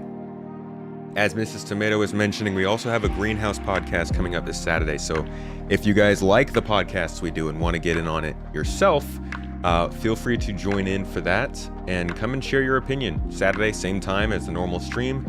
We will be talking about Star Citizen and what everyone thinks of how it's going. Besides that, though, folks, keep an eye out for a new video. Should be coming out probably tomorrow about tractor beams tomorrow or Saturday. And have a lovely... Should I said that? Have a lovely day. It's not quite the weekend yet, but enjoy the rest of your week. I hope it goes well. Hope you enjoy it. And yeah, this is Pyro. We'll have to see where it goes from here. Until then, though, I'll see you all tomorrow. It's been good as always. I love spending some time with you. And yeah, I'm gonna send y'all over to Loken. I'm gonna send y'all over to Gabby, as Mrs. Tomato has said. So I still don't have that here. Where is? So have some fun. Go check out. I think she's also playing some Pyro. So say hi, get in chat, cause some hype, throw up the hype raid, the raid emote, the hype, the thing, all that stuff. I'll see y'all later. Have a good one, folks. Much appreciation. Legalize marinara. Cheers.